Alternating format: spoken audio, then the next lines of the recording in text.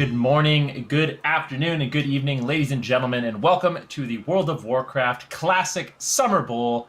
I will be your host, Vinruki, joined by the lovely Zico. How are you doing today, my friend?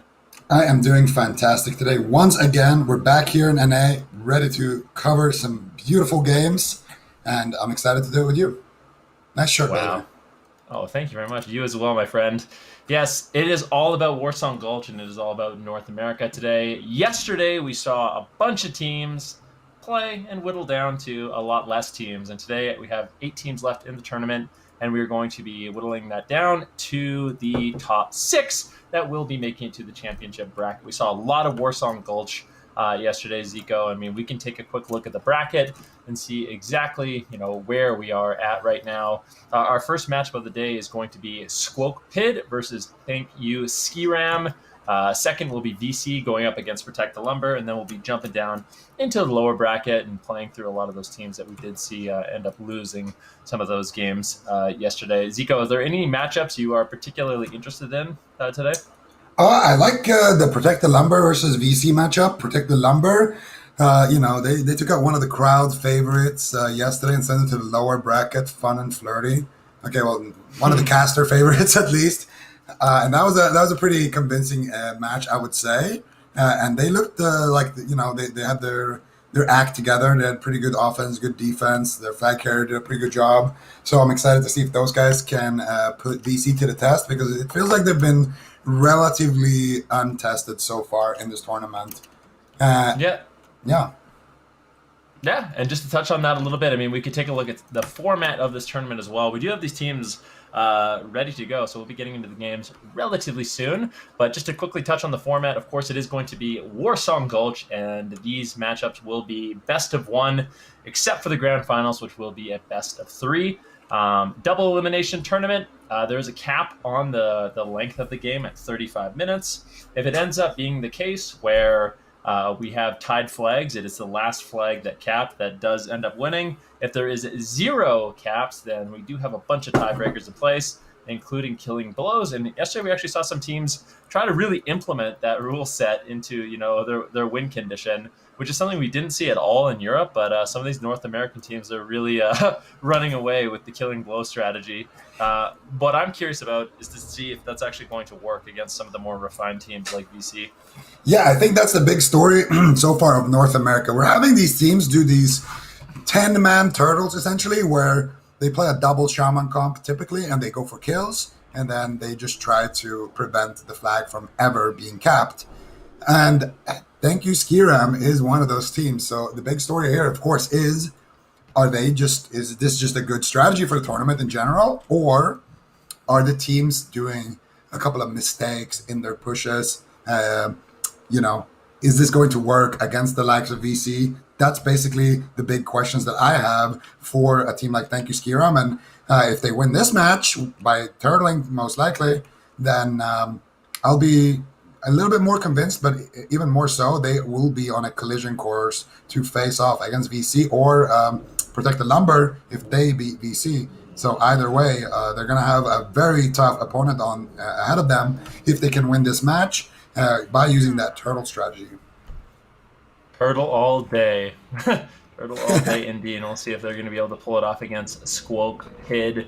Thank you, Skram, representing. Actually, I think both teams, in this case, let me double check. I think both teams are actually playing Horde at the moment. So both these teams are going to be playing Horde.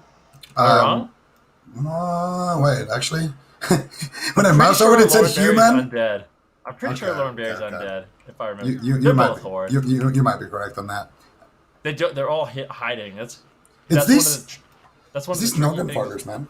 Actually, wait a minute. Hold up. I think I think weapons. Yeah, that's Alliance, dude. Everyone's Alliance. All right. Well, I've been wrong before. I'll probably be wrong again. No question about it. But I mean, these classic, man, all the noggin foggers and the savory deviate delights make it so tricky to actually see what everyone's running in the match. But the gates do open as both teams do position in the central portion of the map. And for Thank You Skram, they were very committed to that turtle strategy. So I think it's likely we're going to see them try to get the flag into the base and then basically just stay in their base and try to just win on killing blows. We'll see if the team of Squoke Pit is going to be able to shut that down at all. Yeah, and I think it's pretty interesting to see here if Squoke Pit decides to just maybe grab 1 or 2 kills, pick up the flag themselves, and start turtling, and maybe then can force, thank you, Skram to be the offensive team here. But it looks like we do have a mid fight happening all day. He's stuck in that scatter show right now, taking huge damage, and one player already going down here. We got Misguided falling down. Laurenberry picking up the flag right now, looking to reconvene with his team, and Custard on the flip side picking up the flag here. And where is Hip? He is stealthing into the base here, looking to potentially pick something up. And I think, I'm not sure if we're going to see the turtle strategy because it didn't look like this when we saw those turtle strategies come out. No, definitely not. And it does look like Laurenberry will drop the flag. Unfortunately, Hip is caught into some crowd control. Laurenberry's just going to take the flag and run with it, literally, into the middle of the map. Does drop the flag over to Zava, the warrior. Custard on the flip side also has the flag positioned on the Alliance side of the base, but he's kind of cut off from the rest of his team. I feel like there's a great opportunity here for Thank You Skram to actually collapse onto Custard, and if they can take him down, Zico, this might actually end up being a quick cap. Yeah, this could actually be a quick cap. He needs to be extremely careful right now. They're just ignoring him. I think Thank You Skram. Oh, wait, what?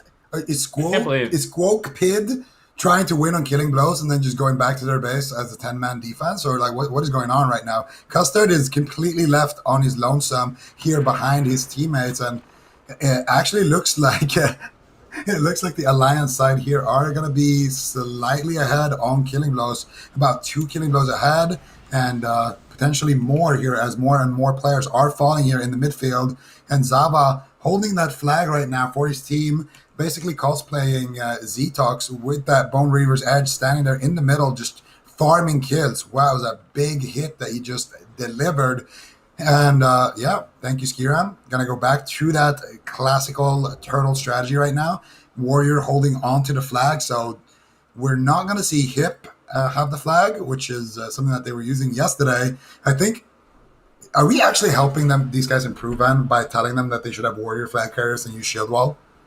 I don't know. I mean, they're definitely learning and adapting. There was such an opportunity there for them to actually get the flag. I mean, Custard was all cut off from his team. They could have just collapsed on him and taken him down, but I mean, they seem completely willing to just turtle it out with the strategy, which is well within the rule set. So, I mean, good on them. Let's see if they can get it done this game. But the thing is, a strategy like this is exceptionally risky. We saw a lot of close calls yesterday, where the enemy team is able to push in. And, I mean, with the way this is set up right now, we have the team of Squoke Pid. They're going to be able to fully buff up to get both Berserkings, get the speed buff, and really try to make an all-in play. But, I mean, we've seen how good Thank You Skram really is at playing that sort of defense. I think the one thing we do want to be seeing here from Squoke Pid, though, is just making sure that they're not getting, too comfortable with just doing the same thing over and over and over and over again. I feel like they really need to kind of adapt, which members they leave below. Trippy Mang probably going to have to be in a position where he can actually cut off Hip if he does end up jumping down. So I think that's the one thing I do want to see from this rogue, although it is tempting to have the rogue kind of just charge in. The thing is, if you send all 9 members or all 10 members just up the banana, it makes it really easy for Hip to just, jump down and run away and kind of just avoid the fight entirely. So we'll see if they can do it, and it looks like they are getting in position. Trippy Mang positioning himself near the Alliance flag pickup zone on that main floor, and that's just in case Hip does decide to jump down, and we should be seeing a push here relatively soon. Yeah, and Custard is going to be joining his team in that push on that Druid, so it looks like they're going to be having 9 members sent up there. Of course, having Trippy Mang staying down there with that rogue, ready to potentially intercept. And look at Lucan's position here. What do we make of this, man? What do you think of him literally sitting up there? Just chilling on a tree looking like a monkey. Wait, who? The Furbolg. Lucan, look at him. The paladin. All right, let's see. This is premium positioning right now. As a healer, This is exactly where you want to be standing in a team fight. You got the high ground. You're blending in with the environment. People might just mistake you for. Up there. Yeah, I mean, I wouldn't. I would just be like, wait, what is that? Is it a bird? Is it a plane? Oh, it's just Lucan. Just Lucan. And it looks like Custard will be leading the charge with the flag, potentially trying to soak up some damage. little bit of pokes coming in here from the team of Squoke, but they're very reluctant to actually push in. And I'm not sure how I feel about that entirely. Not sure what they're trying to get done, but the longer they kind of just stay grouped up here, the more susceptible they are to just poke damage, getting crowd control, getting dispelled. So we'd like to see them pull the trigger with a push relatively soon. Yeah, and it looks like they are trying to get some distance before they can activate those free action potions. They bullied off the hunter so there wouldn't be a trap there, which would allow them to activate those free action potions a little bit further down, but they're taking massive damage right now. The Warlock already going down here for the team, and this is, in my opinion, a pretty significant mistake here. These players are trying to win a fight in an area where they're not going to win it. They're all clumped up. You're all stacked up here at the entrance of Banana. You got people firing arrows at you from up top, and it's not a good fight. This is not like, there's a reason why they want to pick the fight in this area on the side of Thank You Skram. So this is not where you want to be. You want to just immediately use those free action potions, use the movement speed, and get up across that banana as quickly as possible. The more people that dogpile onto hip, the more likely this push is to succeed. And the faster they realize that, the faster they're going to be able to actually break this turtle. For now, though, it's not looking too good here for Squoke Pid. So I want to see them try to potentially regroup and just try to do that a little bit better. And they do need to regroup at this point. I'm kind of curious to see like how this is going to evolve, because I feel like if Thank You Skram is going to continue to do this, I wonder if teams are going to kind of just adapt, the strategies that they do use. I mean, maybe you just go for a few killing blows and then turtle yourself, and then what happens? Yeah, that's actually what I was thinking as well at the start. Why don't they just go as 10-man, pick up the flag as 10-man, and then they just try to get one pick. They just try to kill one player. All of them pump pyro, whatever you have, everything on one guy, and then you just run back. I just really commit to like the first team fight, and then if you're ahead, you get the high ground advantage, and you can kind of sit back, and it really forces Thank You Skram to play a little bit different. Let's see though exactly what they are going to do, and I mean, this is the thing about this particular strategy is Squoke Pid, they have all the time in the world. Well, not all the time in the world, but they have a significant amount of time to use all the different buffs on the map to their advantage. So picking up Berserking. The one thing I really didn't like about that last push, which we kind of mentioned, is it just seemed like they were really non-committal. Like, it doesn't seem to me that they can actually win a team fight with, Thank You Skram having the high ground position. It's just so unideal to be pushing up into the high ground, especially with flares and traps and blizzards coming down from the mage, the amount of burst damage that they do have available, as well as they do have one member kind of holding back. It looks like they're actually going to bring in the rogue as well. So Trippy Mang going to be joining the fight, because if he is sitting down, it will be a 9v10. And at this point, Hip has really shown no signs that he is going to be willing to jump down from this top side of the map. Yeah, I think against this particular team, you can afford to send in the rogue, but I think against the demons, there's no way you can do that. And you know what I want to see? Do you remember what we used to do in when we used to farm HKs and there was no alliance around on Farlina because they were all extinct, and we used to go to ZF and we just stood outside with a mind control cap, and anybody who came out to reset their lockout, we would just mind control cap him and kidnap him and run away with him. Yep.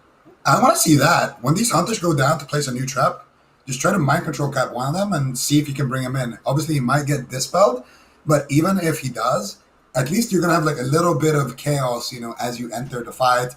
People are going to be mispositioned. The healers are going to be moving forward to try to dispel him. You can, just something. Buy yourself like a little element of surprise before you go in.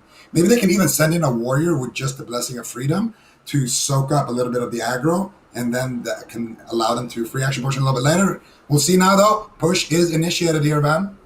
Yeah, this is the push. Here we go. What are they going to be able to do? Idiot taking a whole bunch of damage. Needs to be very careful. Sapper charges coming in from both these teams.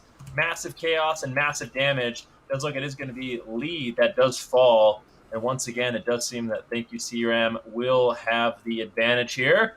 Kept getting attacked a little bit by Trippy Mang, but look at Trippy Mang, just 10% health. Not sure that's going to get enough done. Nice try. I mean, they made it a lot further than last time, but I mean, Thank You Skram, they just seem, I don't know if they're just like experts at these team fights or what, but They are just absolutely smashing every single team they're playing against in these team fights. They have really great focus fire, good control on the healers, nice crowd control, and they end up just picking off at least one or two people, getting everybody low before they can even create any sort of significant space. I think I don't know what can they do different. Block pull. We were talking about this, man. Their mage, actually, their mage, I think he's playing a Pompyro spec. Two mages, so I mean, Yeah, just have like the non-Pompyro mage go in and block all pull. day and then idiot. I think All Day has died first every single fight so far, and I'm pretty sure he is the Pompyro mage. He needs to get in. He needs to be a little sneaky. He needs to try to get in, a little bit after, somebody has soaked up a couple of aim shots, a couple of multi shots, Yeah. He needs. I really think that the other mage. I think he's got to be the hero here. But the other mage is using a staff, so Yeah. he's not gonna have a Skull of Impending Doom, so he can just get crowd control if he pushes in. So yeah, I don't know. I don't know either. I think the big thing that every time we see successful pushes from these teams, it's when the mages can get in. They get the speed buffs, they get on top, they get novas, they get AoE, and they block before they die. That's the recipe, it seems like, to kind of break this line. Is you have your mages push in, you protect them. They have free action potions or freedom, as well as a speed buff, and they could just get in as deep as possible, get everyone kind of locked down, and that's where you can kind of swarm their team. If you don't have the mages push in, it seems so hard to kind of break the line. I think that's really going to be the role of these two mages. But if they're getting picked off and they're not getting ice blocks, or they're just dying instantly, it just doesn't work nearly as well. I'm not sure what they're trying to accomplish here, but they don't have free action potions ready yet, so they're gonna have to wait with that push a little bit. And I do agree with you. Like, so many teams are giving their warlocks the speed buff, Ellie shamans, like these useless classes essentially that are never gonna be able to make it, as deep as a mage would, and they don't have block anyway. Even if they do make it, like, oh, you're gonna send in an Ellie shaman first. Yeah, I'm sure the enemy team would love that. The highest value target that they can take down is just perfect in their face, soaking all of the damage from these hunters. That's exactly what they want. So sending a mage, they don't want to kill a frost mage. He's like, it's a pretty defensive spec, Sending a frost mage with speed buff, make him, or rocket boots as well. Like, they can literally just use free action potion and rocket boots and go in, do a big block pull. That's it. If the mage can maybe even use his rocket helm on somebody as they engage, and they're going for the mind control. Okay, go in. They're going with it. They're doing the strategy. What? I got purge. Maybe they can get a pick. No. They should have pushed with that. Maybe they don't have free action potion yet. It was a little early for that pick, though. I mean, it's pretty obvious he's gonna get dispelled. It took them a little while though to get that dispelled, but. I think not to hammer on it too much, but I think the mage with the ice barrier right now, he has to be the hero. There's a speed buff right behind him. Go pick it up. Press free action potion. Zoom. Go in. The fun thing, it's they can use a blessing of protection on him. Yeah, freedom, blessing of protection, everything, and I think it's actually kind of an enjoyable role, to be honest. Being the mage that runs in and novas 8 people, throwing in the first sapper charge. Hoping you don't just die instantly. I don't know. I enjoy it, and that's what I want to see. And I think that's the only way we're going to see these lines being broken. And there hasn't been that many teams that actually execute on that. The one team that actually does is VC. VC is a team that they actually do really utilize their mages, playing really aggressive and making those pushes. And I feel like until we see a team that actually does that, it's going to be way too hard to just break this line. Yep. I completely agree. But we're going to see, they have a speed buff right now, so let's take a look at who ends up getting it. It looks like they're waiting for a couple of more consumables or trinkets or something to come back off cooldown. They're trying to set up the coordination. I want to see some fear wards on these mages. I want to see some, blessing of protection as they run in, and just blessing of protection, free action potion, 100% speed buff. Like, there's no way you don't reach the druid if you do all of that. If you stack everything, there's no way you're not going to be making it to the target. But Achilles is going to be the one that picks up the speed buff, and here we go. Warrior with the speed buff, not going to be too bad, so we're going to be following this guy, see what he can do. Immediately getting scattered in Berserker stance, taking a decent amount of damage here, and he will go down because, no, maybe not yet. He's getting some heals. A lot of damage, though, being split here amongst the team. Can they reach the flag carrier? That is the question. Hip ducking around the corner. He does have a lot of players about to reach him, but they're all too low. And it looks like this is going to be another wipe here, potentially. Does have 2 members here from the side of Squoke Pid, but Hip is he's not going to be too bothered by that. And I mean, let's look at what happened there. The Warrior ran in, he got about up to the banana, and then he dropped to 10%, and then they had to stop and heal him. Yeah. That's why we block pull. We send in the mages first. Yep. Just being able to lock everyone down with a Nova, it's a lot of disruption. It's a lot of lockdown. And you don't need to heal him right away. You can actually finish walking up the banana and then start healing people instead of healing people in the middle of banana, getting sniped by warlocks and hunters and enemy mages. Are we even sure that either one of these mages are playing Deep Frost? Yeah, 100%. Idiotech is playing it. 1,000%. He needs to be the hero then. 100%. Oh yeah, he has barrier. Yeah. They can honestly just use Cold Snap too. Yeah. Like you can literally just double block. Speed in, freedom, or a free action potion. Try to silence anyone that could dispel you. I think is also really, really important. You can get silences on the healer to push in. You can literally use 2 ice blocks to cause disruption and actually just kind of bait them into attacking you. If they focus fire you as a mage and you get an ice block low, you get topped off, you come out, you ice barrier again, you have another cold snap or a second ice barrier. Like that's a lot of defense, a lot of shields, and it just seems like unless you are utilizing that, it's so hard to break this line. I mean, they have 2 hunters right now, and hunters with the traps. The amount of damage that they have from these 2 warriors, it's just no team has been able to deal with this at all so far in this tournament. Yeah, I'm looking at it all day, and I'm kind of wondering what is his plan right now. He's kind of just chilling out on the balcony, and I really don't know. He's here with a rogue. What are they planning here? Trying to do something. Trying to maybe get some info. I'm not sure. Maybe they're trying to split them up. Snipe a mind control cap from the back as they push up. I really don't know. And he's going to go back to his team. I don't think he can get too much done over there. And also, is he wearing no shoes right now? Yeah, it doesn't look like he has any feet. Maybe his boots broke. He didn't bring it back up. But I mean, rocket boots. No, nothing. Yeah, I mean, maybe the rocket boots broke. Right, he's actually getting naked. He's getting naked on the balcony. What the? What is going on? He's like, yeah, I'm not sure what's going on with all day right now. Did he pop a? Yeah, he popped a skull and impending doom. Is he trying to kill himself? I'm really not sure. Okay, darker, and he's definitely trying to kill himself. Why? I wonder what he's trying to do right now. The warlock just killed himself as well. That's not a good strategy. You want to be killing the flag carrier, guys.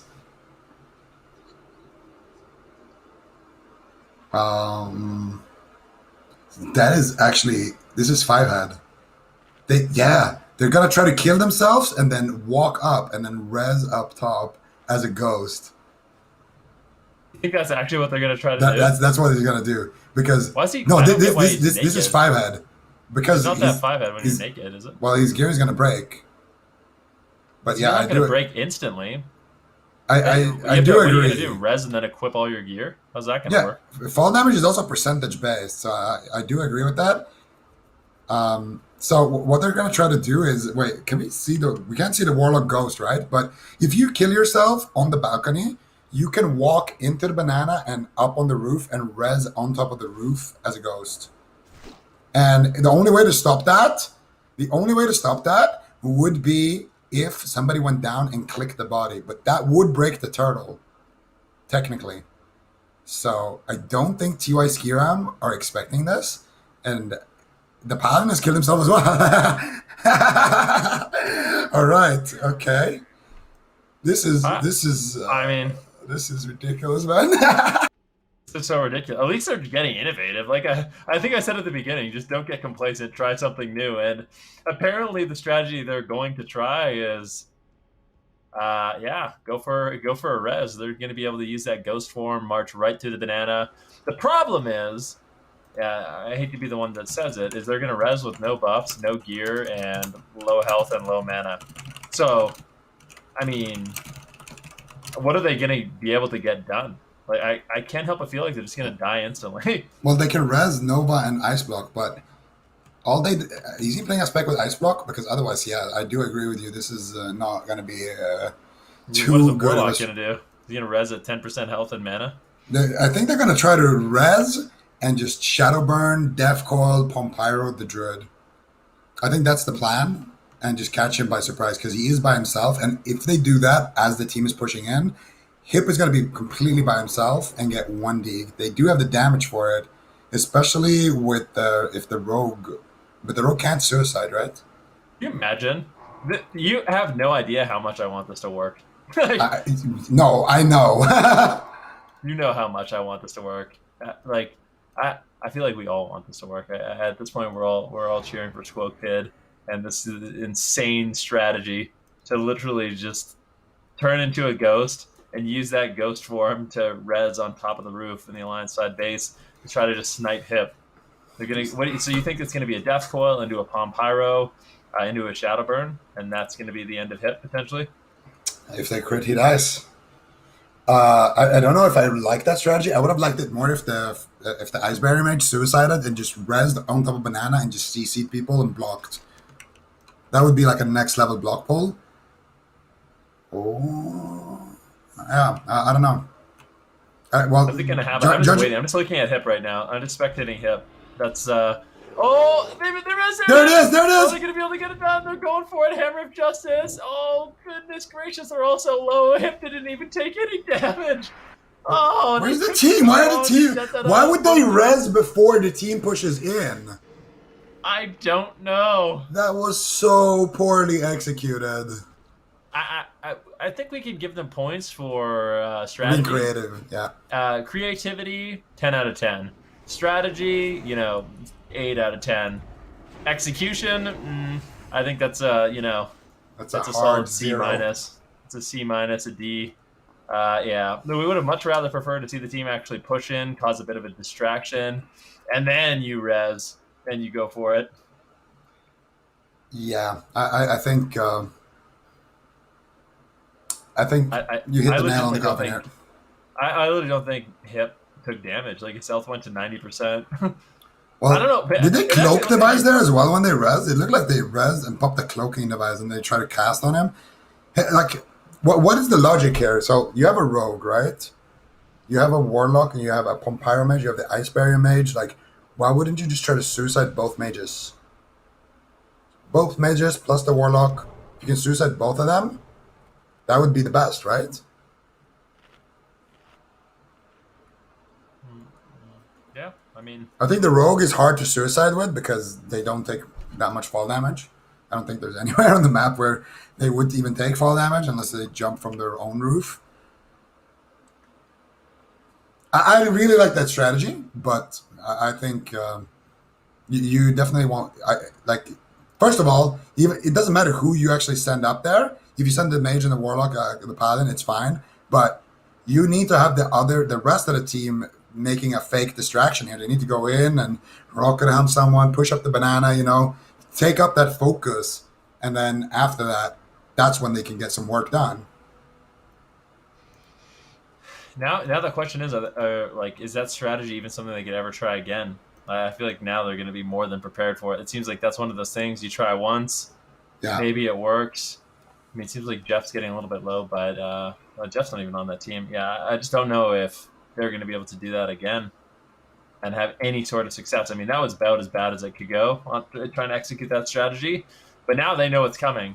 I mean, you can see the hunters are actually they're using what's that ability that shows the ground? Flare? No, not Flare. The one that they can Farsight. It's not Farsight. What's the one Oh, for hunting? Eagle Eye. Yeah, Eagle Eye. Sorry, they're using Eagle Eye, and they're actually inspecting the base to see if anyone is going to be pulling off those kind of shenanigans. So they know full well that this is something that they're going to try potentially again. And if they do, they'll be 100% ready for it. And I think Squoke Pid, they're just saying, you know what, we're going for it again. 10-person push. They are charging up. Let's see how far that they can go. Big scatters coming in. Silences. Big damage once again. Sapper charges all over the place. And looks like it will be Achilles that does fall. Trippy Mang, almost a close second. Custard there with the flag as well. Forced to retreat and run away. Idiot will fall, and it just seems like, once again, this is going to be an extremely one-sided fight. Thank you, Skram. Slaps them away. As, once again, this war team is forced to retreat back into the tunnel. Yeah, and I think they're going to get chased down and AoE down in that tunnel. Custard going to die. Flag will be dropped. Trippy Mang pick that up, and he's going to run with that flag. This is kind of cute. Trippy Mang is like very careful right now. He's like, oh no, I can't lose the flag. They're going to go and cap. Cap up. They're going to go and cap up. They're definitely not going to Kappa here. We've seen this before, where literally a hip could just jump down and cap the flag, but they don't want the game to get into that position.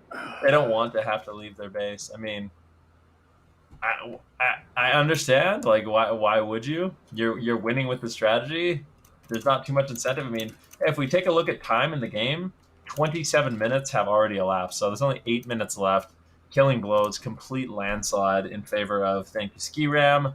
And it looks like this team, unless something dramatic changes here, it looks like Thank You Skram will be making it to the upper finals. And then the question is, which one of these two teams that are still in the upper semis, VC and Protect the Lumber, are going to be able to really contest this strategy, if any? Like, do you think this is actually a strategy we see just win the tournament? Nah, I think VC are going to break the turtle by just running in with the movement speed, with the, Skull of Impending Doom, and doing a big block pull. I got faith in my boy OG, and I think he'll be able to pull it off. Fair enough. Drexler and OG might be the ones that are able to break the line. Charging in. Once again, though, we have a few more pushes available here for Squoke. There's a little bit more time left on this matchup, and it seems like, once again, they're going to try to go for the 10-person push.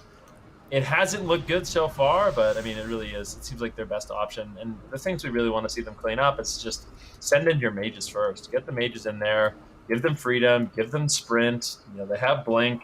Well, allow them to Nova, start the AoE, and then use the ice block to just avoid actually being taken down. And that's when you can really swarm the team, and you can see, the warriors charge up from that bottom side of the map as well. Once people are locked into place, I think that's going to be the only opportunity we really see for them to close the distance enough to actually take down Hip. So, what do you think we should name that ghost strategy? I think we should maybe name it the no feet strat. No feet. Yeah, because he didn't have the no shoe strat. No shoes? I mean, sure. Because that's how we noticed it, right? Because he didn't have any shoes on. We're like, wait a second, he's getting naked. I thought his boots broke. Honestly, I think I noticed it a lot more when he took out his chest piece. Yeah, that usually is a pretty telling thing when the chest piece goes off. Something that I'm going to be looking trying to air out his toes. All right, here we go. Once again, big charge, and Idiot's just dead immediately. That is super unfortunate. I mean, he's got the ice block. He has to be. He's just dying before even getting. I don't know. Was it on cooldown? I don't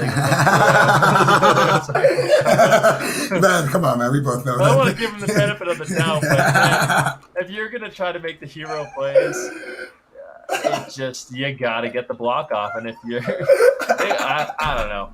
Someone clip this. It's not the hero charge you love to see. That's for sure.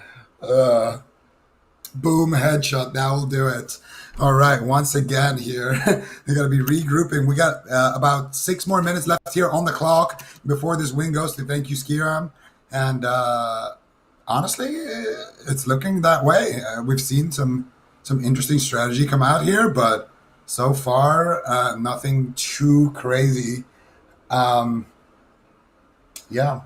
would love to see a really, really good push. We saw a couple yesterday and it was some close calls against demons doing a similar strategy. And I think this is the line of play that you need to go for. So Custard, he's going to go back to the base now, realizing that this is potentially the final push of the game. He needs to be in the flag spot just in case. And every fight, I'm just looking at Blame Shift. This guy is having so much fun, man. I actually want to make a hunter. He's just sitting in Shadow Meld on his Night Elf Hunter, and every fight he's just smashing damage. Just loading up aimed shots, multi-shots. I don't think he's even pressing Vipers, and he's just one-shotting people. He's doing some insane damage. And I have to say, Night Elf Hunters are the best. Night Elf Male. No question about it. Night Elf Male Hunters are absolutely the best. No question about it. But there is about... Okay, so we look at the scoreboard right now. You can clearly see, Killing Blows, absolute line slide once again, just to really, really hit the nail on that one. Thank you, Skram, completely dominating this match so far. There's only 5 minutes left, or 4 minutes roughly. And that basically means to me that Squoke, they have just a few more chances, a few more tries. It looks like Haas is actually going to go down. What happened to Haas? House? Oh, he suicided. Where? I have no idea. Somewhere near in the base, I guess. Somewhere in the house. Trying to find his corpse somewhere. Yeah. Oh, I see where he is. Where? I see where he is. Oh, I see. We get a close-up of him, potentially. Look what's on his head. I think they have one more trick up their sleeve. Let me see. I can't see his corpse. I'm still flying around looking for it. His corpse is on the outside the base. Oh, I see it. The top side. He's got a little spinner on his head right now, which is the no mind control cap. So maybe he goes for the mind control, trying to just go for a mind control play. Can you even do that? I don't think you can mind control someone and jump down. No, you cannot. The person that gets mind control will just stay up top if you try to do that. The only thing that he could do is if he uses a cloaking device.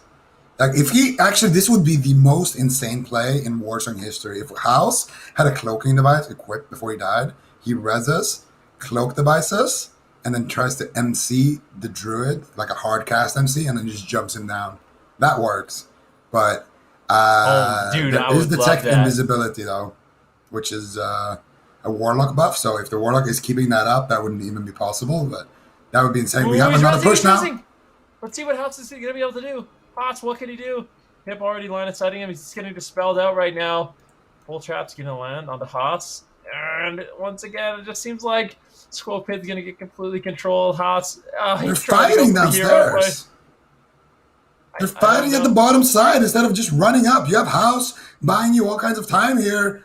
But honestly, it looked like Hip was aware of that. Like, it looked like he had seen the corpse or something, because he was actually line of sighting House preemptively before he even rezzed.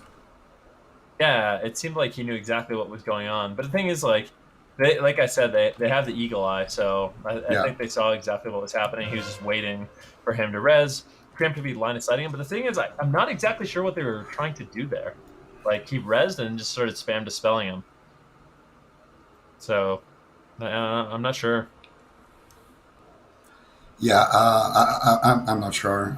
It's one of those things that we're gonna have to ask the players to see what's going on. But that was most likely the final push of the game. It's about 1 minute left here on the timer, so I find it extremely hard to see these guys getting regrouped in the tunnel and pushing in and getting a kill and capping. So this is pretty much a guaranteed win at this point for Thank You Skira.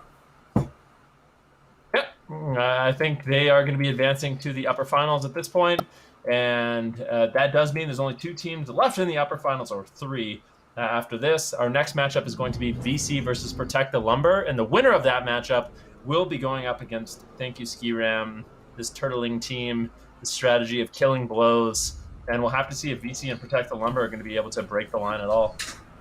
Yep, it's going to be game over. Thank You, Skram. Going to be advancing to the upper bracket final, dampening their way through this bracket, man. Dampening their way through this bracket, indeed. And my question for a lot of these teams, It is very clear right now how Thank You Skram wants to win this game, right? And I think for these teams, they need to consider the fact that maybe they just go for a 10-person fight. They try to win really early on, get ahead a few killing blows, and then they go hide in their base themselves. And it ends up just being like this situation that kind of flips onto Thank You Skram, where all of a sudden they have to be the ones that are going to be, making these pushes and plays and trying to get the flag back. Definitely something I would consider if I was playing up against them, but yeah, they seem to be the kings at this strategy so far. No one has been able to break the line, and that does mean that they will be advancing to the upper finals. I'm actually not even sure if that's true. I feel like demons are actually gonna be the kings. Like, let's put it this way: Thank you, Skiram versus VC. Who do you think wins that match? Because we're probably gonna be seeing it if VC wins here, right? Yeah, I want to say I feel like VC will win. I was saying yesterday, I feel like they are the most experienced team. Hmm. I think they've probably played the most Warsong Gulch together out of any of the teams in this tournament. So I have to imagine that they've played up against strategies like this before and really practiced and prepared breaking that line. They just have a really big knowledge of the game.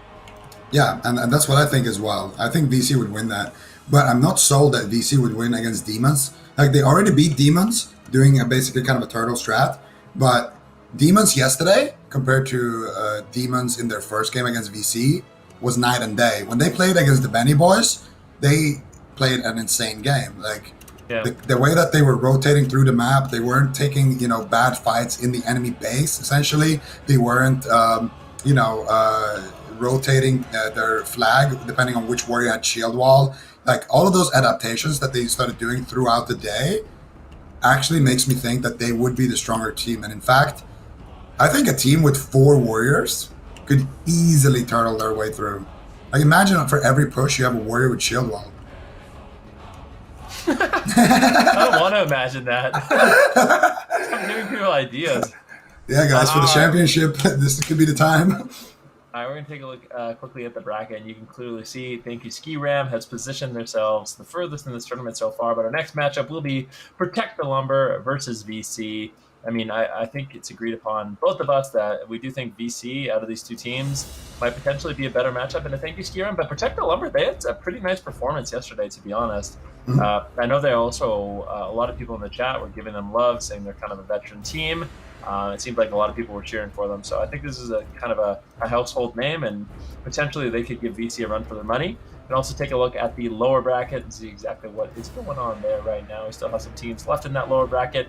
It's going to be Go Night Night, CLC and Friends, matchup a little bit later on, and then Fun and Flirty versus Demons. And Demons was a team that got knocked down very early on in the tournament, but this is a team that I think could actually make it all the way through the lower bracket and potentially into the finals. Dude, imagine if demons beat out Squoke, or they win their game against Fun and Flirty, and then they beat Squoke Pid doing the same turtle strat that knocked him down here in the first place. That would be, I would be so sad if I was in Squoke Pid, getting essentially dampened 2 games in a row. But we will have to see how that plays out throughout the day. We got a lot of exciting matches still waiting in that lower bracket, but now we are heading into game. We got VC, we got Protect the Lumber, we got Yes Master, and everybody here from Faralina Alliance going up against a full-on Horde squad here. So we have an Alliance versus Horde match, and we haven't actually been keeping track that well of how many Alliance and Horde teams are left in the tournament, but that's something we're going to be taking a look at throughout the day. To kind of see if Alliance is the better, faction on EU and on NA. What do you think? Well, right now I'm an Alliance main, so obviously Horde is the better faction. Oh, thank you. Yeah. I don't know. It's so far. I mean, in Europe, the Alliance side definitely, they had an edge, but it's just one of those things where I think a lot of players within the community kind of banded together and wanted to play. But yeah, this is going to be a Horde versus Alliance matchup. We have one Paladin for the team of VC and one Shaman for the team of Protect the Lumber. You can see kind of the differences of these two classes and how they are going to be playing out. And we'll have to see. This is a matchup I don't expect to go to, an all-out turtle. Dampening. This is going to be one of those games where both these teams are going to be trying to cap the flag. Yep, definitely. We can expect a pretty standard Warzone game so far from these guys, and I think it's going to be a pretty close one. I would say VC are favored, but Protect the Lumber, I haven't lost a single match yet. They had a great showing yesterday as well, so if anyone is going to be putting them to the test, it would be them. Let's see what they can end up doing here. We're expecting, the mages to kind of go on the sides, try to sneak into the base so that they can help out the druid in the base, picking up those flags. And of course, we're going to expect those rogues to stay back and try to defend. And it's very typical to have either a warlock or a hunter fall back and help out the rogue. If the rogue can get something like a rocket helm onto the enemy druid when he picks up the flag, then it's super, super good. And you can see how VC are just bullying Cheats. Cheats just trying to break through time and time again. And this time around, it actually looks like he will be breaking through that line. He's going to need to make that jump. He's got a lot of players from VC chasing him right now. So he's going to need to do the graveyard jump here potentially to get up and into the base. And where is Sif right now on the map? If we take a look. In the middle, he actually got caught out, taking a big hit of damage. Drexler and Dust are all over him. Sif might actually go down. This would be an absolute disaster. Big damage from Drexler here. The Death Coil, big fireball, impact stun, and that is one dead druid. Fearwind also playing some solid defense here, really pressuring Takia right now. Cheats trying to sneak into the base. We'll see what Cheats is going to be able to get done, positioning himself on the top side of the Alliance base, but there is a rogue waiting in the wings. Damon, I'm not sure if Damon actually saw. I think Cheats might have snuck around and might be able to pick up this flag and escape this base. Let's see if he can do it. I think Cheats. Sorry. Ooh, he's going for it. He gets zapped. Unfortunately, Damon is there. How's he going to open on him? Looks like he will be getting a big ambush. Cheats blinks away. Damon is in hot pursuit. Cheats has to try to escape this base. Takia is there as well as Rumi. He does have some heals. He does have some help, but there is quite a bit of defense here for the team of VC. But I do think it looks like Protect the Lumber will be able to get the flag out of the base. Nicely done there by Cheats, who will ultimately, it looks like, reconnect with Sif as well. So getting that flag to the druid, definitely ideal. Yeah, but right now he can't drop it. Dust piece is right next to him, and he could be taking some big damage here. Now, finally, should have no problems dropping the flag there, and there it is. But Dayman is there. They get the fear. Cheats going to be holding on to it for a little bit longer here, blinking even further away. Sif getting crowd control here in the back, which is very intelligent here by VC, Slippery. not allowing him to actually get there. And Slippery, what is he up to? He's going to go after Cheats. I mean, Cheats right now, he's cut off. He's all alone. He goes for the title charm. Oh, the Nova. He's going to be able to get away. He's so low on health. Oh! Something wants to intercept so bad. Cheats can't believe he's still alive. He drops the flag to Sif. I can't believe it. He lives on 2% health. Gets the flag dropped over to Sif, and now Sif can safely get the flag back into the Horde base and Protect the Lumber. Managed to protect the flag, and looks like this game could rotate into kind of the standard 5-person defense, 5-person offense for both these squads. Yeah, and Cheats, how is this guy still alive right now on 1%? He's got to pick up the leaf here. He's kiting Slippery. And honestly, Sheets living up to his name here, looking like he's cheating at this point. Still alive. Dayman looking for him. He blinks away. Double Nova, triple Nova actually coming out. He hit an alarm bot, but he will finally go down. There it is. Cheats will be sent to the graveyard. But honestly, after making a massive hero play there for his team, this should have been a 1-0 VC already if they were able to get that kill. So very, very nicely done. Yeah, extremely nicely done. And we do have a 5 on defense right now. It's actually going to be Cheats who rotates back with the rest of the Protect the Lumber squad on D. And we do have 4 on defense. And the VC running a very similar strategy to what we saw from Apes, where they have 4 on defense, a mage, a hunter, a priest, a druid. Very standard from them. And then they have 6 actually on offense. But we do see PTL Protect the Lumber. They're actually going to be rotating a ton of their team back to try to disrupt the offense coming in from VC. So about 8 people on defense right now for the 6 that are pushing here from the side of VC. And I feel like this should be an absolute massacre, a numbers advantage, and heavily in favor of Protect the Lumber. Yeah, and I don't know. I think because they're behind on the push, they want to just clear out their own base a little bit, but it actually looks like they're the ones on the back foot because no one from the roof guys are jumping down. Finally, looking like they're going to try to sandwich them here in the tunnel. Ellie Shaman, though, could go down. is the only one really standing here at the start of the tunnel, and he's not going to be able to withstand too much damage as Slippery executes him and then moves back. So, yeah, that was definitely not the most ideal situation there. And now on the offense side, you can see already Shook going down here as well for the side of Protect the Lumber. Yep. And there is absolutely no offense in position for the team of Protect the Lumber. They're just all on D right now. They really need to get a res and try to get some offensive pressure going, as Yes Master and his defensive squad are completely fine. But they're once again going to be rotating into the tunnel and trying to take down VC's offense, who are basically just stuck here in a team fight. Let's see what ends up happening here. Drexler throwing in some damage, and so far VC is able to survive, but big damage over onto Drexler. Could easily just fall in this situation. Blinks back, catches a big heal. It looks like VC's offense will hold on, but they are outright surrounded, and it looks like they will end up falling in this situation, maybe? I mean, they're getting some picks, but a big chain lightning puts Drexler down, and this is exactly what PTL wanted to do. They just wanted to wipe VC's offense, and now if they've done that, they'll probably end up regrouping and trying to make a push up their own. Yeah, but the thing is, if you look at their mana, it's really bad. They're going to need to spend at least a minute, trying to recover that mana.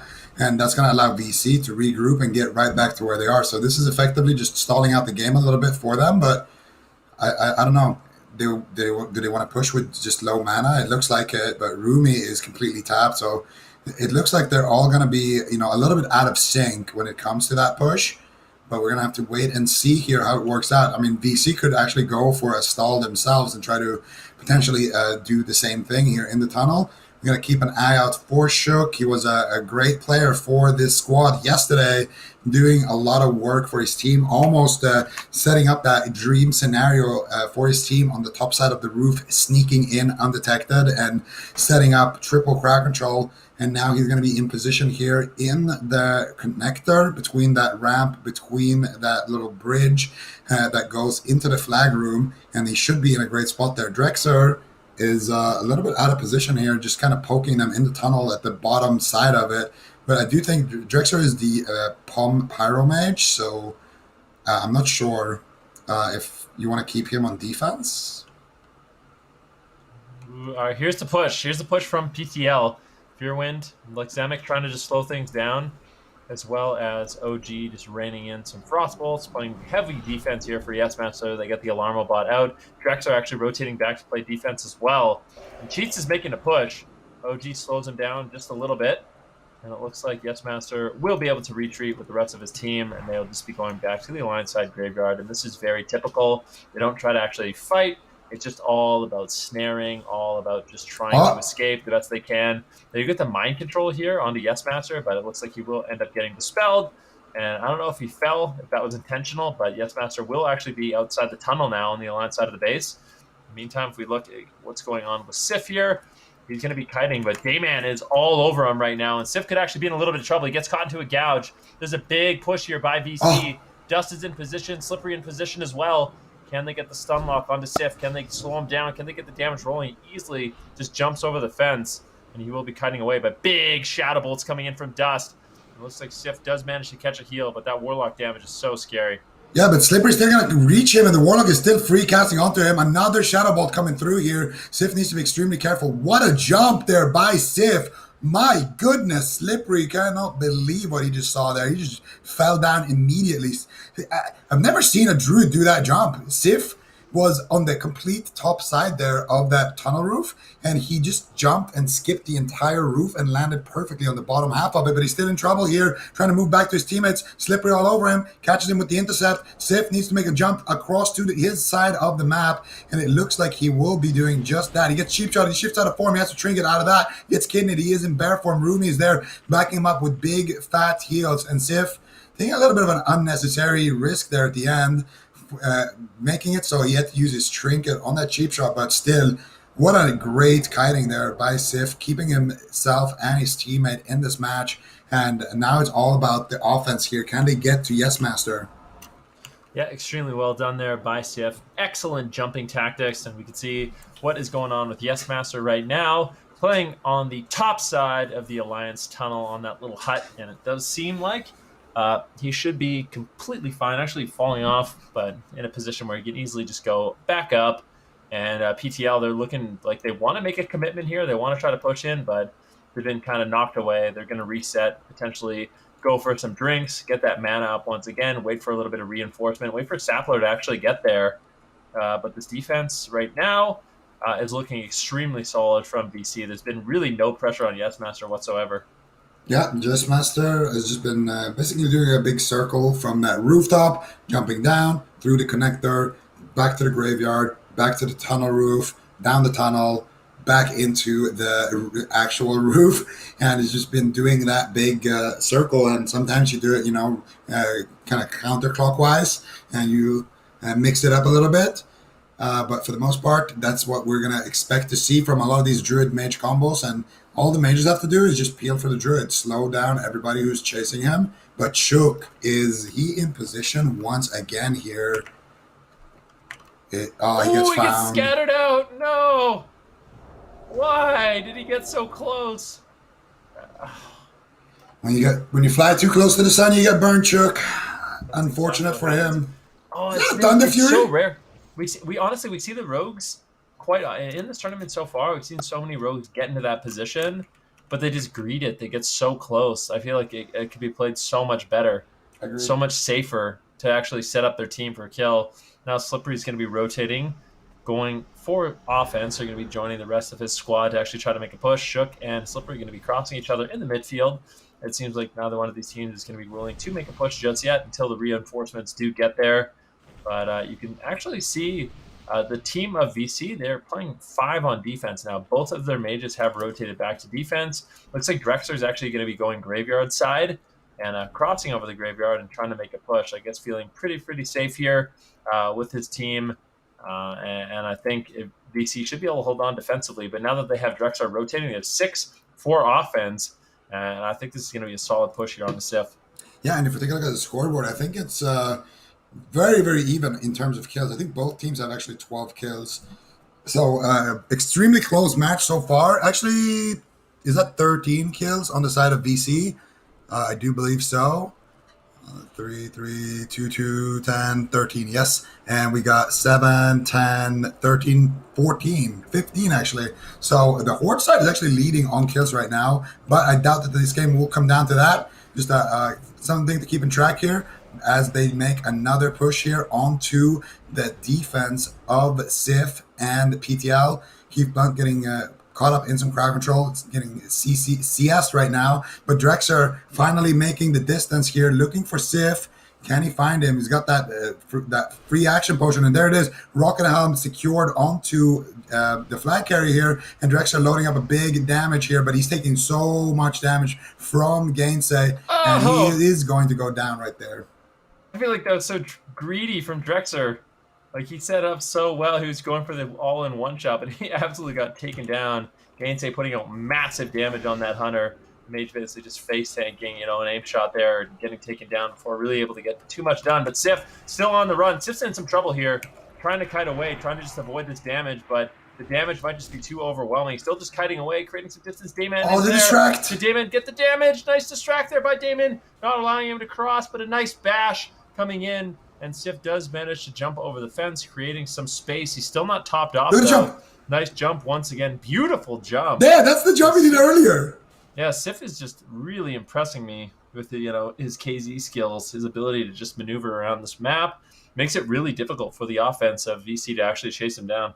Yeah, extremely impressive jump so far coming out of Sif. And that same jump that he just did now was the reason why they were able to hold on to the flag a little bit earlier. And usually you'll see a Druid jump down to where Sif is right now and then jump to that little little pillar on the side of the roof and use that as kind of a support to then make that jump. So usually it takes 2 jumps to get there, but Sif is just skipping class right now and showing dominance on that Druid, doing a great job for his team. And kind of agree with what you said about Drexler there. Drexler went for the hard casted fireball right there, and it almost worked out for him. He did get it off, and he did get that palm fireball off as well. So he did get a lot of damage there, but not enough to take down the flag carrier. And Drexler is actually playing Blast Wave He's playing elemental. Yeah, he's playing elemental. So he has ice block and cold snap, and he has. I guess he doesn't have palm. Yeah, No problem, yeah. that's extremely weird. I feel like. I feel like it's mostly like a team fight spec, but I don't know. Anyways, maybe it's better in defense. I don't know. I think in terms of offense, 3 minute mage all day. Like I don't think. I mean, sure, ice block is obviously very very nice, but like in that situation there, for example, Drexler gets a blessing of protection. He runs up the ramp. He rocket helms the druid, and then he ice blocked his own rocket helmet like knock to just get an extra second to cast. But he wouldn't need that if he just had Pump Pyro. You just go and press Pump Pyro, Imp CS, Fire Blast. If you get 2 crits, he's dead.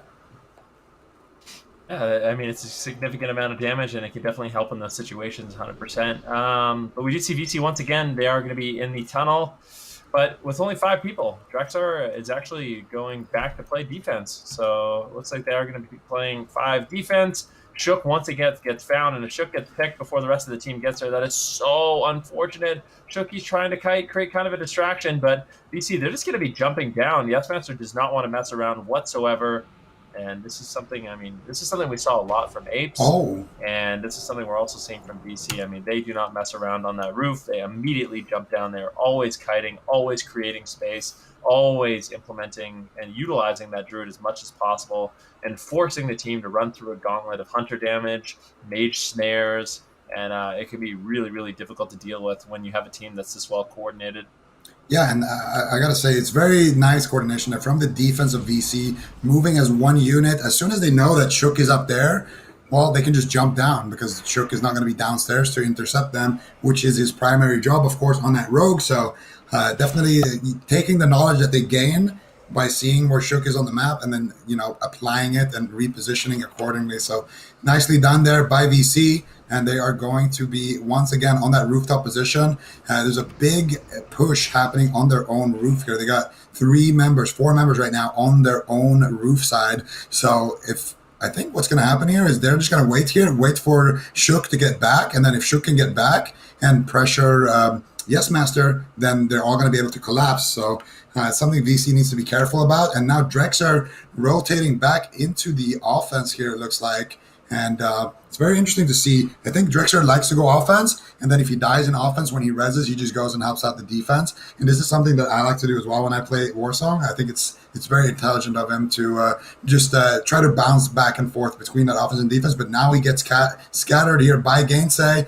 Freezing Trap going to be dropped, and Cheats is going to shatter him with that Freezing Trap, improve counterspell, and I think Drexler is going back on defense after that. Yeah. It's kind of looking that way. We do see Shook actually rotating. Always trying to cut him off. He actually popped Sprint. Shook is just charging in right now. He wants to get behind the team of BC, but unfortunately, I think Stealth actually broke there. So not going to be able to get into position to actually really help out. Yes Master does get caught into a coil. Let's see if they can get any follow-up on that coil. No, the entire team of VC, not the entire team, the entire defense of VC still just with Yes Master, and they just cannot touch him. I mean, Yes Master, he's just always running away. He's always in a good position. His team is always backing him up. And so far, PTL's had a really difficult time staying on target. But on the flip side, I mean, VC has not been able to really get to Sif. There's been a few close calls, I will say, for both these teams. It does seem VC has had a better chance of actually taking down Sif, but Sif is an extremely good druid. I mean, as a flight carrier, he's really impressed me in this match. Definitely. I got to say, so far, Yes Master himself hasn't been tested too much because he's just been running, kind of ahead of danger. So he's been doing a good job with that. But Sif has been tested time and time again, and he's been doing a great job. And actually, right now, he is once again here being chased by a couple of members here from VC. He's going to be making his way back to the balcony, looking to potentially jump down and get back onto the roof. But Drexler's trying to potentially catch him down there. He does not have his rocket helmet, but if he has a mind control cap, Drexler could make a big play here. Let's see what he does. Rocket helmet here on the priest. Drexler breaks it with, I think that was an engineering grenade. I'm not sure what that was, but Drexler all over Sif here. Can he reach him? Imagine if it was Pompyro here. It could have been huge. He does catch Sif here. No, his rocket boost actually backfired there for Sif, so very unfortunate for him. But he is going to reconvene here with his team, catching a couple of heals, and he's ducking back into the roof. And Sif, once again, just dodging members from VC left, right, and center. Once again, looks like he is going to be able to stay alive. Drexler going down to the graveyard, but Slippery and Dustpiece still here in their base. VC making it very difficult for them to reposition and just get that perfect reset where they can drink up and rebuff and everything on that rooftop, always kind of being persistent in their base. Yeah, Sif once again rotating back up to the forward side of the map, and both these teams are playing such a solid amount of defense. We can quickly take a look at the scoreboard. You can see killing blows. I mean, I would say a little bit in favor of the Horde side right now, the team of Protect the Lumber, but time elapsed for 20 minutes into the game, about 15 minutes left. And at this point, I mean, despite both these teams' best efforts, neither one of them has been able to cap the flag. So if this continues and both these teams play such a solid defense, it will end up coming down to killing blows. And I think that's something that both these teams need to consider. The thing is, what ends up happening a lot of the time when both teams are going for flag caps is if you are the team that is behind, all of a sudden you have to take risks. And that risk really makes things unstable for both of the teams. We end up seeing someone sort of cap the flag at the last minute. I mean, for VC, you can bet they're going to be pulling their defense to try to make an offensive push if there's the threat of them losing on time, kind of imminent, just a few minutes left. Yeah, but once you send more, like, who do you send if you are VC? If it gets to that, you want to keep Fairwind with you. You always have to keep the Priest, and you got to keep OG. So the best thing you can do is send Drexler, but I feel like they already have been having Drexler kind of rotating back and forth.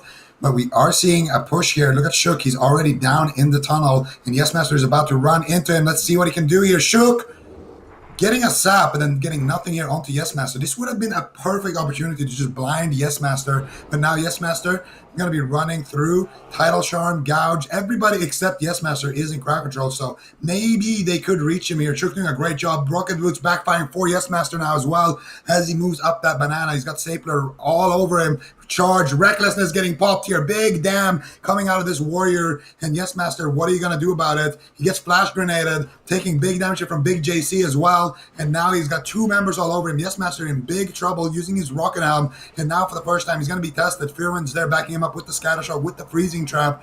And he is going to be fine. But on the flip side, Sif caught up in a flash grenade. He's got two members of VC as well all over him. But they are looking like they are just about to get cleaned up on that side. Looking back at Yes Master, though, stuck in a kidney shot, but I don't think they have the damage right now to back him up. You just have that warrior. No, the Warlock now as well here. This could actually be a real push here on the Yes Master, Van.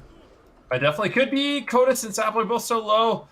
Big JC trying to get those heals, trying to keep them alive. He's actually hiding behind a tree right now and gets locked out. Good counterspell there by Drexler or OG.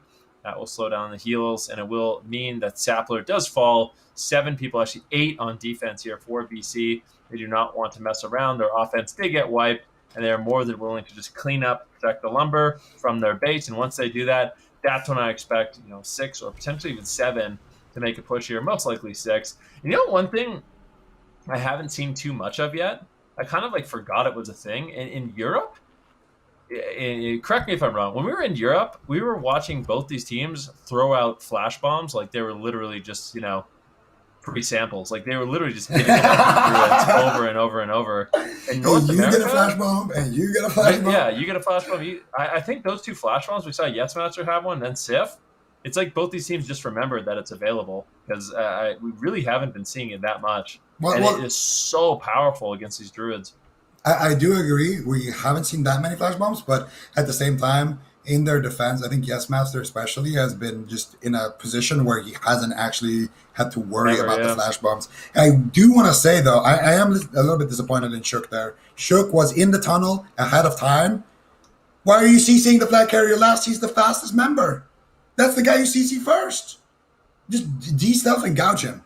If he just runs out of stealth and cheap shot him or gouge him, anything that just stops Yes Master in his tracks, that would have allowed the rest of his team to get enough time to actually get there and potentially get some work done. And Shook now revealing his position here by sapping Drexler in the midfield, trying to slow Drexler down here on the push, which isn't a bad idea, but now they are going to be wary of where Shook is on the map. He's going to go ahead and try to run away. I don't think he wants to take this 1v1 against Drexler, although I would love to see it. Ooh, Big JC caught in the midfield right now. Fearwind just poking. It does look like BC there are going to be rotating out. I mean, are we going to see Semic and Fearwind go on offense as well? It doesn't seem like it just yet.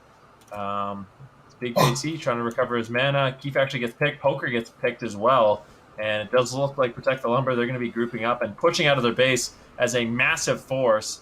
And right now, BC is just getting slapped away once again.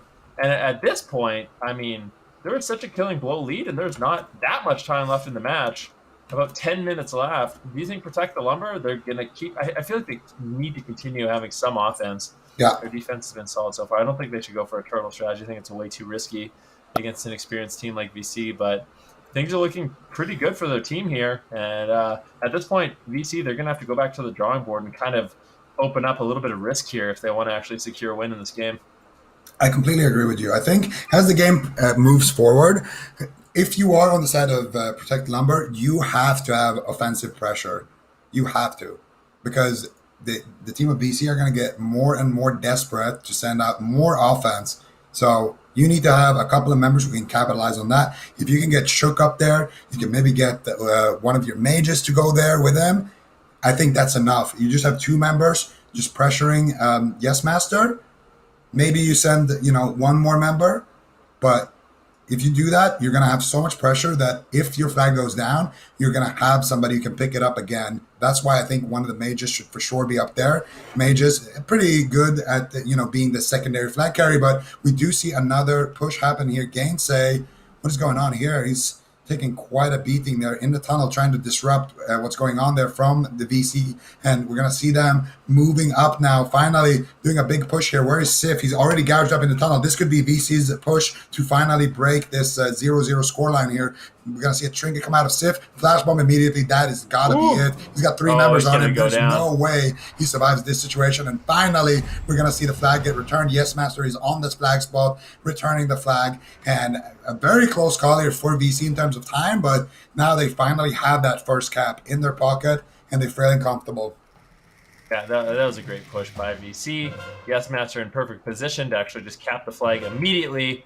And now this is where we see sparks fly normally, because killing blows no longer matter. PTL, they have to get the flag into their cap if they want to end up securing this win. And if they do get a cap and it's 1-1, then they'll end up winning this game, because it is the most recent cap, which means that VC, they cannot afford that whatsoever. They need to make sure they can get the flag. And it looks like Drexar immediately will be picking up the flag. Really nicely done. And they actually get the flag out of the base quite quickly here. Shook, in the meantime, also has the flag. He's going to be crossing the midfield right now. Both teams looking for a extremely quick cap. It's going to be about which one of these flag carriers can actually survive. Shook actually gets feared up. And keep in mind, actually, Sif actually grabbed the flag. So he did drop it over to Sif. And Sif will be able to use the jump to get into the Horde side base. And it looks like there is absolutely no offense right now from the team at VC. Yes, Master is actually caught in midfield. And they might be able to actually dogpile. VC really wanting to protect them, taking quite a defensive positioning on the map right now, making sure that they can get Yes Master into the base. Yeah, I think in this particular scenario, this is where you really have to have nice crowd control on the healers. This is where it matters the most. And nobody was really CCing Poker there. So Poker able to spam out dispels, Blessing of Freedom, all that good stuff that the Paladin can bring. And that's going to allow Yes Master to safely and nicely get across. And now we can expect VC to potentially just have their entire team turtle here for the last 7 minutes that are remaining on the clock right now. Maybe they'll send out some kind of offense. I'm not sure, but we've definitely seen a lot of 10-man turtles too, so I wouldn't be too surprised to see another one. Yeah, it does look like Rumi and Sapler will get picked off. Keep on might also fall. Big exchanges here in the Alliance side tunnel. Big fight breaking out. Dooney gets locked out. Looks like Drexar might be able to hold on, blinking back to his team. And Sif right now just sitting in the Horde side base alone. Yes Master sitting with OG, getting a little bit of protection as both these teams are battling it out. And you can tell Protect the Lumber, they realize they need to make an offensive play. And VC realizing, you know what, we also need to make sure at this position we need to just survive as much as we can. I do expect, though, VC to actually group up and send a little bit of an offense to kind of challenge Sif. I feel like at the very least, Dayman should kind of peel off and go pressure the Druid if he can. And I think that might be what ends up happening. Slippery and Dayman are going to be charging forward. Keith might actually follow them. But with the way the game is currently situated, I expect VC to have quite a bit on defense. Just a small little offense to make sure they're poking and pressuring, and then the rest of the team on defense just to make sure that Yes Master doesn't go down. Yeah, and speaking of people going down, Dayman getting caught in the midfield and going down, Slippery is not going to be going to that attack by himself, so he's going to be coming back as well. And they're if you're VC here, you want to be picking these fights if you can. But honestly, in the straight up fights, it has been looking like VC is the worst team, the team that's been being on the back foot here. We can see it once again here in the tunnel as members of VC are getting cleaned up here. But this is buying Yes Master valuable time, and now it is going to all be about Shook here. Potentially, we need to make sure that we're keeping our eyes and attention to him. He's going to sap Dayman, which means he's going to reveal his position, and now he gets found. Shook, why?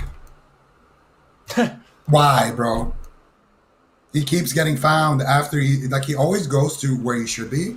So he's like his game awareness is really good because he's always at the right place at the right time.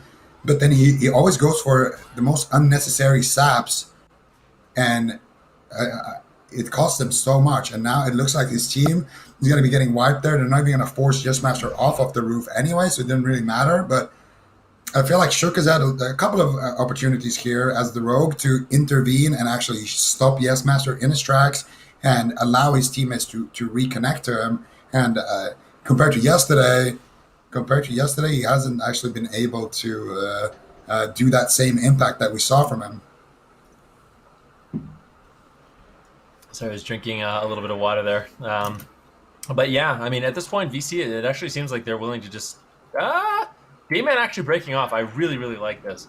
Dayman, he's most likely going to be going to the midfield and trying to just slow down the offense. Not actually going after Sif, but just being kind of an annoyance in the midfield, going for saps, potentially even going for blinds, maybe looking for a 1v1 that he can win.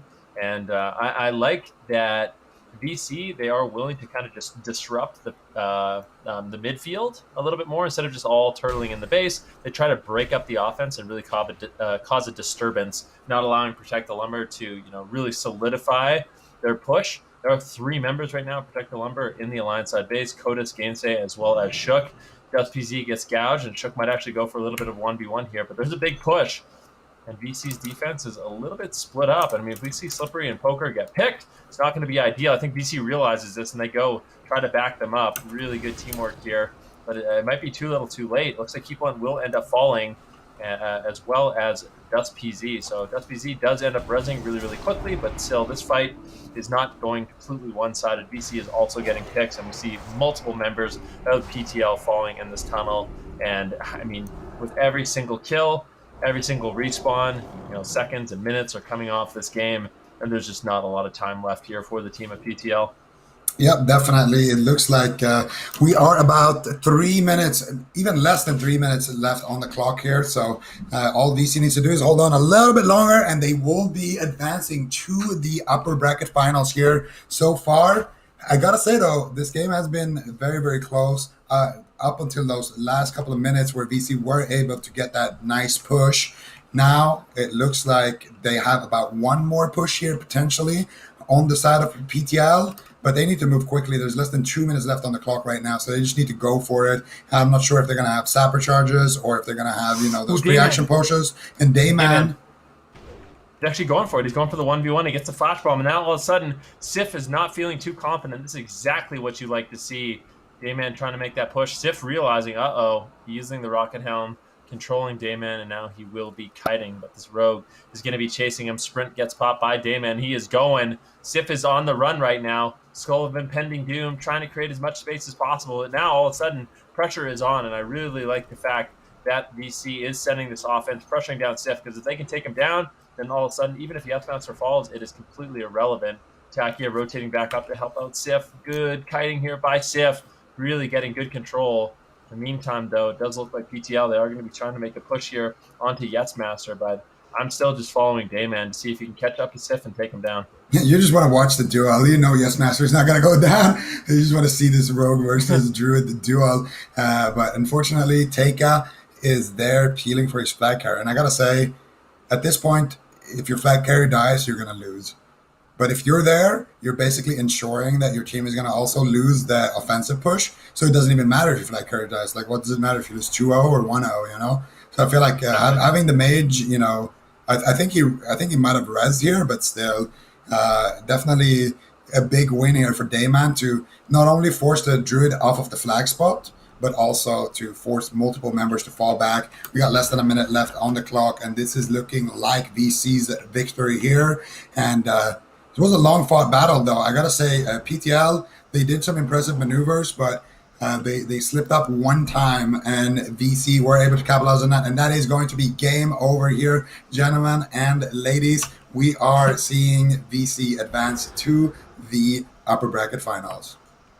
Yep, and we can actually take a look at the bracket and see exactly where we are situated. And we have set up that matchup that we were interested in, Zico, which was going to be VC versus Thank You Skram. And we're going to see Thank You Skram, their turtle strategy versus VC. Is VC going to be able to put together enough of an offense to actually break that kind of impenetrable wall that Thank You Skram has been able to put up? But now we will be looking down to the lower bracket, playing a few elimination series. First game we will be looking at in the lower bracket will be CLC and Friends versus, let's see, CLC and Friends versus Go Night Night. And then, of course, we are going to have Fun and Flirty going up against Demons. So some really interesting matchups.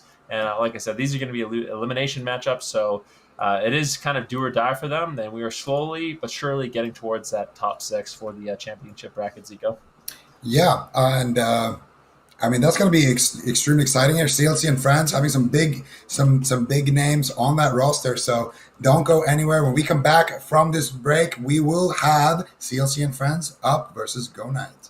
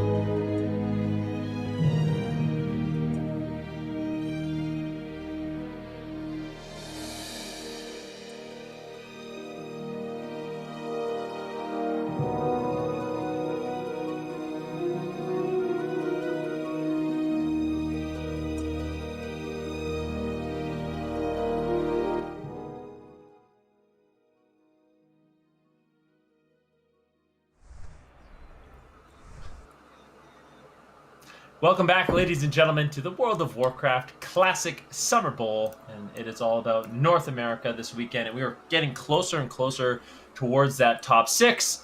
Of course, we have some lower bracket games coming up, and it looks like we will be just jumping straight into game here, Zico.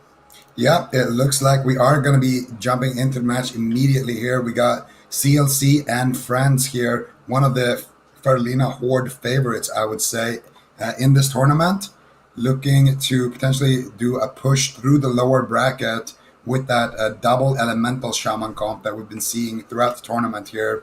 Who do you got here, Van? Let's see some predictions. Some predictions? Yeah. For this matchup, it's going to be hard for me to go against my good friend, Bean. I feel like Bean on the Hunter, we got Reverie on the Druid, a lot of the boys from Faralina. As a Horde member of Faralina myself, I'm going to have to, be biased and go with them. But I don't think we've actually seen Go Night Night on broadcast at all, right? So, have we? I don't think we have. I'm pretty confident we have not. We definitely have not. We have not. But 100% have not. Taking a look at some of the members here, I see a lot of rank 14 gear on this squad. So this is definitely looking like one of those squads that have been, putting in a lot of time in those BGs. Yeah, definitely. If you have that gear, you spend quite a bit of time in Battlegrounds. There's no question about that. So they should be very experienced in this matchup. And once again, they are going to be a team representing Skram. And is it Skram or is it Skram? I don't know. I think I want to just keep calling it Skram because snowboard ram. Yeah. Skram. All right, maybe we should just call it Skram. We're gonna have to get a double check here from production at some point. I think we've been going with Skram the whole time. We may as well just close out the day calling it Skram at this point. Who even is Skram? Like I don't know. It's somebody. Is it a boss or something? I don't know.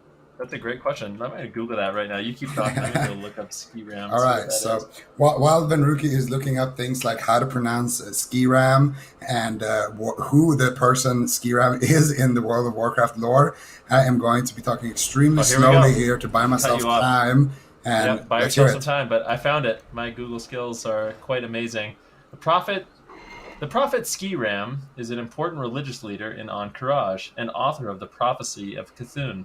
He is the first boss found in the Temple of Encourage. Oh, God. Oh! Thank you! I knew that. Yeah. You should have known that. I should have known that. You should have known that. I should have known that. We all should have known that. I don't know. Dude, I'm the kind of player who dies in a dungeon and can't find my way back to the group, and everyone needs to come and literally escort me back. There's no way I'm going to know that. My PvE knowledge is very limited.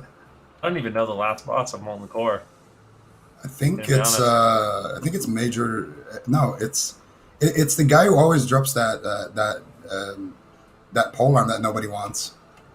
The last boss in Molten Core, yeah. Sulfuron Harbinger, yeah, that's the one. Like that. Yep, sounds about right. All right, now let's talk about the game. We do have Bean and Kibler playing defense for the side of CLC. Lots of hope playing defense here for the team of Go Night Night. It's Shad X is going to be pushing forward. And we'll see if he can actually grab the flag here, Shad X. What is he going to be able to get done? This mage trying to pick up the flag and give it to Reverie. This is very standard. You have the mage trying to escort the druid, or even just the mage going in, picking up the flag and blinking back to the druid. And I'll have to see if CLC and Friends can get the flag out of the base. Yeah, we see Reverie right now looking to make the push here. So is he going to enter the room by himself? It's very scary. He could get jumped by a rogue. Shad X is going to be taking the flag potentially here for himself. And Reverie does get found here by a hunter. He's got that kitty cat on him. So we're going to have a 2v2 here in the base. Shad X, what are you going to do here? He's not even picking up the flag. Instead, Reverie's going to go for it right away, going for that Skull of Impending Doom on the scatter shot there by Reverie. Excellently done. He's got the Skull of Impending Doom with that free action potion combination. And he is moving swiftly through this ramp part. Should have no problem right now getting to his teammates in the middle. And it looks like actually CNC and Friends are kind of cleaning house here in the middle. And it looks like Reverie actually should be able to reconvene.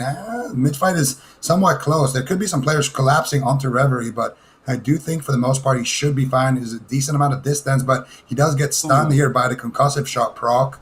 And on the flip side, we got Jesse basically dying with the flag here on the ramp, using the Nature Swiftness, gets kicked there by Kibler into a kidney shot. Do they have the damage though? He gets caught up in a polymorph. Very nice PS flash bomb coming out here as well. A lot of damage onto this druid. I don't think he has too much to do. Full blind coming out here onto the mage. I do think Jesse here is going to go down on that druid, and that could be a quick cap here. Kibler doing a phenomenal job here together with Bean, but they are letting some heals slip through the cracks. The Sapper Charger coming out. He's so low. Do they have the damage? Do they get the repick? Eric coming through here with the MVP pick on that mage, extremely low on HP. Zev Priest now going down most likely here. 2 Kibler's damage. Eric looking to make his way back to the graveyard where Jesse is going to be rezzing so he can give him that flag. And if it wasn't for those quick fingers of Eric, that would have been a cap already for CLC and Friends. Great opener for them, putting the pressure up. Yeah, but Kibler and Armala are actually chasing down Eric right now. Big Dispel's coming in, and a mage with no shield is very susceptible to some damage. But Jesse in a prime position, he can do a blink handoff. He's actually not going for it. Jesse's going to be throwing in some heals. Looks like Eric is just going to be trying to rotate through the tunnel side on the Horde side of the map. But now creating enough distance. I feel like dropping the flag wouldn't be that risky in this position. I feel like Jesse's in a spot where he's like, yeah, just hand it off. And Eric's like, nope, this is my flag now. You drop it, and now I'm going to get the job done as he gets into the tunnel. And, yeah, he's really reluctant to drop that flag here. He's growing attached to it, my precious. But he is going to finally let it go to the druid here. And they are going to be going back to that default position. 3 members now moving up the tunnel, mage, priest, and a druid. Ideally, you would want to have your hunter as well coming through. And you can see Light Yup looking to do just that. He's drinking up outside of the tunnel, but he is separated from his team. So he's going to try to poke the players going into the tunnel here, just basically being annoying on that hunter. And I gotta say that rank 14 gear on this hunter looking extremely good right now. It looks extremely good on everyone, to be honest. But yeah, the hunter in particular is looking good. And we just caught up. There's a bit of a delay on the stream for obvious reasons. But yeah, just catching up with the chat, and it is confirmed that it is 100% called Skram. So we're just gonna be continuing to go that one. Yep, Skram. That's it now. We're gonna have to rename the prophet and add some new voice lines as well. Could be something here on the agenda. But we're gonna see Light Up now trying to snare everybody down as a push is coming through here from CLC and France. Can they do it? Low QQ on that priest caught up in the rocket ham, so he's gonna be completely immobilized from the fight, and that's exactly who you want to be using that rocket ham on in the defense.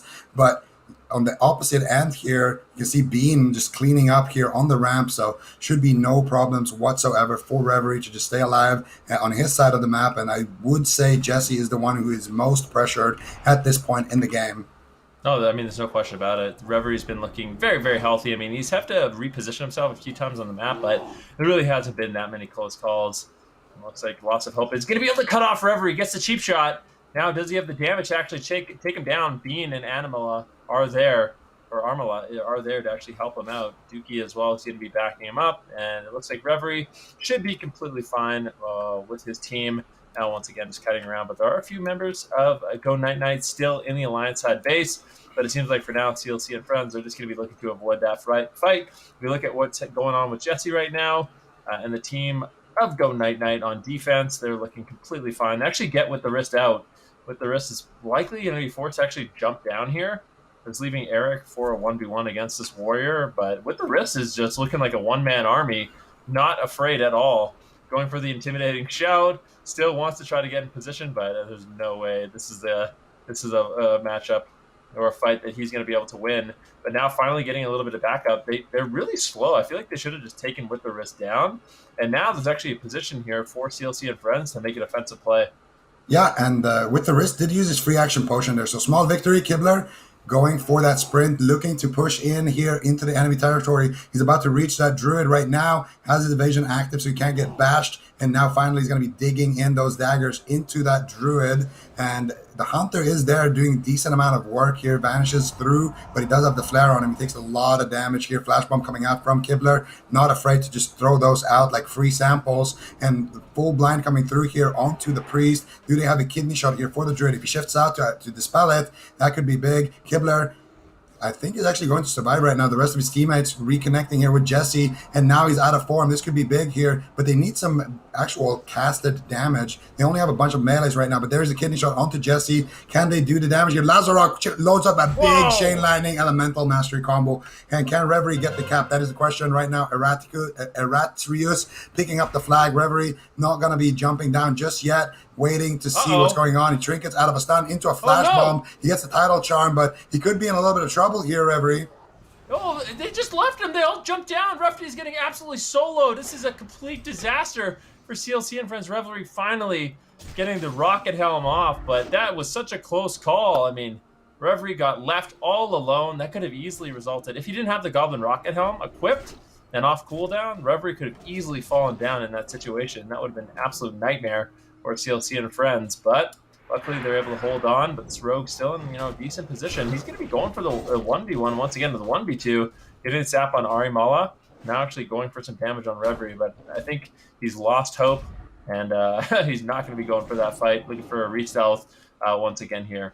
The longer they can keep Eratrius in this tunnel, though, the better it would be. He drops the flag, and Mage does pick it up. Eric, once again, reunited with his Precious. Let's see what he can do with that flag. Rocket Boots coming out, the Skull of Impending Doom, but he's taking massive hits here, and he's next to a priest. He blinks, trying to drop the flag back to his teammates, but Kibler is there, stuck in a root. He ice blocks with the flag, drops it up. He gets picked up by Eric, gets picked up again by Rev Priest. So now someone you don't want to have the flag is Rev Priest, and he's taking a decent amount of beating still, but I think he might actually be able to drop this one here for the Druid, and they are going to swap it. That was a dangerous situation with Title Charm coming out here onto the Druid, into the grenade. Could have been a flash grenade if they, weren't so cheap, to be honest. That should have been a flash grenade in my opinion, but it looks like Jesse is going to be escaping through that situation, carrying the flag once again back to his side. But that was an extremely close call there for Go Night Night. Looking like CLC and Friends are catching a little bit of momentum. Their offense is looking a little bit better. Their defense is looking a little bit better. And slowly but surely they are, setting up a second situation potentially where they could have had a cap. Yeah, for the team at CLC and Friends, their defense is still looking extremely solid. There's 4 members sitting here on D for the moment. Keep in mind, ladies and gentlemen, this is a lower bracket game, which means at the end of this game, one of these teams is going to be completely eliminated from the tournament. We'll have to see which one of them it really is. For Go Night Night, they are playing very defensive right now. Their offense is getting a little bit cut off, but they are managing to find a few picks, managing to take down Kibler. Back to the graveyard he goes. Looks like Shadox as well will be back on the alliance side of the base, looking to rotate and play defensive. And I think with the fact that Go Night Night has actually cleaned up this offense just a little bit, they're going to be feeling pretty confident to actually group up and try to make a push. But with only 4 members, 4 offense versus 5 defense, I feel like it's really unlikely they're going to be able to get anything done. Yeah, and once again, it looks like they are just going to wait and try to regroup here. I got to say, Kibler so far has been one of those rogues who has been impressive throughout this tournament so far, setting up a lot of, dangerous situations for his team. Flash bombs have been, you can tell he has a lot of them in his bags because he has been throwing them out constantly in this match. And Kibler, once again, looking to get in position, but Rasidan is right next to him. Probably want to be a little bit careful there. Nade whiffs there for Rasidan, and he's just going to blink. He blinked 1 yard as well there. So Rasidan definitely having a couple of misplays there, but not going to matter too much. Kibler is going to be in position, and they are going to know where he's standing. So Kibler not sneaking in on that rogue. Instead, he just tries to get there as quickly as possible as his team is waiting in that tunnel. And now it's up to Bean here to try to defend on the opposite end as well. You can see Rasidan now going to be regrouping with his teammates down there. So who can push first, man? But the rest is actually just charging in. You got the free action potion, popping a lot of damage, but Jesse just line of sighting him. Just running around in circles, and it's a game of cat and mouse at this point. And with the Rift is all by himself. The rest of his offense has been completely wiped. And let's see what he's going to be able to get done. I mean, he's got a decent amount of gear here, but I think in this 3v1 situation, really unlikely he's able to actually accomplish too much here. Still, Jesse's just going to be line of sighting. Take a look at what's going on with Reverie, as I feel like Jesse's going to be completely fine. It is going to be Arachius, who does manage to reconnect onto Reverie. Reverie will be kiting away, but definitely not the best situation to be in. You have a warrior all over you, putting out a ton of damage. and it will be Shad as well as Bean that do come back to try to back Reverie up. And it looks like both the offenses have been completely wiped, and both these Druids will once again be okay to just recover, and both offenses are going to have to regroup. Yeah, and it looks like Ratchers finally is going to go down, and on the opposite end, with the wrist is still running circles. The legend says after this match ends, the ghost of with the wrist is still going to be running laps up on that tunnel roof. They don't want to actually take him down. They just want to keep him low, and then when the push gets established, they're going to try to take him out with the wrist. So far, though, last time it kind of backfired when they tried to do that. Now he's looking to put up some pressure here onto the Hunter, and he's just getting bullied so hard on this warrior. He's going to try to jump down to the tunnel, but here I would imagine he's going to die. And there's the neck trinket coming out now after running about 10 laps up top. Help him. No!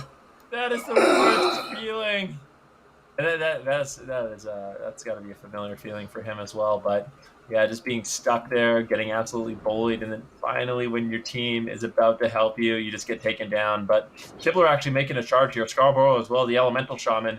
If they get a stun and the Elemental Shaman gets any damage off, this could easily result in a kill.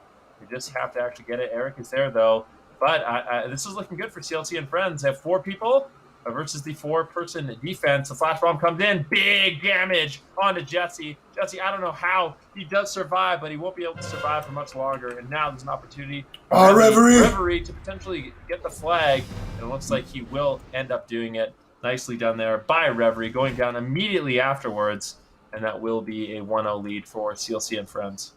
Excellently capped there by Reverie. He goes for, I think it was a slow fall with the Noggin Fogger and that Skull of Impending Doom.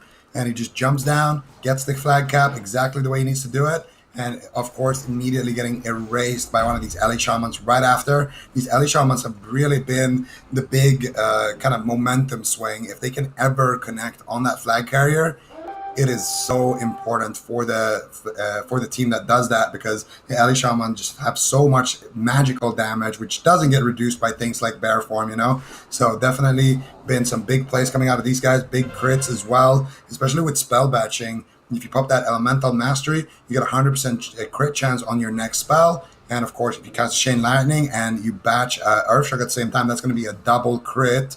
And, you know, being a Frost Mage with Shatter, I'm definitely a big fan of that. But LOLQQ, you're going to get erased here outside of the tunnel with the flag. Reverie, can you pick it up? Not going to be close enough there, unfortunately, to pick it up. And now instead, Reverie going to be on the run here because he is that Druid. So definitely want to be taking him down and slowing him down as much as possible. The flag gets dropped by Rev Priest now. They do pick it up here on the opposite end. The mage does have it, but he's completely out of mana. Let's see what he can get done with that flag, man. Yeah, he's going to be walking in a straight line or sitting down for a drink. Those are really the only 2 options he has available. It looks like he will be trying to sit down for a drink, but there is a bit of a defense here by CLC and Friends trying to shut that down. Kibler is there. Looks like there's a flash bomb onto the Druid as well. If they can get the Druid down, and all of a sudden Rassadin is very susceptible to going down here. Now we'll see what Rassadin is going to be able to do, as he looks like he just peels back. He's actually just going to completely avoid the fight, run back into the Alliance base, and this is not an ideal position. However, no one from CLC and Friends has been able to pick up the flag yet, so not actually that dangerous, as there's no immediate threat of the flag from the Horde side of the map actually crossing the map just yet. So there is a lot of time where you can reconvene with this team. It looks like Ratsadin will be grouping up here with Eric. Beam trying to get in a position to potentially go for a 2 versus 1 here with the wrist backing him up. But it's looking likely to me that we do see Go Night Night actually get this flag out of the base. Yeah, I'm not sure. With the wrist is all over Eric here. Just kidding. He got Frostbite procced, and now he's in a polymorph. He's not going to be able to do too much here, so it looks like both teams are just prioritizing escorting their flag here. And I gotta say, for Go Night Night, that's not what you want.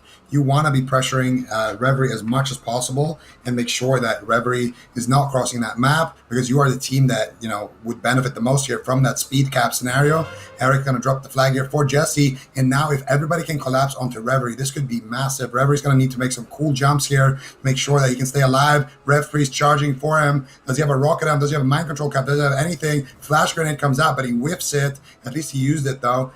You know, we have been kind of critical, you know, a lot of people being a little bit conservative with their gold, but those flash bombs, definitely need them. It's one of the best ways to shut down a druid flag carry. Reverie still a little bit of trouble in that improved counterspell.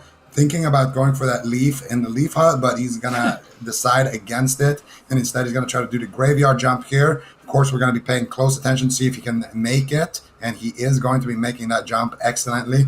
Now, of course, we have to look at Dookie. Dookie doing it on his mount and failing, so minus points for him. And Reverie is going to be on the graveyard drinking up. Should be completely fine here, as we expect both of these teams to kind of sit back and have their 5 defense, 5 offense, 4 defense, 6 offense splits being set up. Yeah, and that's exactly what will end up happening. And so far in that situation, it does seem like CLC and Friends, they do have a clear edge from what we've seen so far. And that is what ultimately resulted in the fact that they are up 1-0 right now on this flag cap. Keep in mind, though, Go Night Night, if they are able to cap the flag and tie it up 1-1, it's actually not a tie. Go Night Night will be ahead in the match as they were the last team to cap. CLC and Friends need to really continue their offensive push, and they're going to be looking to do that right now, sending 5 on offense. Light Up actually cutting off Lazarek. Super unfortunate for the Shaman, who will now be stuck fighting this Hunter in the midfield. In the meantime, we have Go Night Night. They're actually looking to set up a big offensive push here, Zico. Yeah, we're going to see what Reverie can do about this one. He is not in the best position here. People are still buffing up and drinking, not looking too healthy, but, relatively healthy. I think Reverie wants to try to get a drink in as well. And he should be able to recover most of his mana, but I do think the push is about to commence here. And on the flip side already, we are seeing a push happen here. LolQQ already leading the charge. Eric getting interrupted there on the polymorph into silence. Very important to keep LolQQ here out of crowd control. They already got CC on the priest, and LolQQ finally going to be caught up in the polymorph, but he does Skull of Impending Doom. LolQQ playing a beautiful game here on the priest so far. Free action potion as well, and he's going to be there in range of Jesse, spamming out those dispels, and Kibler is there with the flash grenade once again there, paying dividends. Another flash grenade coming out from LolQQ. Do they have the damage to take him down? That is the question. Eric is there backing him up. He gets feared here by LolQQ. LolQQ channeling out the Mind Blast here on that priest, adding up a lot of damage here. Insult to injury. Ooh. Jesse in a kidney shot. Is he going to go down? One more smite could do it. There's the Elemental Shaman. Boom, headshot. And that will do it. Flag gets returned to the base. Loss of hope. He's going to have to try to pick it up. But Reverie gets caught up as he's trying to cap it. And I think Reverie is going to be a dead man. He is going to be dead, and the flag will get reset back to the opposite end there. Reverie going for a cap there when he wasn't able to, perhaps. And unfortunately for him, he's going to be paying for it with his life. So now, again, a speed cap possibility here for both teams. Yeah, loss of hope actually crossing the map, though. Kibler looking to cut him off. Is Kibler going to be able to do it? Loss of hope. Needs to get back to the safety of his team. Jesse there as well. Kibler gets the sap. Now what's Kibler going to do? Actually saps the Druid, just really trying to slow down both of these teams, not allowing the flag to be dropped. Not allowing the flag to be picked up by Jesse. They drop the flag. Lost of hope picks it up. That happens. And nicely done there by Kibler, actually returning the flag on the drop. And Loss of Hope is so sad right now. Like you said, Kibler's been making impressive plays throughout this entire match and throughout this tournament. And I mean, that just solidifies it right there. And now there's an opportunity here for CLC and Friends to actually just get a quick cap. I gotta say, LolQQ and Kibler so far has been some of the most impressive players here on this side of CLC and Friends. Of course, Bean, we always gotta give him a shout out, but he has been having a relatively quiet game on that Hunter, whereas Kibler has been creating opportunities time and time again. And as I say that, Bean getting a nice flag return here for his team, holding off everybody from this base. And now he's looking to potentially slow down everybody. Loss of hope is going to be there, looking to potentially sap Bean. Bean, though, gets in combat. Scattershot comes out. Freezing trap onto the Druid. What can they do? Shaddix is there, going for the polymorph onto Loss of Hope. And I think they're going to be able to burst Jesse down here. Right now, they're focusing on Loss of Hope first. And the Alliance flag does get dropped and returned to its base once again. And now Jesse should be getting extremely destroyed. Bean going for the re-trap right there. And as I'm about to say, Bean has been having a quiet game. This guy just pulls up the 1 versus 2, crowd controlling 2 members at the same time, buying his team time, and of course Kibler is there to nibble on those remains of that flag carry and send that flag back to the base. Reverie with a nice cap, and that's going to be 2-0 for CLC and Friends, looking to close this one out, Ben. Beautiful. You'll love to see it. And right now, CLC and Friends, they got to be feeling extremely good. Big plays to set that up. I mean, Kibler doing such an incredible job getting that sap, really controlling the members and actually clicking the flag on the drop. Bean with a very solid defense, everyone rotating back appropriately, and it was just very well executed by CLC and friends. And now for Go Night Night, they're in a really rough spot. They're down 2 flag caps in this position. Right now, it is going to be Lol QQ, or actually, it's going to be with the Wrist, who does have the flag for CLC and friends, and it will be trying to get out of the base at the bottom side of the tunnel. The free action potion does get popped. And here it is, potentially another opportunity for a third and final cap. Look how many members CLC and friends have on defense right now. They really want to keep that flag in the base. Yeah, and that's exactly what they need to be doing. But the flag does get picked up here by the warrior. Does he have a shield? Well, this is the question. He's stuck in the title charm, taking big damage, but also catching a fat heal right there. Jesse in the back line, basically being a healer at this point, as we see a massive brawl here kind of happen in CLC and Friends base. But Erraticus getting eradicated here by the chain lightning from that shaman. Bean is there as well, dishing out the damage with the multi-shots. And it looks like CLC and Friends are actually going to be able to clean this base up. Flag gets returned to its base once again. Now Reverie failing with the graveyard jump, taking too much damage here. Reverie getting sniped there, and now he's looking to get back up, but I'm not sure if he can do it. I would have loved to see him charge to Razidon there instead of that Hunter who was on the opposite side of where he wanted to go. And now Reverie should still have enough time to go and get that cap, but a small error there. Regardless, he is going to be able to secure that cap for his team, and it looks like CLC and Friends are going to be walking away with a big dub here, continuing on in the tournament.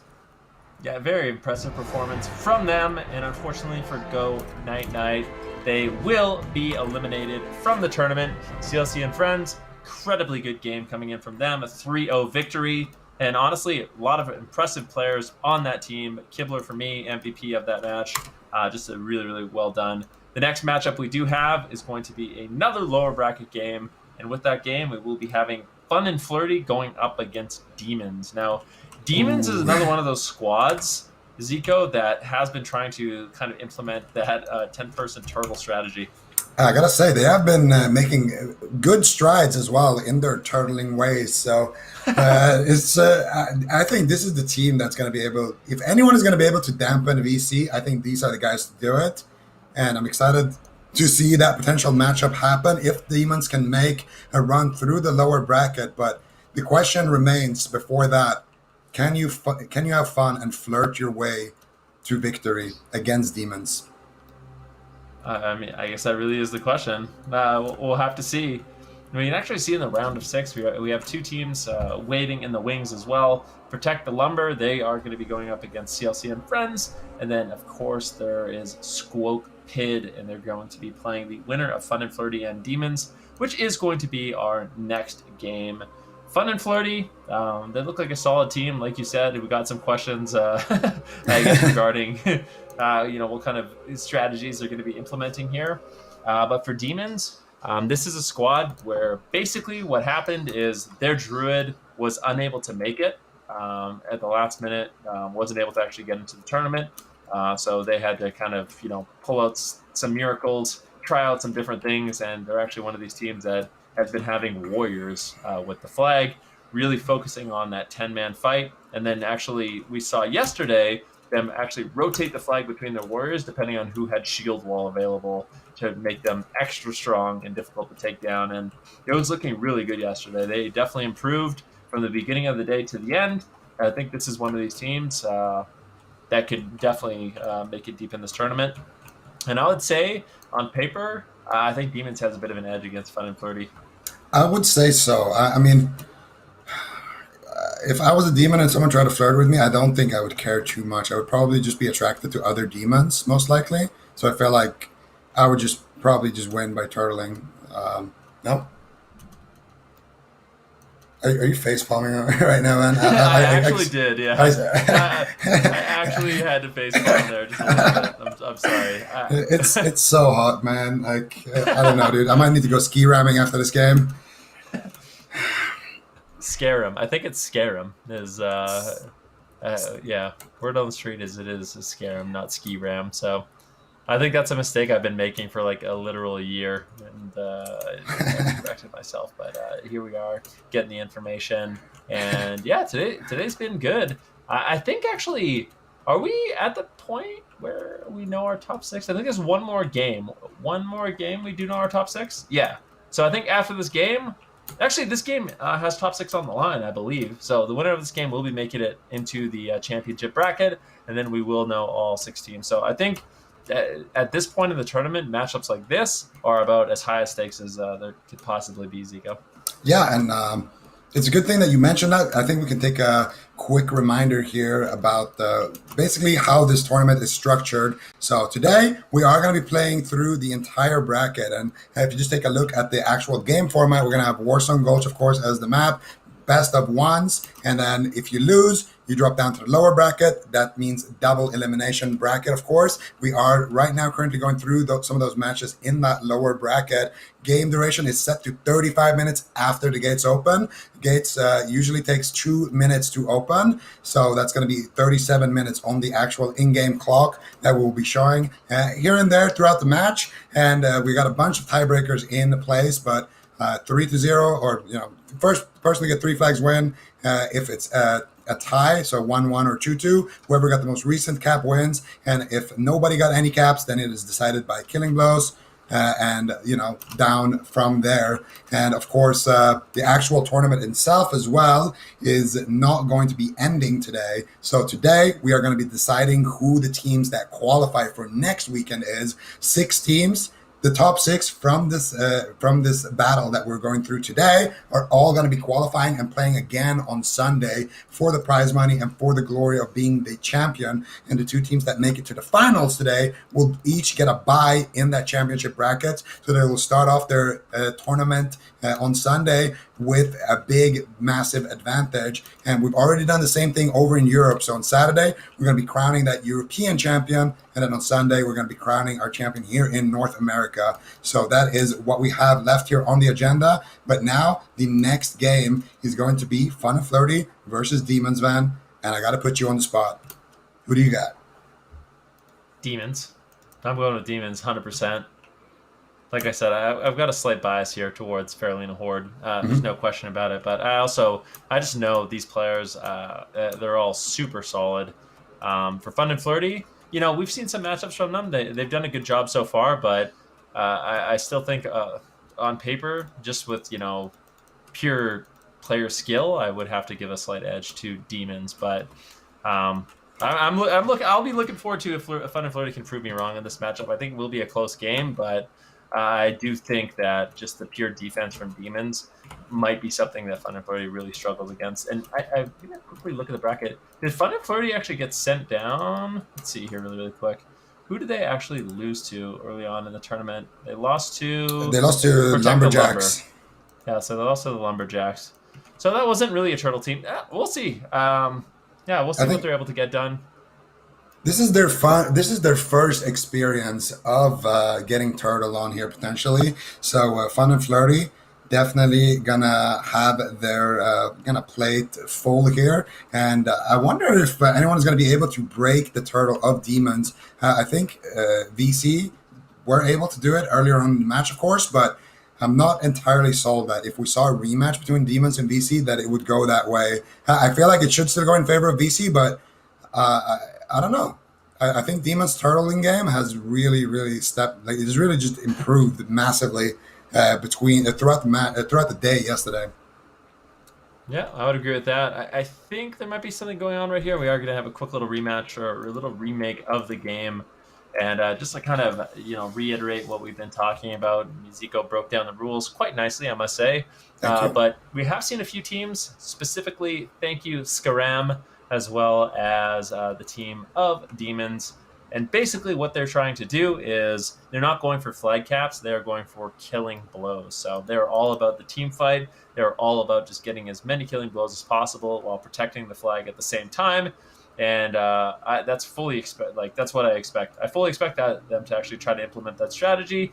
For Fun and Flirty, we're going to have to see. I mean, the thing that really interests me is if any of these teams are going to kind of adapt to what they're doing, and instead of doing the traditional split where you go try to pick up the flag really, really quickly, maybe they just need a team fight in the middle, try to get ahead in killing blows, and then when they get the flag, they can turtle and force Demons and force teams like thank you Skram to actually I'm so confused, man. All right, yeah. Force teams like thank you Ski Ramp to actually get out of their defensive position and try to make an offensive push. And I think that's something you can do against a roster like that. If you're confident in your team fight, do it in a position where it's not in their base, because that's obviously worst case scenario. Pushing into that banana connector is not an easy thing to do. And if you can force the team fight in the middle and come out ahead, all of a sudden, the cards are in your favor.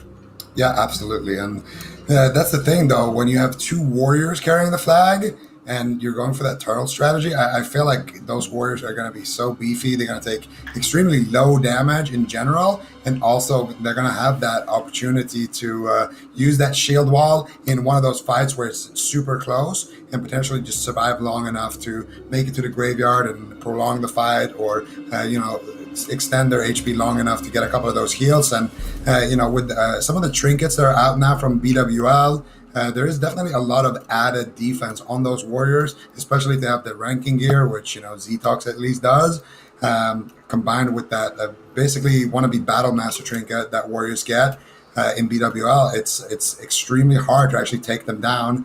They're gonna have a lot of HP, and if they use things like shadow protection, shadow reflector, they can definitely be withstand a beating.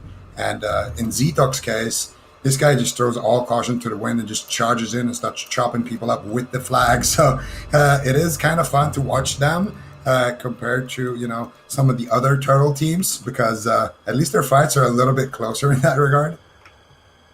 Yeah, a little bit more risk on the flag carrier, as he talks really, like you said, throwing caution to the wind in a lot of cases. He does a good job. I mean, using charge, using intercept to kind of weave in and out of the fight, as well as just try to kite. I mean, yesterday we saw him with phenomenal kiting. They weren't one of these teams that just stayed up on the roof the entire time. There was moments where they actually decided to jump down and try to just create as much space as possible and really allow players like Maui Wowie, Omnivore, Bruce Wayne to really just kind of lay a beating, as well as the double elemental shaman that they do run with. There is just so much damage and team fight potential on the side of demons, and Fun and Flirty is definitely going to have their hands full with this one. Yeah, definitely. And we're going to take a look at some of the players here on Fun and Flirty. I do think Z-Rock is playing maybe a Blast Wave Pom Mage. Or I'm not actually sure. These mages, he doesn't have an ice barrier. He could be playing Elemental Mage. He could be playing Pom Pyro 3-minute Mage.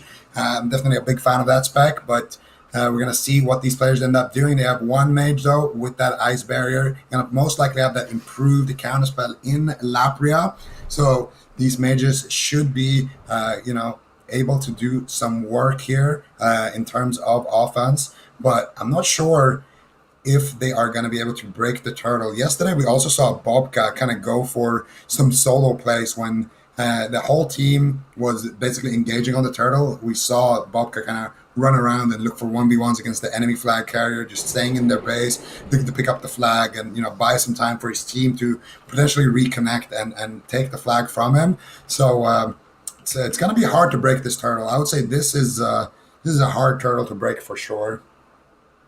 Definitely a extra thick shell with the team of demons. And I think the big thing is just their offense is so strong, right? Like when you make a push, you are going to get punished. 2 warriors with Wind Fury, 2 elemental shamans just blasting you back. Good control from the mage and the hunter, as well as the warlock. It's not an easy thing to do. So for Fun and Flirty, I'm really curious how they decide to play this one. Because I feel like if they send too many people for the flag, they're just going to get behind on killing blows. And then at that point, they find themselves in this situation that is extremely difficult to get back into the game from. Yeah, and already a great opener here to get a sap onto Jeeve, Trickster in a sap, and Boost in a mind control. Very nicely done here, but it is aggro meters dying instantaneously. He does have the Soul Stone, though. Reses and Bacon now being cooked on the stove. He gets fried.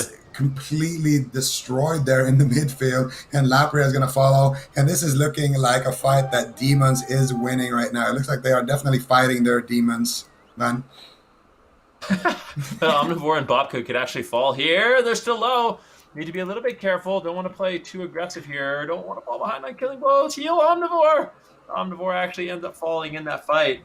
Good crowd control. It's actually a kick onto Trickster as well as a gouge onto Views. So at 2, single-handedly getting the control on the healer.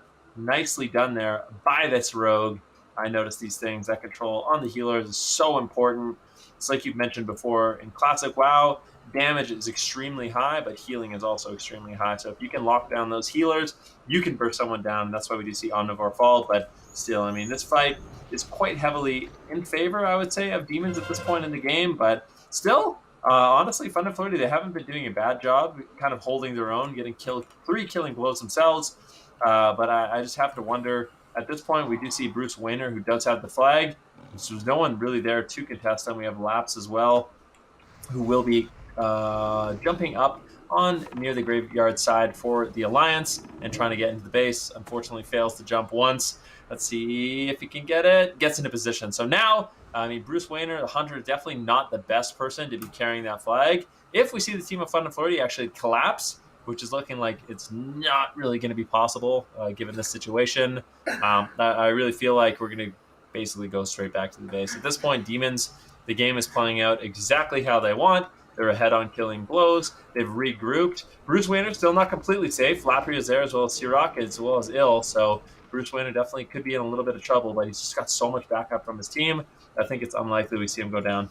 This is hilarious. How often do you see a hunter flag carrying, popping a free action potion, and just sitting in mid, shooting people, trying to kill them as he's running, just auto attacking and shooting out multi shots, trying to take people down so that they can stay ahead on the scoreboard? Selena Gnomez looking to also go to that graveyard now after a big hit there by Zetox. Now Zetox looking to reconvene here with his team. He is holding the flag, and look at Zetox right now. He's holding the flag, but he's the most overextended player on his team, and it could actually end up costing him. But he knows he's a pretty beefy warrior here, and he is going to be able to dish out the pressure to aggro meters. Takes a fat chain lightning, sending him to the graveyard. And Adimdo loading up another one. This shaman has berserking right now, and he is going completely berserk on these people. Steam now basically just being sent to the graveyard. As you can see here, the squad being reconnected here, looking to potentially regroup here at the bottom side of the tunnel. We only have a couple of members there, though, so they're going to have to wait for all those players who are dead. And Fun and Flirty definitely not been having too much fun right now.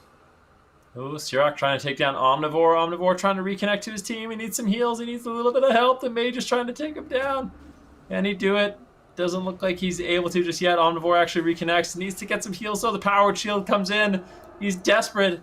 He's got the shield on, and he does get back to the safety of his team. One shot it. Could fall as well, who is caught. And these are nice picks here for Fun and Flirty as they do regroup and look to make a push here. Demons definitely needs to get into position, stop getting picked off. I think that is where their composition really excels, is these big team fights, especially in this banana connector. Yeah, and Bobka actually going to be stuck in a couple of polymorphs here. Maui Wowie looking to try to back him up, but he realizes we're just going to leave Bobka down there in a sheep. He's unfortunately not going to be able to do too much. Selena Gnomez in a sheep as well from Maui Wowie. I wonder who's going to break first. I think it's got to be... Okay, they both. Bobka actually gets a restuff, gets a sap, and he gets a clean vanish off. So Bobka able to escape after being in that sticky situation. A little bit of a mistake there from Fun and Flirty not to just try to take him down. But if we take a look at the kills at this point, it is pretty obvious that Demons are at least like 20 kills ahead at this point. Yeah, it's going to be extremely difficult for Fun and Flirty to come back in this one, unless they actually end up taking down the flag carrier. Which, I mean, we'll see. I'm not 100% convinced that they really can do it. Demon's a really solid team, but we'll see. Fun and Flirty, what are they going to be able to come up with? And it does look like they do have Laps just sitting back right now, just going to be buffing people that do end up dying, but looks like he will be rotating closer to the fight, and potentially they do want to go with a 9-person push. But look at Bobka. I like the fact that Bobka is always willing to poke a little bit in these matchups, goes basically as a scout, and single-handedly Bobka can create pressure on the flag carrier, which is really, really important, because all of a sudden, then the team of Fun and Flirty, they have to deal with multiple pressure points. There's the added stress of actually getting the flag back, which is not an easy thing to do. But Laps being pressured by the rogue, all of a sudden they have to really concern themselves with that as well. What is that sledgehammer-looking mace Bobka is using? Is that a rank 14 weapon? I feel like I've never seen that before. Yeah, it is. All right. I think it is. Let me double check. Yeah, that's a rank 14 weapon for sure. All right. Bobka carrying some heavy weapons. You can see his character barely can move because they're so heavy for his little skeleton It's bones. overburdened. It's like in Diablo. I'm overburdened. Oh my god. Can't do that right now. Oh my goodness. Bobcat activating his cold blood here, looking Two like rogues are represented. how does he know? What? Bobcat? I think he had cat's eye goggles or something there. He definitely saw the rogue there.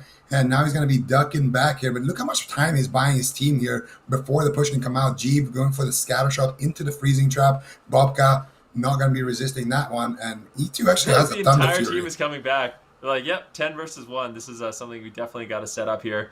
Oh, maybe they're just going to farm Vodka in the graveyard to come back on killing blows. But if Bobka doesn't res, then they can't do that. Yeah. Yeah, of course. This He is doesn't have to rest. strats, dude. What we're seeing, yeah, maybe they're gonna AOE farm Bobka on the graveyard. Oh, but then he can cancel his res, and then the other team is like suiciding, trying to res through the roof to break the turtles. Like these turtle games are just driving people insane. Look, they're actually trying to res. They're trying to kill Bobka, but Bobka is. I don't think he's gonna res. And one shot as well. He's not resing. If you notice, one shot went down a long time ago, and he is not gonna be resing whatsoever. So. They are going to have one advantageous fight, but I feel like if the whole team moves up, I think that the team of Demons are just going to jump down and go to the graveyard where Bobka and One Shot are going to res, and then they're going to take the fight there and then go back to the Banana as 10.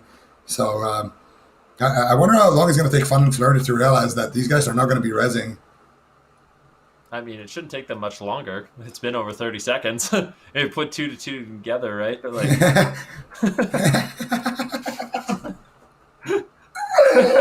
All right. Well, it looks like Flirty, they will be grouping up in the tunnel, but it looks like the reinforcements are being cut off just a little bit here. Bacon at 2, Jeeve, as well as Ill, are just going to be camping out outside of the res, and One Shot and Vodka are basically just AFK at this point. They can't really do too much. They're not going to be able to res, but at the same time, I mean, it's still an 8-person defense here for the team of Demons, and I feel like unless Fun and Flirty is willing to commit a little bit more, they have 4 people sitting back at the graveyard, and those numbers just don't make sense, right? You have 4 people defending the graveyard from 2 people, okay? So at best, you can only send 6 on offense into an 8 defense. Numbers definitely not too good. Bacon's going to be moving forward, but still, I feel like they're trying to trick One Shot and Bobka into resing at this point. Yeah, the numbers are definitely not adding up. And honestly, if I was on the side of Fun and Flirty, I would just wait for the rest timer to refresh itself and then just go and make a big push with everybody. And even if Bobka and them res us, you leave the rogue downstairs, Zetox jumps down, you have the rogue there ready to cut him off, and you're going to have a 9 versus 8 situation up top. That's about as good as it's going to get. Like, I feel like they're trying to create something where they can't create anything more. Like that is the best case scenario that you can set up for yourself. And Bobka actually resing here. No way. Bobka resed and snuck away. They had him in their clutches, dude. And he's going to be able to probably reconnect with his teammates too. This is so unfortunate. Now they have a bunch of players babysitting just a dead Ellie Shaman on the graveyard here. And I don't know how worth that's going to be. Yeah, They're actually just abandoning. I think One Shot might actually be able to sneak a res here, potentially. We'll see if he does end up going up at this point. F2 is still sitting back, but I wouldn't even mind if Bobka just rotated back up. And One Shotted res, and they just take the 1v1 or take the 2v2 fight, try to get some more killing blows that way. It would be so fun, actually. Bobcat, he's doing it. He's walking around, and I think he's going to try to escort One Shot. Ooh, they're pushing. They're pushing. Ooh. Oh, but look, Zetox's going to jump down, and they're going to do exactly that. They're all going to be rotating back to the graveyard here. Maui Wowie, though, left behind here on that mage, not looking too hot there. Zetox almost jumping out into the warrior. He actually gets the rogue out on that warrior, and E2 blinds One Shot and then immediately breaks it. One Shot actually just res now, so he's going to be joining the fight here with his team, but Zetox is very far ahead of his teammates, and Bruce Wayner is dying. Adim, though, probably going to be following him. Maui Wawa as well, taking a decent amount of damage here. It's not looking like a great fight here for the side of Demons, but Shield Wall still available for Zetox, and they are on top of their own graveyard. So every time they kill somebody on the opposite end, that person is not going to be able to rejoin the fight, whereas they are going to continuously be able to rejoin the fight. And Zetox is looking super prime here in the back line. He's actually equipping his two-handed axe right now. You can tell he wants to get in and get aggressive. One auto attack, and that's going to be a dead seam right there. And now he's going to go in and look for some more killing blows here. Zetox getting angry here. One more auto attack should do it there, and they are going to be able to clean up this team fight and then get back onto the roof. Zetox taking huge damage. Did everyone forget to heal him here, or like, what's up? The whole team's basically alive. He's Boost next to him. One Shot is next to him. So many people that you can't afford to just let Zetox die like that. But well, you know what that was? What? That was the hero play coming in from Siroc. He's loaded up on plus fire damage and crit. Just went for a Palm Pyro all in. It almost just one-shot Zetox. Would have been pretty funny if he did manage to get that kill, blink in, and cap the flag. But that didn't happen. And Zetox was managing to hold on. But yeah, definitely asking for some heals at that point. But you look at Trickster and Vuse's mana, they're actually completely So they're going to have to sit down, sip on some, beverages courtesy of Maui Wowie. Hopefully they tip Maui Wowie so they can recover that mana and also, create a nice little ecosystem for this mage. As a mage in Classic WoW, it is quite hard to earn gold. So, kind of rely on those tips from the water. But yeah, Demons, they are once again just going to be bunkering up in their base. That fight wasn't super great for them, but they managed to get the job done, especially with the fact that One Shot was kind of cut off. I feel like the Elemental Shaman are definitely some heavy hitters that you want to have really punish pushes when Fun and Flirty do decide to go into the connector. But now that they're grouped up as 10, I feel like Demons, Bobcat's still rotating out, but they got basically their entire team here. I feel like they're going to be more than comfortable with this defensive position. Yeah, and they have the shield wall, and they have their secondary warrior with the shield wall. And right now, we are 13 minutes into the match, so another 22 minutes here of turtling about to happen from the side of Demons. And I think right now the most interesting player to watch it has to be Bobka. He's the only one not turtling with the rest of them. So we're gonna just see what he can do here. Looking for some saps. He wants to disrupt the backline and stall them without getting discovered. That's his goal right now. Just be as annoying as possible on that road. And I gotta say, so far he's been doing a great job. Ooh, yeah, I feel like we've yet to see a rogue really do a great job with this like backline positioning where you are kind of snuck into the enemy base or a one-man army. I think if he gets the blind out onto Zetox, I guess it doesn't really matter that much. There's two shamans with poison cleansing totem. It's going to be a lot more difficult for him to actually set something up. I think the main objective is just going to be trying to lock Zetox down as much as you can. Potentially land a stun, a root to net if he does have that available. And here we go. We do get the sap, so they know he's there. There's someone behind enemy lines. And Fun and Flirty, they're going to be making a push right now. They are charging up, and we'll have to see. Are Demons just going to abandon? I'm kind of surprised to see them play so far back, kind of relying on jumping off. At this point, One Shot is going to be jumping down. But this isn't actually looking too bad for Fun and Flirty. Yeah, and actually, this is not a bad strategy. They're going to let them all jump down here and kind of break their legs a little bit. But Zetox takes a massive hit, not able to get that shield wall. The flag will be returned here by Siroc. Beautiful plays there. Can they get the flag cap, though? Where is Laps? That is the question. He is running for his life down through that tunnel. And this is where Bobka could have been kind of the insurance policy for the team of Demons. But now it looks like this is going to be a quick cap. Zetox, though, just rezzed, looking for Laps here. Can he get it? There's so many players on the opposite side. There's no way. If Zetox does this, he is literally a god. There's no way he's going to stop this druid. And this is going to be the first cap for the team of Fun and Flirty. And like we mentioned, guys, this is top 6 on the line. So finally, one of these turtles being broken through, and it looks like Laps is he's so happy right now, just jumping in that tunnel. I gotta be honest, I'm a little disappointed with the way Demons played that. I don't like at all what they did. Like, you have to use Banana as like a gauntlet, and they just sat back. They sat at the top side of the base, like on the balcony. They let them get all the distance in the world, just charging up the ramp with no contention whatsoever. I feel like that was kind of a throw. I mean, I do think their composition is better in these team fights, but the problem is when you just allow the entire team to jump onto your flag carrier, it is extremely difficult to keep them up and heal them through mortal strike effects and mass sapper charges. That's why you have to kind of disrupt the storm by actually getting picks as they charge up. And the only way to do that is to actually position forward a little bit, create kind of a gauntlet that they have to go through. And they didn't do that. And as a result, Fun and Flirty was all over Zetox, and there's just no way he was going to stay up.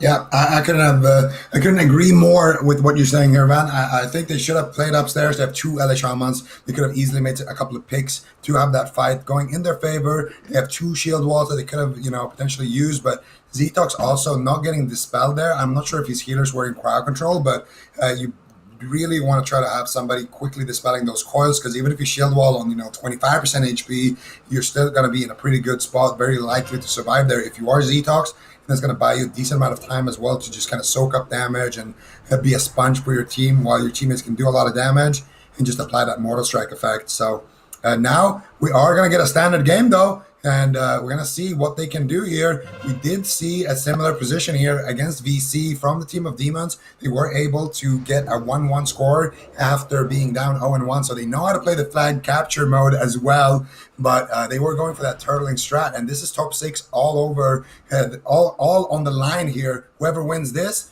makes it to that championship Sunday on next week. And whoever loses, well, they're out, because this is a lower bracket game. And right now, it's looking like Fun and Flirty has the lead. I mean, they definitely do. Let's see. Zetox picks up the flag.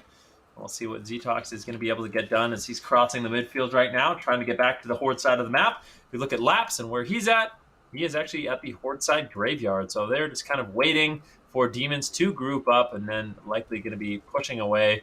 Right now, One Shot is going to be moving in, trying to get some crowd control, but I don't think he's really going to be able to get too much done. Omnivore actually charging in, gets a charge, gets an intercept, trying to get onto Laps, really disturb this defense here by Fun and Flirty. As I mean, at this point, Demons are basically forced. They can no longer turtle. They actually have to go for that flag objective. And this is when, not having a Druid is going to be extremely difficult. Bobka in a prime position, kind of reading where Laps is going to go. And Laps trinkets out of the cheap shot into a full blind. Unfortunately, it does break, and Bobcat is unable to lock down Laps, but he does get the trinket out of the way, which is a small victory. However, I just feel like at this point in the game, when it does come down to flag caps, Demons has got to be way behind compositionally. Yep, definitely. I mean, you're going to have a warrior flag carry instead of the mage as well.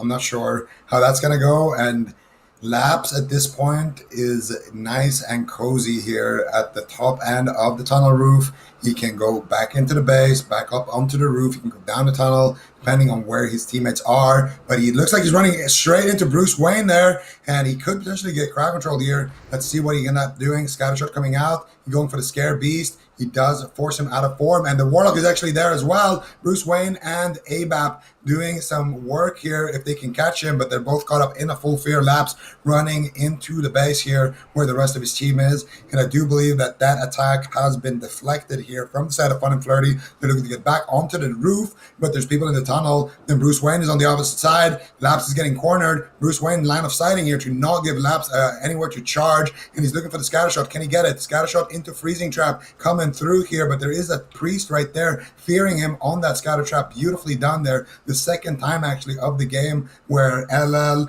does some amazing fears there, allowing Laps to get the distance that he needs and avoiding him from being put in a very, very dangerous situation. But players from the side of Demons are slowly haunting Laps.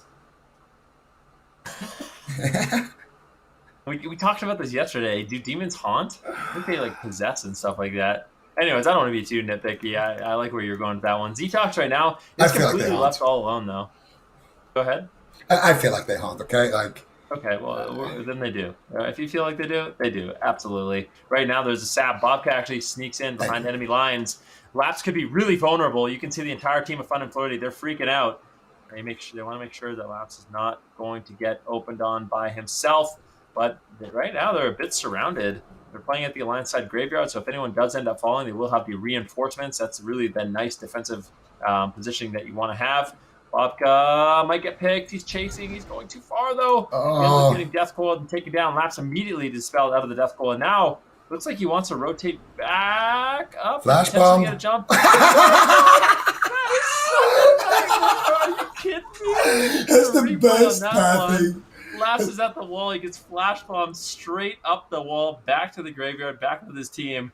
That is an absolute disaster for Demons. It's so unfortunate. With big damage coming in from Nadim, I don't think he's going to have the damage to finish it off. It's really close to an absolute one-shot, but I just don't think it's going to happen. In the meantime, Ztox, there's been no pressure, and I kind of wonder.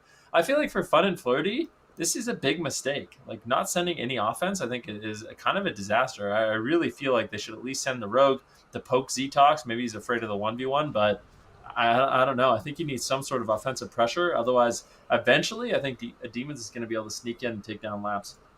Yeah, that flash bomb has got to be the funniest thing I've seen all tournament long. That and the freezing ban Brooke so far have just been golden. Definitely been keeping my eye out for those plays. Laps, you can thank his lucky start for that one. And now finally they are going to be back in that tunnel position. And one thing that's very interesting right now is that the team that was getting turtled on have become the turtlers. Yeah, but I think, like I said, I think it could be a mistake if they turtle too hard. I agree. I think Demons, they do have a shot to actually push through and take down Laps. And I mean, if anyone's going to understand how to break a turtle, it's going to be Demons. As you know, they've become quite the experts over this weekend. So yeah, I mean, we'll see. Bob kind of prime position to cut off Fun and Flirty, but I just feel like I really want to see Fun and Flirty at least try to pressure Ztox a little bit at this point. I'm actually curious where Ztox is. What is he doing? Is Ztox actually going for the offense as well? Selena Gnomes is lining out here in the banana. This can be a prime opportunity to strike. Look at one shot. He's noticed it. He's going for it. Chain lightning coming through.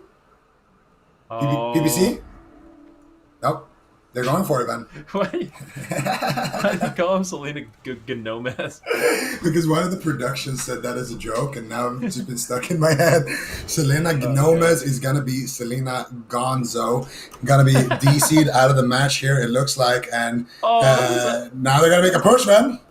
That is so heartbreaking, but Demons, living true to their name, they're going to be pushing forward here and really trying to make a play. Laps is going to be jumping down, but look who's waiting. Look who says hello. It is Bobka looking to cut him down. Laps gets caught. Omnivore and Bobka are all over this Druid, and there is no way that Laps is going to be able to hold on and survive. But that being said, we do have a pickup here. Xerox gets taken down. The flag does get returned, but there's no one to actually cap the flag.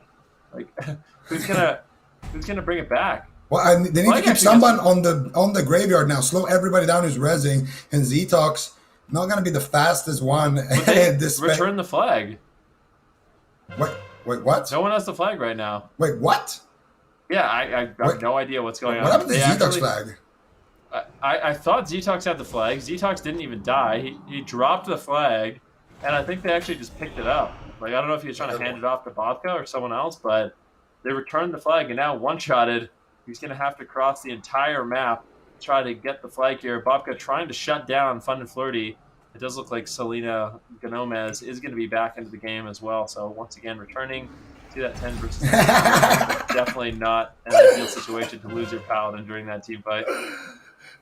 Selena Gomez back in action here. And honestly, maybe Ztox, he wanted to be nice there. He's like, you know what? This didn't feel. I'm just kidding. He's a demon. He doesn't care if somebody disconnects. He wants to go in and win this game at all costs. Top 6 is on the line here. And I don't know. Like, was the flag like heavy on Ztox's back? He was like, you know what? Let me just. It's like carrying a backpack. He's like, let me take this off so I can swing properly. Ztox actually getting swung on though right now outside of the tunnel, taking massive hits here. Could potentially be his shield wall coming out if he has it. I'm not sure. Looking to get a couple of heals, but I don't think he can. Bobka getting ready. I think Ztox should just drop it here for Bobka, and Bobka could just potentially pick it up. No, he gets nice grenade there onto Bobka, preventing him from getting that repick. And now Laps once again having the flag. Is he going to be able to make it out though? That is the question. Laps caught into some crowd control. We can actually follow exactly what is going on. Oh, the totem charge! Trying to escape the base. No, he's so low. One shot is there. Just one frost shock. Any little bit of damage, and Laps will ultimately fall here. And it looks like the flag will be returned. But here's the problem. I feel like Demons made a big mistake. A big mistake. Not at least keeping someone back, right? Like, I don't know why I mean, sure, you got to make the push, but I feel like they should have at least tried with 9 people to return the flag. I don't know how much Zetox was really able to get done carrying the flag himself, and if he had just been positioned back, they could have put themselves back in this game. I mean, it's not over yet, but definitely not looking nearly as good. Is Maui Wowie naked or something? I just saw him get shadow burned on like 50% HP and immediately get erased with that flag. Both teams looking to do what they can do here with the flag. Now you got an Ellie Shaman on sub 40% HP with the flag, and there's a rogue waiting for him in the wings. There is no way a Deemdo makes it out of this tunnel. A brave effort, A for effort, but it's not going to work out for him. And both teams looking to still get those flag caps. We got about 9 minutes left here on the clock, so very much anybody's game still. But right now, it is going to be fun and flirty, looking to flirt their way to that top 6 and to that championship Sunday next week. Looking good so far, man. I mean, definitely. It wasn't looking good originally, but they managed to battle it out. They managed to actually take advantage of one of the mistakes Demons made, which was just allow them to get way too much distance in the banana. And once Fun and Flirty was able to take down Zetox, and we saw Laps, basically sprint across the entire map, really not looking like a distance runner. He was just all out sprinting to cap that flag, and did manage to do it. Now Fun and Flirty have put themselves in a prime position. Of course, there's still a lot of time left in the game. Enough time, certainly, for Demons to try to grab the flag, but, I mean, they were really relying on that killing glow strategy, and now that that hasn't worked, it seems like the Demons are, they're crumbling a bit. Yeah, and this is the risk of the turtle. When you try to turtle and it doesn't work out, all of a sudden, you're going to be in a big disadvantage because now you have to play the flag cap game with a composition that just isn't very, very well built to do that. And I mean, in their defense, Demons had their flag carrier basically not able to attend in the last couple of minutes before the signups were closing. So they weren't able to actually get anything done with a druid. So they were put in this position. This is not something that they actually went into the tournament trying to do because they are extremely good players, all of them on that roster. And they would rather try to play out, the kind of standard Warsong strategy. But for now, this is the situation they're in. And if they can make top 6 with just, trying to turtle their way there, it's not a bad idea. And we see One Shot looking to pick up the flag, looking to sneak his way in. And he's actually just tanking 2 players somehow right now on that Ellie Shaman. Is he 1v2ing a Hunter and a Rogue? No way One Shot is going to do this. No, Elemental Mastery does get vanished here. One Shot, though, still looking good. I like this 1v2 plays that he's trying to do, but the Rogue should be able to open onto him and clothesline him at this point. Still getting chased. One Shot, I actually can't believe it. He's gonna be able to top himself off. No, he doesn't have any mana, so no mana. The first damaging. That's who's looking for the cheap shot, looking to take him down, and looks like One Shot will be returning to the grave. Oh, no way! If he gets a clear cast. He wants a clear cast now. Goodbye, One Shotted. He will be returning to the Horde side graveyard. At this point, no one has the flag. And at this point, Demons, I mean, they are running out of time to actually get a capture on this map. They're behind 1-0 right now. And unfortunately, they only have, about 7 minutes left, 6 minutes left on the clock to get that cap and get back in this game. And it's looking unlikely, honestly. They haven't been able to get anyone out of the base with the flag. Fun and Flirty's doing a great job with defense. And they're actually, looks like they're going to be the ones that pick up the flag. So pressure is really on for Demons here to pick up this flag and get it across the map. Yeah, Zetox sheeped right now with a free action potion, but there is Maui Wowie and the rest of the squad. I don't understand why Maui Wowie isn't the one to carry this flag. I really feel like at this point, if you're looking for a speed cap, having the mage pick it up would be ideal. But now that you have your whole team, obviously Zetox should be the one carrying it because he's tankier. But prior to this, I feel like Maui Wowie could have done some hero plays. We've seen a lot of mages in the tournament able to pick it up, rocket boots, skull, and just get a lot of distance and then drop it to somebody else, kind of passing it on. But now it looks like they're going to be brawling their way through this tunnel here on the side of Demons. And it's not great because if they're fighting here, they're going to need to go and recover on the tunnel roof and then fight again after the team of Fun and Flirty reses. and then they're going to need to try to cross the map. But the time is of the essence right now, so you need to potentially just try to go for it here with low resources, low mana, low HP, low everything. And if you take a look at Labs right now, he is failing the graveyard jump, actually jumping down. Bobka is potentially clotheslining him, looking to maybe intercept him in that tunnel. Can he reach him, though? That is the question. Skull of Impending Doom coming out from Labs here, Scene getting sapped, and everybody is turning onto Labs. This is a big mistake from Labs. If he keeps going here, Maui Wowie should be able to reach him, and he will potentially. Zetox is there as well. Labs looking for the boots, basically praying to get them. Flag carrier on flag carrier action in the tunnel. Omnivore is there as well. Sheep coming out there onto the priest, onto the paladin of Selena Gomez, and now Labs getting intercepted here by Omnivore. Big damage coming out. One shot is waiting in the wings. Chain Lightning being casted. Takes about 60% of his HP, but I don't think that was a crit. One-shotted. Unfortunately, they're not able to land it, but Omnivore is all over him. Execute range. Labs drops the flag. Do they get it? Zetox this time returns the flag, and now they have a couple of minutes left. 4 more minutes remaining on this match, less than 4 minutes actually, where they need to get to their base and return that flag. Everybody on the side of Fun and Flirty just rezzed. How are they going to do it, Van? They need to have somebody slowing down these mounted players, and it needs to be Maui Wowie right now. Blink in and do a fat Nova. Do it, Maui. What are you doing, man? Oh, there it is. Seam's on the run. Seam might actually pick up the flag, but Bobka is waiting in the wings. They need to back up Seam as soon as possible. Bobka pops sprint.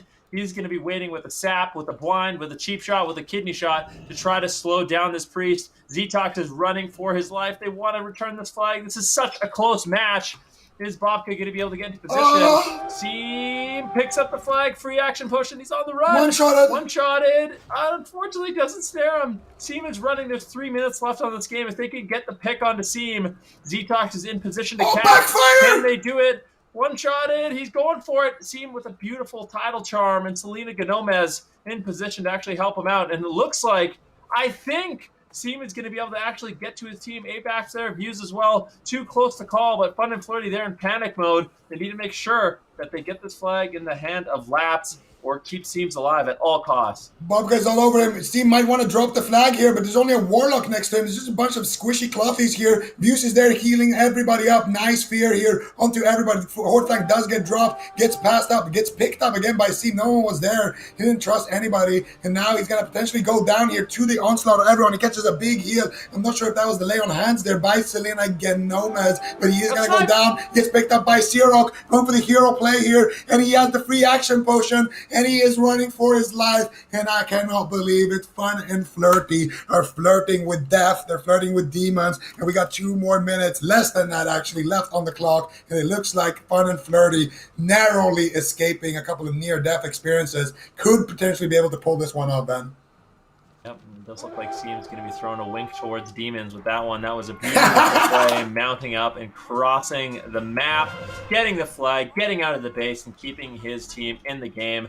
And now there is just a couple minutes left at this point, less than 2 minutes, for them to actually take down this flag carrier. They're in absolute panic, in absolute desperation. Bruce Wayner has been left all alone. Do they have enough time to actually take down aggro meters? I feel like it's extremely unlikely at this point. Thunder Fury, Shield coming in. You can bet Shield Wall is going to be available for aggro meters as well. And I think Fun and Flirty is going to be walking away with this one. Yep, aggro meters. It's definitely dressed for the occasion here. Thunder Fury, he's got the rank 14 shield, and it looks like the game is about to end very, very shortly here. I don't think that there's no way almost that he goes down. If he dies to it like in a death coil or something, 100, that's the only way that they can do it. They have a couple of seconds left. They're looking to make the push. Omnivore can't be wasting any time hitting anyone else. Couple of seconds left on the clock. Maui Wawi blinks in. He gets the Nova. He gets the Cone of Cold, the aggro meters, using that free action potion, using everything he can at his disposal, just trying to stall out as long as humanly possible. Top 6 is on the line. Whoever loses goes home. Whoever wins advances to next weekend. And it looks like it's going to be Fun and Flirty as the players on the side of Demons are slowly but surely dying. Zetox caught up in a Thunder Fury proc right there, and that is going to be game over. Zetox falls, and that is going to be Fun and Flirty taking down Demons here in the lower bracket, making it to top 6. What a match. Not only that, but I mean, at this point, Fun and Flurry, they have to be very excited, and unfortunately for Demons, very sad because that is the top six. They are going to be advancing to that championship bracket, and that was the ultimate goal of all these teams. As that championship bracket next weekend is going to be where pretty much everything is on the line. I would say last weekend and this weekend we're all about making it to that top six, potentially getting a bye if you can make it top two, and also the bragging rights of actually just winning the entire thing. But extremely well done by Fun and Flirty, managing to hold on, capitalizing on a few mistakes, and I just have to say, it seemed just in a prime position to keep his team in it. That was a really, really close call. That was an excellent match. A couple of misplays there, definitely from the side of Demons, but it, I gotta say, Fun and Flirty played an amazing game. I gotta say, they were very fun to watch there towards the end. And, Selena Gomez with the heals there onto Seam as well with the MVP pick, managing to narrowly make it through that gauntlet of players that was in the enemy base. And just a crazy, crazy game right there. And our next matchup is going to be in the upper bracket finals. We got Ooh, I'm VC excited. waiting versus TY Skram. So don't go anywhere. We'll be back in 3 minutes after this break, and we're going to be bringing you that beautiful game.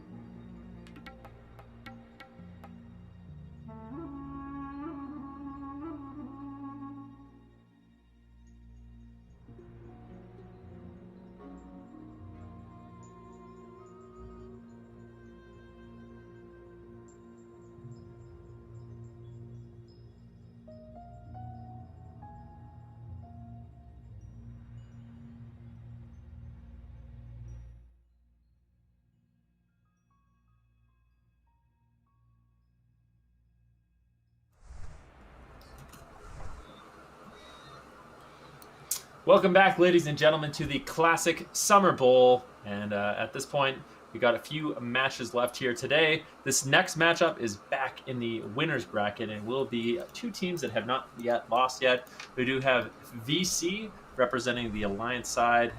They're going to be going up against Thank You Skram, and this team, they've been using some interesting strategies.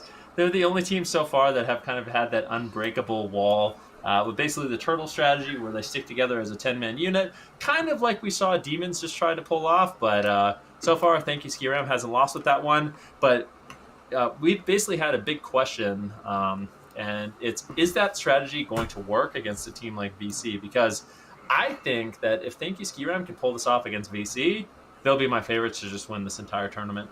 Yep, and we just saw the turtle of demons break. Now, can the vampires break the other turtle? That is the question right now. And if there's a team that's going to be breaking this turtle, which is honestly, I thought that, with the lessons that we saw, demons learn yesterday, that they would come back and look like the strongest turtle here today. But it's looking like Thank You Skram are going to be just skiing their way up on that banana and chilling on the roof, deflecting anybody who can make their way up there. And if there is a team that's going to be able to deal with this, it has to be VC. And the opening stages as well of the game here is going to be very important. How are they actually going to play this out? Are they going to play it as a 10-man unit and try to, mitigate their losses, try to not let anybody die, and then put themselves in a kind of a good position that way?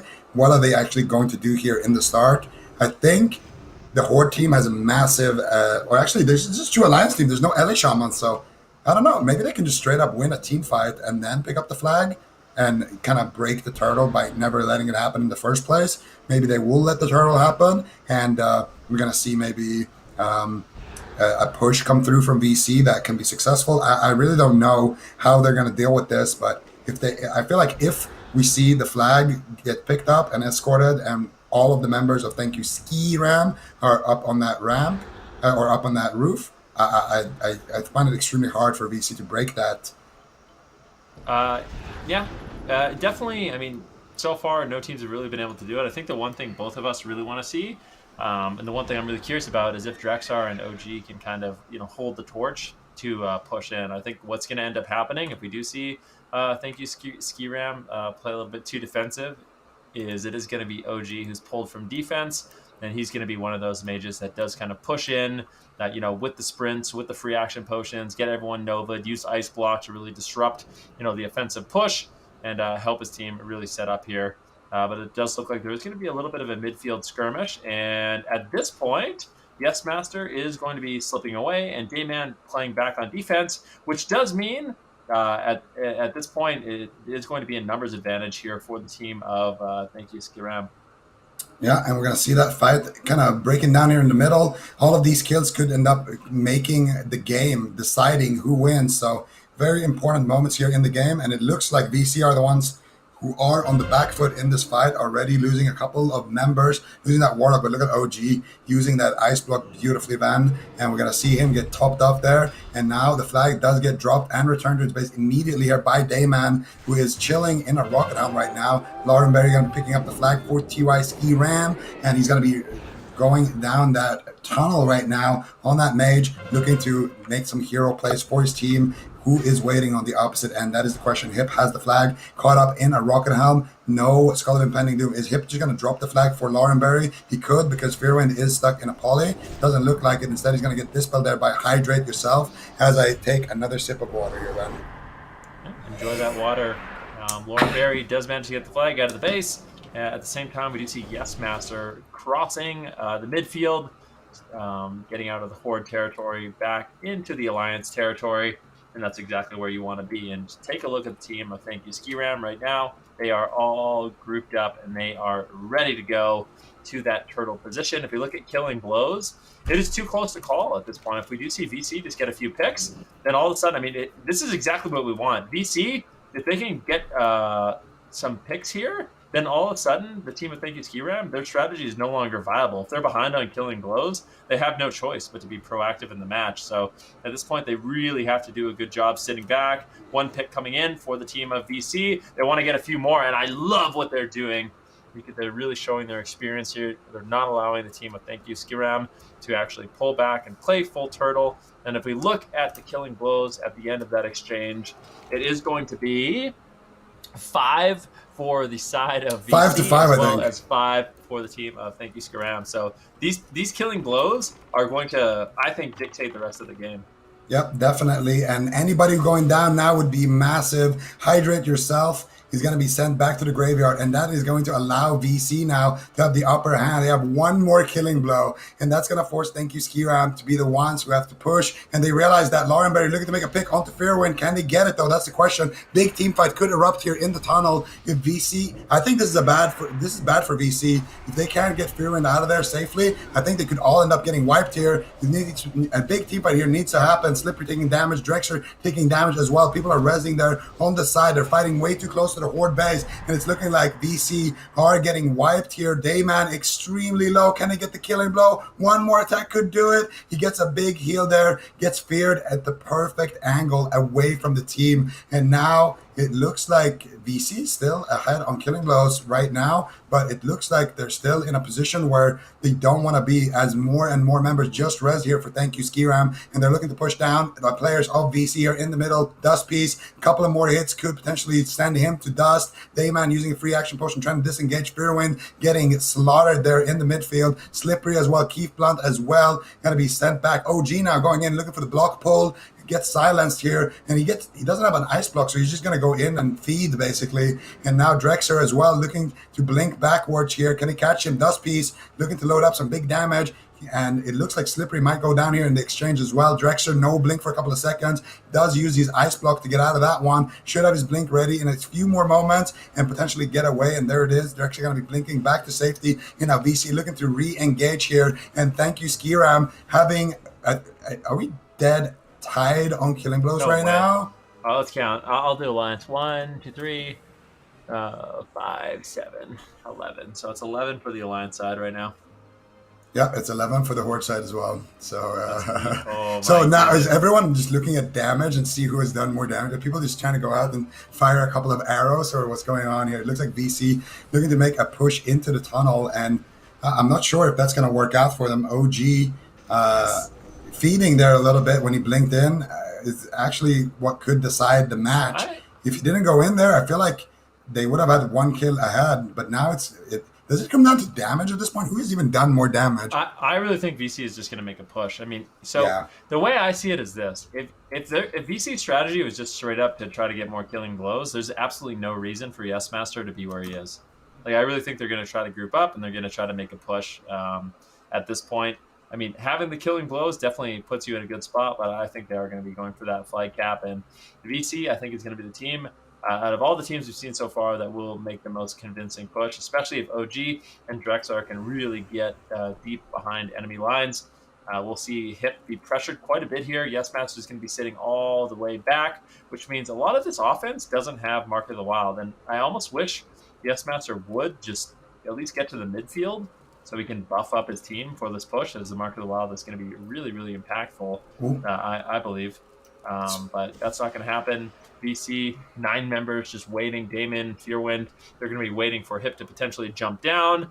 And this is where we see, VC how much they'd practice against this turtle strategy, and if they're going to be able to actually do something that no other team has done yet. So now the question is, who's going to be taking that movement speed buff? I kind of want to see it on OG, but it could be the warrior picking it up. I think OG is actually going to be the one who picks it up, and this is exactly what we want to see. OG picking it up, using a free action potion, using a Skull of Impending Doom, just so he doesn't get crowd controlled, and then going in and doing a big block pull.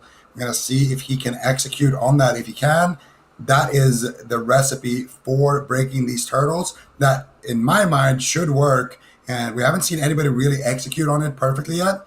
But now we're going to see VC in that opportunity, in that situation where they potentially could make it happen. I think OG with his position is going to be the one who picks it up. No, it's going to be Slippery. Slippery picks it up on the warrior. OG looking to lead the charger on that mage. Blinks in. Free action potion coming out. Looking to make a push up on that banana. Let's see what they can do here. Fight should be erupting here shortly. You see no one actually dying on the side of VC as they make this push here. And now all of a sudden, Hip could be in massive trouble here on that flag carrying druid. Drexer already going down. You see already big damage going out here on the side of VC, but all they need is a couple of members to connect onto that flag carrier of Hip. And it looks like they are going to be able to do that. OG snaring down everybody. Dayman, though, taking fat hits now, should be potentially going down here as well, has more and more damages connecting onto him. OG looking to do some damage as well, but he will fall, and it looks like VC's push is going to fail, and the killing blow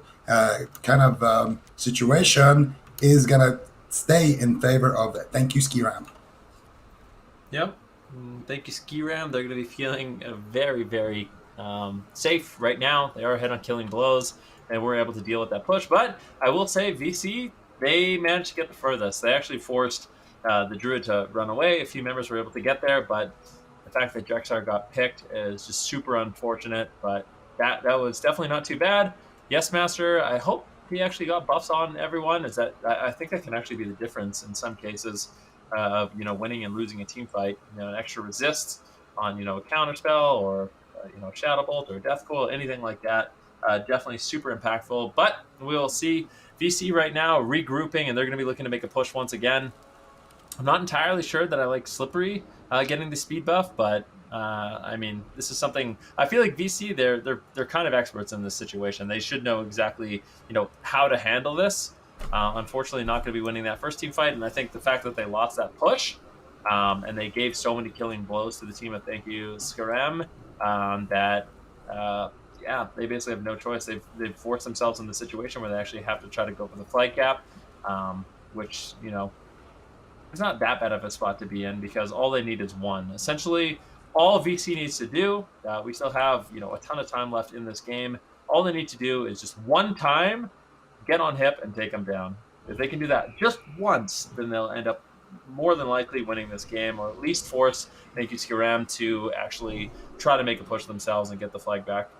Yeah, and so far, there's not been anybody able to do just that, but they are positioned now. They're kind of lining up on that banana, and here we go. The push is coming through. Let's see what they can get done. Slippery charging in. Drexer blinking forward with that rocket helmet as well, and he's going to get feared up. They're going to get scattered here. Drexer actually getting feared and ice blocking and getting feared again. You hate to see that. And into a trap, he got feared. Drexer is completely out of this fight, and they get the flash bomb onto Hip. Big damage coming out here. Can they deal the damage that they need, though, to take the flag carrier down? Hip taking so much damage, you're potentially just going to go down. Sapper charges coming out. Big heals onto Hip. OG and everybody getting AoE down. Hip somehow, some way staying alive right now, but for how much longer? They need to kill all of these players from VC as quickly as they possibly can, and it looks like they are going to be wiping VC.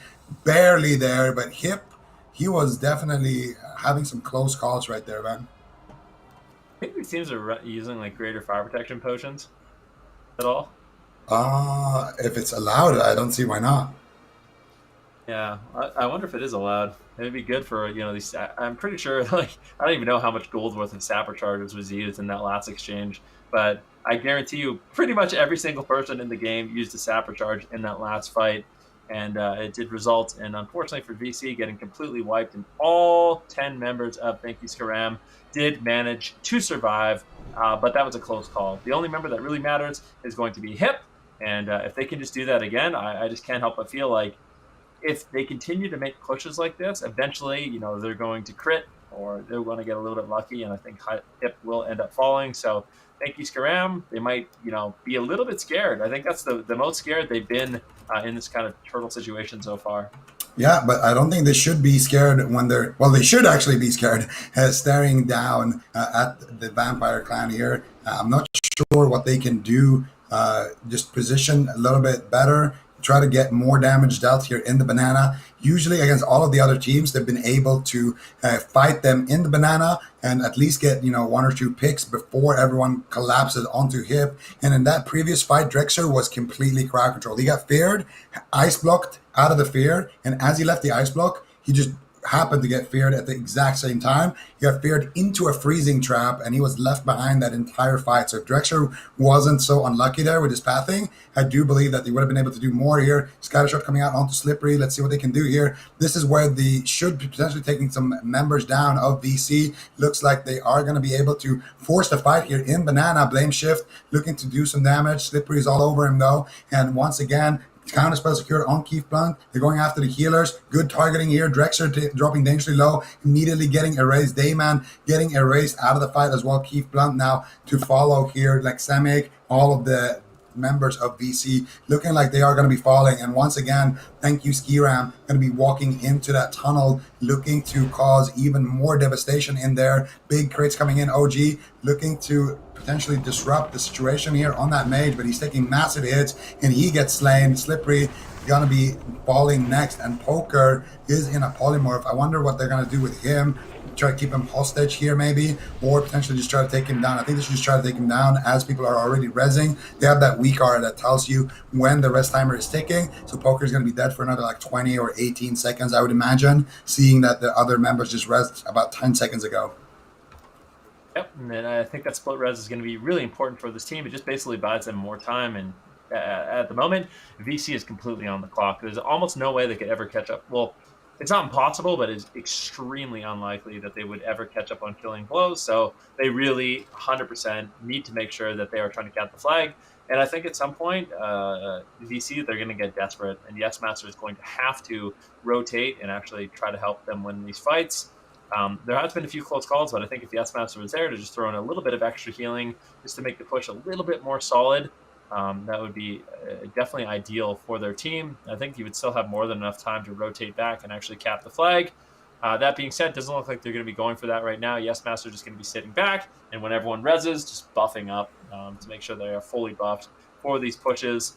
It looks like VC, they're actually going to be trying to get themselves in position, and we are seeing the suicide strat. So both Slippery and Dust are going to be looking to take themselves down, and they're actually really trying to disguise where they're doing it. So the Warrior, as well as the Rogue, as well as the Warlock, are going to be taking themselves down. And the reason for this, if you didn't see earlier, is so they can run with their spirits across the entire map, res on the top side of the roof, and actually cause like a kind of a surprise attack here.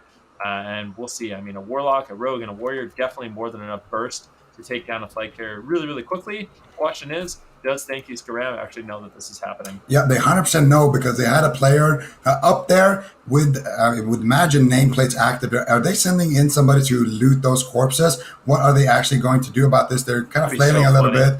It looks like they are waiting on the graveyard side here, on the side of VC. That's where they want to kind of get this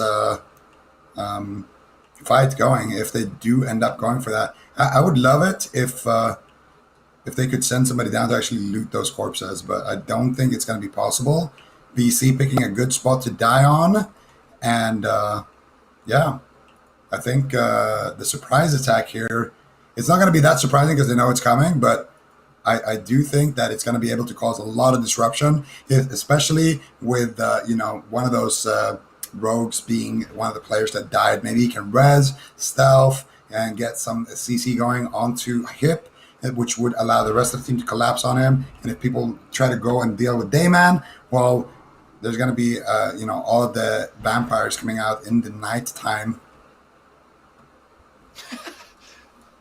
Yeah, I mean, definitely they're going to be looking to make a pounce here. But the thing is, thank you, Skram, so far, they're looking like they've been able to hold it off, definitely eating a lot of garlic or something. Right now, caught into the ice block, trying to do the block pull. They get them all grouped up. They might actually be able to cause a little bit of a disturbance. Slippery, here it is. Here's the flank. But unfortunately, they just go down so fast. Drexler's so low. Slippery actually gets healed. And now we'll have to see Hip how much damage and how much punishment can he take. It's going to be kiting. And once again, VC, they get absolutely rinsed, sent back to the graveyard. And that was a long trip. I mean, think about it. Think about it for Slippery and Dayman and Dust. They end up dying. They walk back in. They kill themselves, then have to walk across the entire map. They res and then die in 10 seconds and then have to run run back once again. I mean, VC, they're trying to pull it out, but I just feel like the execution on that one, no, it definitely wasn't ideal. Timing was a bit off. Yeah, the timing was a little bit off, but still, I do like the strategy that we started to see. The just killing yourself in the enemy base strategy. Definitely not something that we expected to see at all, but the meta here in NA so far this weekend has been absolutely bonkers, and I got to give it to thank you, Skram. I was a little skeptic so far, but I am slowly becoming a believer. These guys, I'm not sure what they're doing. They've definitely been eating a lot of garlic, as you mentioned, but those vampires looking to group up and potentially take another bite here out of Hip. Not in the hip, of course, on the neck. I'm going to see if they can do that.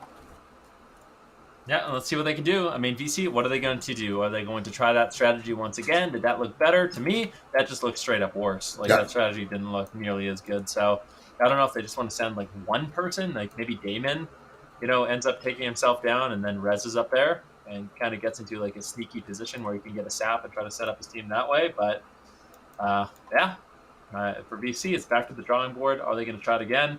Yes Master's still sitting back, so they're not completely willing to put Yes Master into the fight, which is something I think they're going to eventually do. I mean, right now we're 18 minutes into the game. We're over halfway in this match, and VC, it hasn't been looking too convincing from them. They have one good push, which I think is the best push we've seen from any team so far. But like you said, I mean, thank you, Skram. This team is actually making me a believer as well. And I think with this strategy, if they're allowed to do it, like the teams are letting them get into this position and, they are ahead on killing blows, then I think they could just outright win this event, unless we see VC really pull off something big.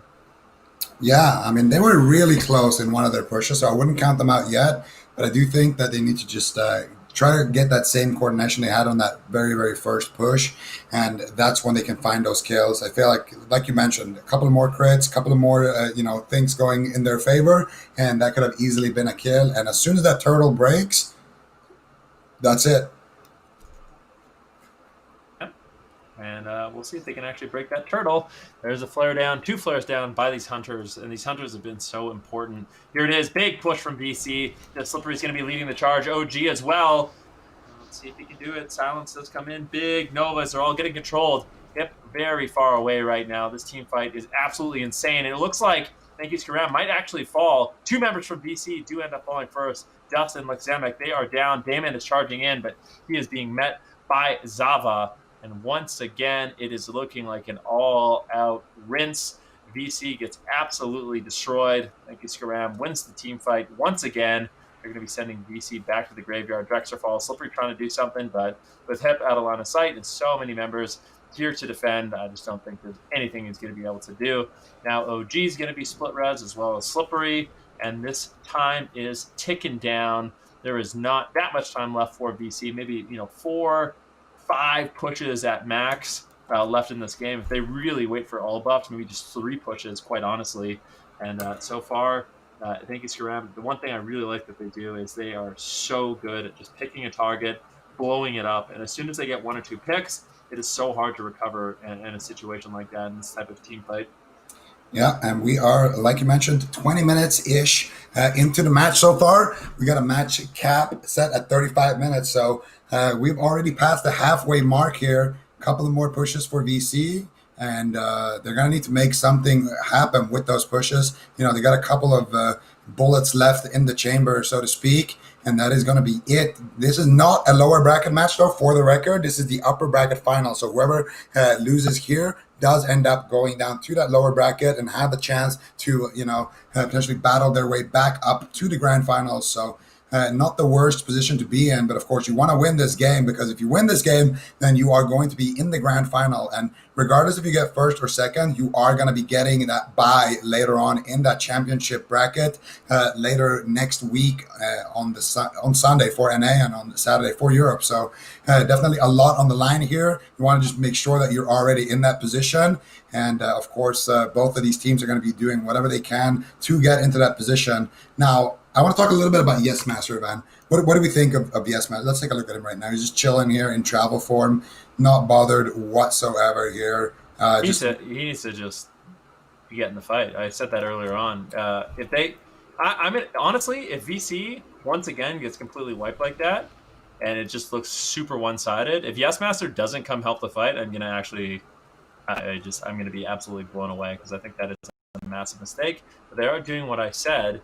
And that is going to be Dayman will end up taking himself out and putting himself in a position where he can get behind enemy lines and try to set up some crowd control.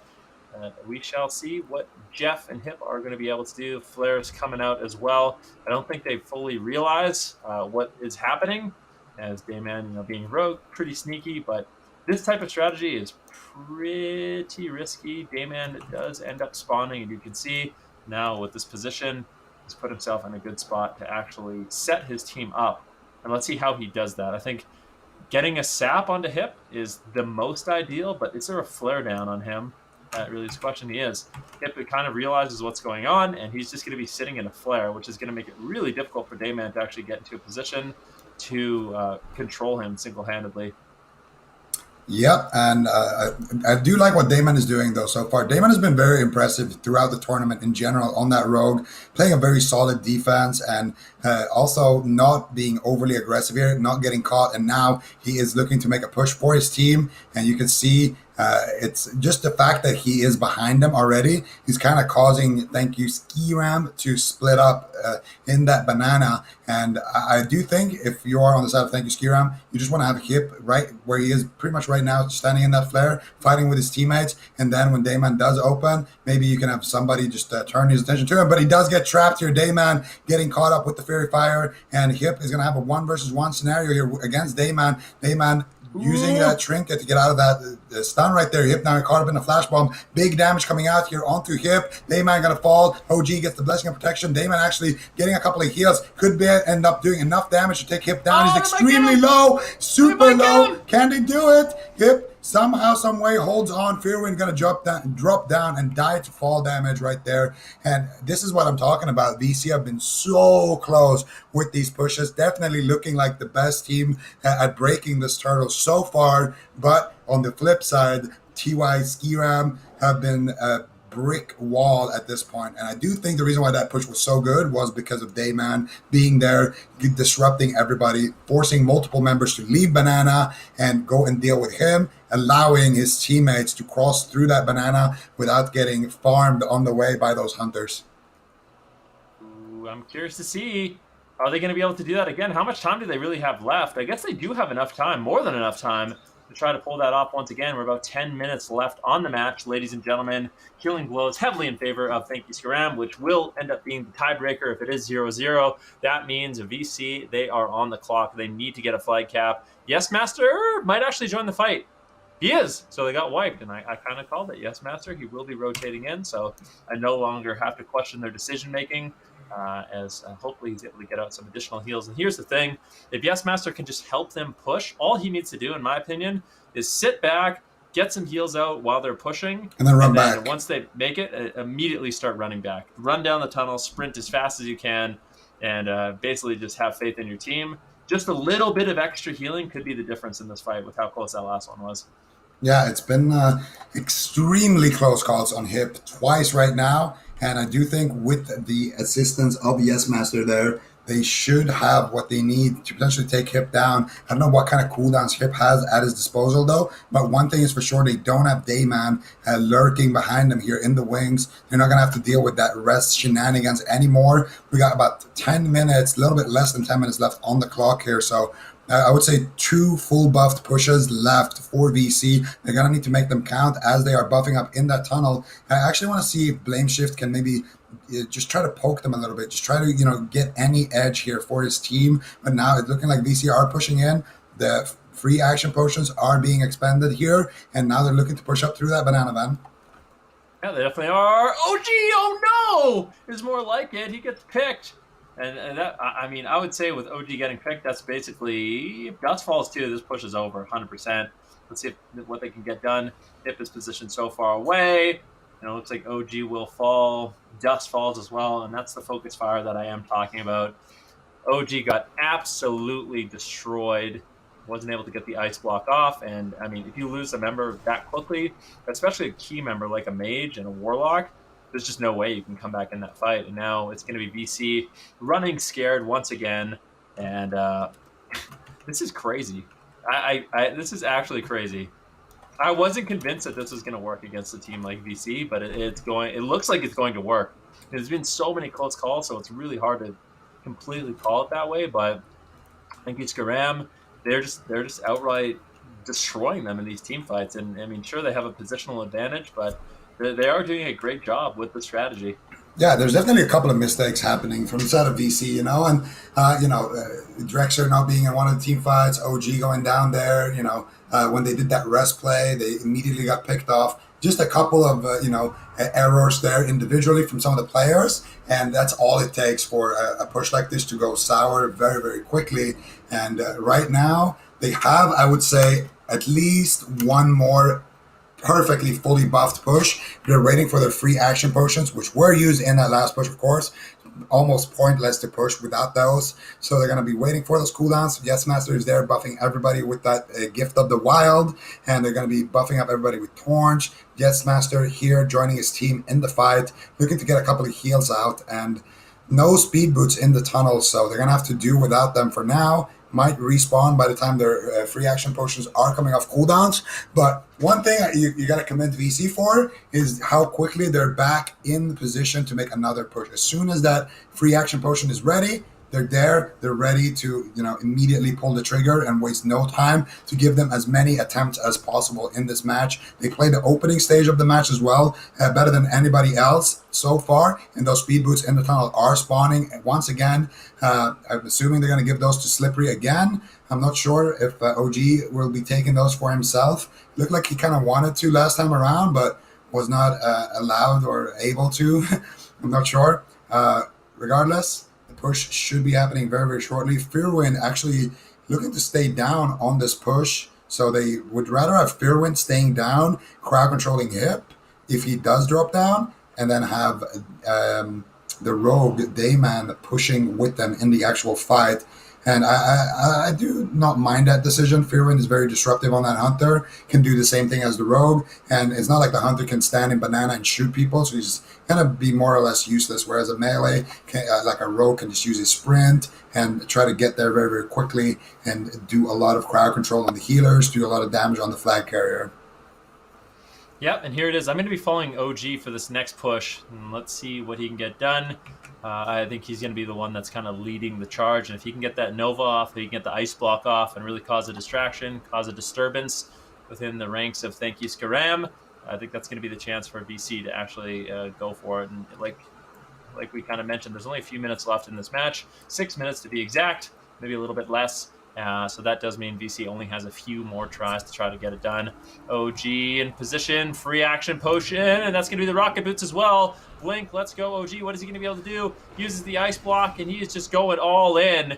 VC is swarming in like flies, and they are trying to get the Hip. But can they? Really is the question. Thank you, Skram. They're going for some damage. No damage on the Thank You Skram so far, but a lot of members from VC are making it pretty deep here. They might actually have a chance. There is a lot of damage. Drexler, Slippery, Dust, Lexemic, everyone all over Hip. The Death Coil comes in, but massive heals do follow.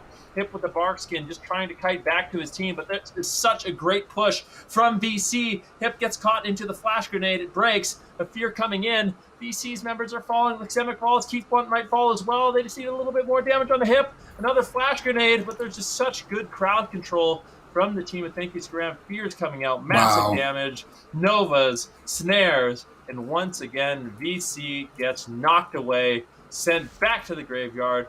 And Yes Master might actually fall at this point too. And this guy is going to be chasing him down, but VC, they took a long time to gather and buff up for that one. Zico, I can't help but feel like they only got one more try left. They definitely have one more try left. It's going to be extremely close. I think Yes Master might actually not even be able to stay with them. I feel like it's going to come so close that he just needs to be on the flag cap because they need to wait for the free action potion cooldown. They need to wait for everybody to buff up and regroup and get in position. And then they need to make the push and fight their way through the defense there. And then also kill the flag carrier and click the flag. Anything going wrong, somebody else picking up the flag or anything really going on that just takes more time could end up costing VC here. But I do want to say that previous push from VC so far has been the best of any push we've seen against this squad. I gotta say, all 10 members of VC actually making it to the flag carrier right there, that was about as good as you can hope for. Hip, though, with some amazing kiting and amazing defense. I don't know how is he so tanky on that druid. He used the bark skin and just running around tanking everybody there. So Hip looking extremely tanky on that druid, and I don't know how they're going to be able to take him down there if he didn't go down with all 10 members being alive in that situation. Yep. I mean, he's got 2 priests backing him up. He's got a paladin, hunters. It's just the thing about Thank You Skram's comp is they don't have a rogue, and I think that's actually better in a team fighting composition like this where you have so many flares down. I feel like Dayman really isn't able to get too much done on a rogue, especially if he's not getting a sap. I mean, if the rogue lands a sap, then obviously they're worth their weight in gold in a team fight. But if they're not able to do that and they're just getting knocked out by flares, it's really, really difficult. There's 3 minutes left on the game, I've just been told. So VC has enough time for one more push. This is their last chance, their last opportunity. Zico, do you think they're going to capture, or is this game going to slip away? I don't know. Slippery's name might be an indicator of that. But with that last push being super, super close, anything could really happen here. They got 2 minutes left here on the clock, and they're still waiting for that free action potion cooldown. This is going to be the final push of the game. Anything is possible here. Drexer, OG, the mages, they're going to need to make something happen, trying to make it to that back line. There's a speed buff in the tunnel. VC getting ready for the push, and there's the free action potions. They're going for it. Dayman charging in. Yes Master just dropping the flag and picking it up because he's so bored, I guess. And everybody else charging through here. It looks like a pretty good push so far. Everybody on the side of VC is alive. Hip, what are you gonna do here? Looks like Hip is going to be safe there in the back corner, and that's going to be Drexler down. That's going to be Dust Piece down. That's going to be Dayman following here as well. And look at the targeting. Rogue, Mage, Warlock, all dead. Those are very high threatening targets. And of course, they focused the offensive Mage, that Blast Wave Mage from Drexler. And it looks like VC, with that push, are going to fall in this match and potentially go down to the lower bracket. I don't want to speak too soon yet on it, but let's be honest, it's pretty much over for them at this point. Fearwind is stuck in a mind control cap. Less than a minute. Are they healing Fearwind right now so they can keep him hostage for longer? Jeff is making him into a little Majin Buu shard. You're turning him into a little cookie that they can eat at a later date. That's the worst thing ever. You're trying to put a soul shard. It is definitely not ideal. I'll never forget that, man. When you told me that your biggest fear in life is going on a hike and getting killed by a bear and turned into a little turd. Oh, come on. That is going to be the game over. VC gonna be falling to TY Skram, and it looks like TY Skram is gonna be that team to beat now, moving forward here in the tournament with their turtling strategy. Yeah, there's no question about it. VC down to the lower bracket, grand finals, as well as a bye in the championship round, have been earned by Thank You Skram, and at this point, they're seeming pretty unstoppable. And I think for a team like VC, what I really want to see, just to kind of, my final thoughts on that game, what I want to see from VC, because they actually are really good at team fights, and when we saw the team fights play out, it was really, really close. I think the critical mistake for VC in that match was the fact that during that whole skirmish at the beginning where we were seeing both teams kind of pick for killing blows, Yes Master was not there. And I think that was a big problem because they were fighting 9 versus 10. If he was actually in that team fight, I could see a world where VC was just ahead on killing blows, and then all of a sudden they don't have to panic. They can go play defense. And I think one of the strong suits for their team is actually utilizing Yes Master as a flag carrier. He's exceptionally good at kiting. Their defense is strong with Fearwind and OG. And the fact that they're not able to implement that definitely hurts. So I think if we do see a rematch, the VC is going to focus a little bit more on just making sure that situation doesn't happen, where they're safely in their base, ahead on killing blows. And if they can do that, I think that's when Thank You Skram is going to be tested. Yeah, they did kind of call in the goalie a little bit too late, in my opinion, as well. If Yes Master was there from the start, definitely could have been a different story. But also in the team fight pushes, he spent 20 minutes basically AFKing on the graveyard, just buffing people that res with Mark of the Wild, which is fair enough. He wants to be ready to cap, but I do think seeing how all the other teams struggled with TY Skram, I do think that maybe you should pay a little bit more respect and just try to go for that 10v10 situation. So there's a rematch potential written all over that. VC not out of the tournament yet. They're going to be in that lower bracket there, and we're going to be watching their games a little bit later on today. Our next match is going to be Protect the Lumber versus CLC and Friends, and I would argue that these are some of the most evenly matched teams. Protect the Lumber had a very, very close fight against VC as well, where they weren't playing the turtle strategy, but it took, I think, VC about 30 minutes before they did get that first kill on the enemy flag carrier and got the lead. So definitely was a close match there. Protect the Lumber so far very strong in this tournament, and their flag carrier, he is winning us over here on the caster desk. Yeah, I mean, there's no question about it. And then, of course, after that, we are going to have Squoke Pid going up against Fun and Flirty, which should make for another interesting matchup. But all the teams left in this tournament at this point have made it to that top 6, and that really is the ultimate goal, getting to that championship round next weekend. So if you guys want to see the top 6 teams from Europe, as well as the top 6 teams from North America, battle it out in their respective regions, that is going to be happening next weekend. But we still have to conclude this tournament, see which is the second team that will be getting a bye in that championship bracket. And I think for VC, that's got to be a very frustrating loss for them. They're probably going to be going back to the drawing board, kind of discussing, what went wrong in that game.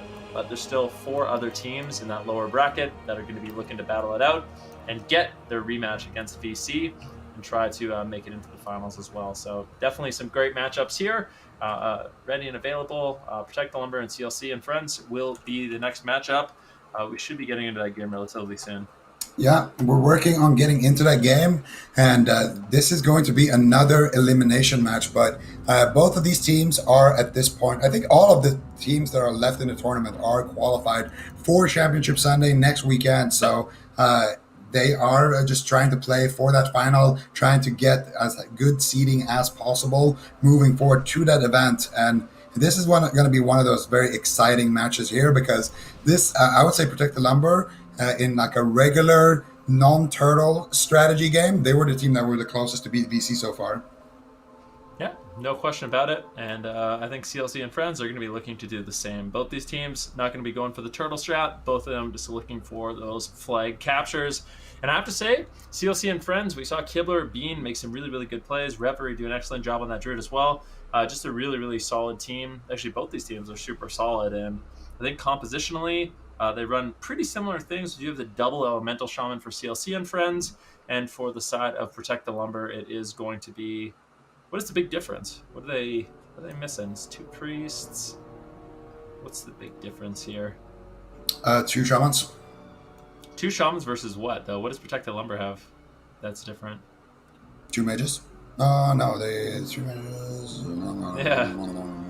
2 mages, 2 priests, the druid on each side, a warlock on each warlock side, warlock on each warlock. Side. Okay, it's a warlock. Okay, it's a warlock. So the warlock versus the additional elemental shaman. I mean, not having Hellstone, not having Soulstone, definitely unfortunate. I think warlocks in general are just really, really strong, and it seems like, to me, in classic WoW, especially classic Warsong Gulch, every single class has a role within the team, and those roles are, very, very important. So I think having a nice balanced composition is really, really strong. I think that's one of the beautiful things about Classic WoW is all the different classes really provide some wonderful utility. Yeah, definitely, and that's why you kind of want to have a little bit of everything, except for mages, of course. You want to have as many as possible from those, and you want to be tipping them for their portals and their food and water, of course. The gates are now open, and we are in the match here: CLC and Friend versus Protect the Lumber, or like we like to call them, the Lumberjacks. Let's see what they can do here. Cheats looking to maybe make his way down to that flag room using that left side of the map here, trying to sneak by undetected as well as he possibly can. And he's doing a pretty good job so far. I don't think he actually has been discovered, outranging everybody. He's taking extreme precautions here, doing a great job jumping back and forth here on that little tree right there, being, in protected lumber. I'm sure he is used to that. And now he's going to do that graveyard jump, which should be extremely easy as a mage. You can just use slow fall with that mount. And he's not even going to do that. He's going to do it the old school way, and he's excelling at it. Kibler, though, waiting in the wings here for a potential 1v1 Teika, and Bean fighting off here, being caught up in the rocket helmet into the counterspell by Teika. And let's see this duel about to happen here. Cheats already using his rocket, actually getting sapped there by Kibler. So bad start here for ice blocks. There's the Skull of Impending Doom. He cold snaps, and now he's going to go for the flag pickup. Where is he going to go? He's going to go ramp. Kibler is waiting there. Free action potion coming out. Cheats blinking. No more Skull of Impending Doom. The flag gets dropped. Wow. What a beautiful rocket helmet into a blind by Kibler. Is he going to ice block and drop it, or is he going to get restuff sapped on here? Kibler in a 1 versus 2 situation doing a phenomenal job here, opening up onto Cheats. But I don't know if he's bought enough time. Bean is there, but they are outnumbered here. Beautiful stuff here. Kibler once again looking to make MVP plays for his team. Vanishes the last Moonfire to get a big ambush crit there. And it looks like the flag will be dropped. Gets picked up by Sif. And now Sif looking to make his way across the map then. Yeah, look at Shad in the meantime. Really struggling to get away. Reverie did go down. Nicely done there by Protect the Lumber. CLC and Friends in a little bit of trouble here. Shad trying to cross the map. The mage with the quick fingers does manage to pick it up, and Kibler rotating position to really help him out. Reverie is going to spawn as well, and I think Reverie and Shad should be able to reconvene. Shad with a very nice blink on that rocket helm. However, that means Takia and Cheats are there, and they might be able to actually burst him down. Unfortunately, does look like Takia will fall. Cheats gets polymorphed, and Reverie is sitting in stealth. It's going to be a blink, drop the flag. Reverie picks it up. Sif! That is that. And at the same time, we do see Sif taking quite a bit of damage. What is Sif going to be able to do? Trying to rotate away. Taking a huge hit of damage there by Kibler. This all-star Kibler on that road doing a phenomenal job. Still just chasing. Does he have the damage to take down Sif? I don't think he's going to be able to. He does get the blind. Scarborough is getting in a position as well. Do they have the burst to take him down? Evasion. Does he have a pot? Does he have anything? Big burst out available. They have it. The kidney shot Kibler. He's a hero. Freezing back. Doesn't look like he's going to be able to do it. Scarborough still getting closer and closer. Just needs one big crit. They can take him down. Sif just line of sighting. He's completely out of mana. He gets taken down, but the flag gets picked up by Gainsay. And Gainsay now with the flag in a bit of a 1v1 situation here. He's going to be getting back up from Cheats. And now finally, Protect the Lumber is going to be feeling a little bit more safe. That was quite a close call. Now both these druids have gotten their flags into their respective bases, and I think it's going to be coming down to a much more standard matchup here in the near future. I gotta say, that was so close. Sif almost going down multiple moments there. With the wrist, did not get the memo. Lazarak, though, is there on the Shaman. Big damage coming out. There's no way they're going to kill them with 2 players. With the rest, how is he going to get the pick? He drops the flag. Gainsay picks it up again. Gainsay now making his way down to the tunnel, trinketing out of that frost shock slow, and he's going to be making his way back onto the roof. Intelligent pass there on the flag by Sif, realizing that he's going to be in a dangerous situation, but now you have a hunter here with the flag. Gainsay making MVP plays of his own, picking up the flag in that sticky situation earlier when Sif went down, picking it up now before Sif going down. And Gainsay, he's had a lot to say in the starting moments of this match, but so has Kibler, so has Scarborough, and I gotta say, LOLQQ looking as good as ever as well on that priest. Very, very big plays coming out of a lot of these individuals so far in this match. No question about it. Reverie just going to be sitting with the flag. in his base right now. And it looks like the defense from CLC and Friends is looking solid as they have a lot of people rotating back up at this point. Sif is going to pick up the flag. He does get dropped there, getting it to their main flag carrier, and Sif is going to be feeling really healthy and secure as well. I think at this point, CLC and Friends are just going to wipe the offense from Protect the Lumber. And then once that does happen, they will be looking to send an offense of their own. We're 0-0 in the match, still very early on. Only 5 minutes have elapsed in this game. Already quite action-packed, but it is going to be both these teams rotating back to the solid defense, offensive push. We'll see which one of these teams is able to pull out ahead. Yeah, and we're going to see these teams kind of group up now. I do believe that they want to just clean up what is going on here. But look at Shook already in prime position here. Shook has been he has a great habit of being at the right place at the right time. Sometimes though, execution could be a little bit better, but he's trying to sneak in here. But Bean, he is not messing up those flare timings whatsoever. Shook realizing this, going to be heading back into the connector here. Basically, what Shook is trying to do is just sneak in and get behind the flag carrier so that they can surprise attack Reverie. Trying to, if you can't do that, at least try to be in a position where you can cut him off if Reverie does jump down. And of course, Bean just going to be looking to never allow Shook to actually exit through from the tunnel onto the banana, onto the roof. And so far, placing down the traps, doing a good job. We kind of see just the standard defense here for both of these teams. Kibler on the opposite end of the map doing the same thing here, just looking to potentially cut off the flag carrier and the rest of his team when he does jump down. Team of CLC and Friends gathering up in the tunnel. And on the flip side, the same thing is happening. Gainsay looking to drop down a new trap, new flares coming down, refreshing those snares down there so that they can get that sniper position and get that advantage for as long as possible. But now the push is happening here on the side of CLC and Friends. Let's see what they can do here, Van. Yeah, let's definitely see. They're going to be pushing. Gainsay trying to slow it down just a little bit. Look at Kibler. He's going to be waiting for Sif to jump down, but I don't know if Sif's actually going to. We'll have to see what they're able to get done as they keep marching forward. They're trying. Looks like Kotis is going to get picked. In the meantime, it's Protect the Lumber also making a bit of an offensive push themselves. It does look like Sif is going to be able to hold on. CLC, their offense gets completely destroyed. And at the same time, we can take a look at Reverie and what's going on there. He's going to be feeling nice and safe, nice and healthy. His defense also extremely solid. As both these druids, once again, they're just going to be looking to, be as safe as possible, get in a prime position. The offense has to regroup, has to rebuff, and I think that's going to be the story for the next few moments in this match. Yeah, and once again here, both teams, their defense prevailing, and they're going to have to regroup here. And it's looking like we're actually going to see the team here regroup a little bit faster, Kotos and company making it down through that tunnel, looking to potentially get grouped up. I don't know if they still have their free action potions available, but they do have that Warlock on offense, which is going to be big for them. Speaking of big things, Big JC just entered the tunnel as well, buffing up everybody here, and they're going to have pretty much the composition that they do need. They also have their Rogue waiting in the wings, so everything's looking pretty good here. And we're going to see them kind of prepare for that push as soon as those cooldowns on those consumables coming through for them. Gainsay and Sheets so far just trying to fight off the assault here. Sif already using his free action potion, trying to defend that onslaught. But so far, no one on the side of CLC and Friends has gone down with the wrist. I think a couple of big hits, though, to the face. Take A is just kind of dishing out tons of damage here, forcing them to just kind of go back to their kind of balcony. And it looks like the position here is a lot better for CLC and Friends if their Rogue Kibler can make it through to the tunnel. He's just standing downstairs. I think he's trying to move in, but he has a Hunter's Mark on him. Gainsay so far in this match has been doing a great job just annoying this Rogue. And now, if Sif needs to, he could just jump down because the Rogue is just being harassed by the Hunter.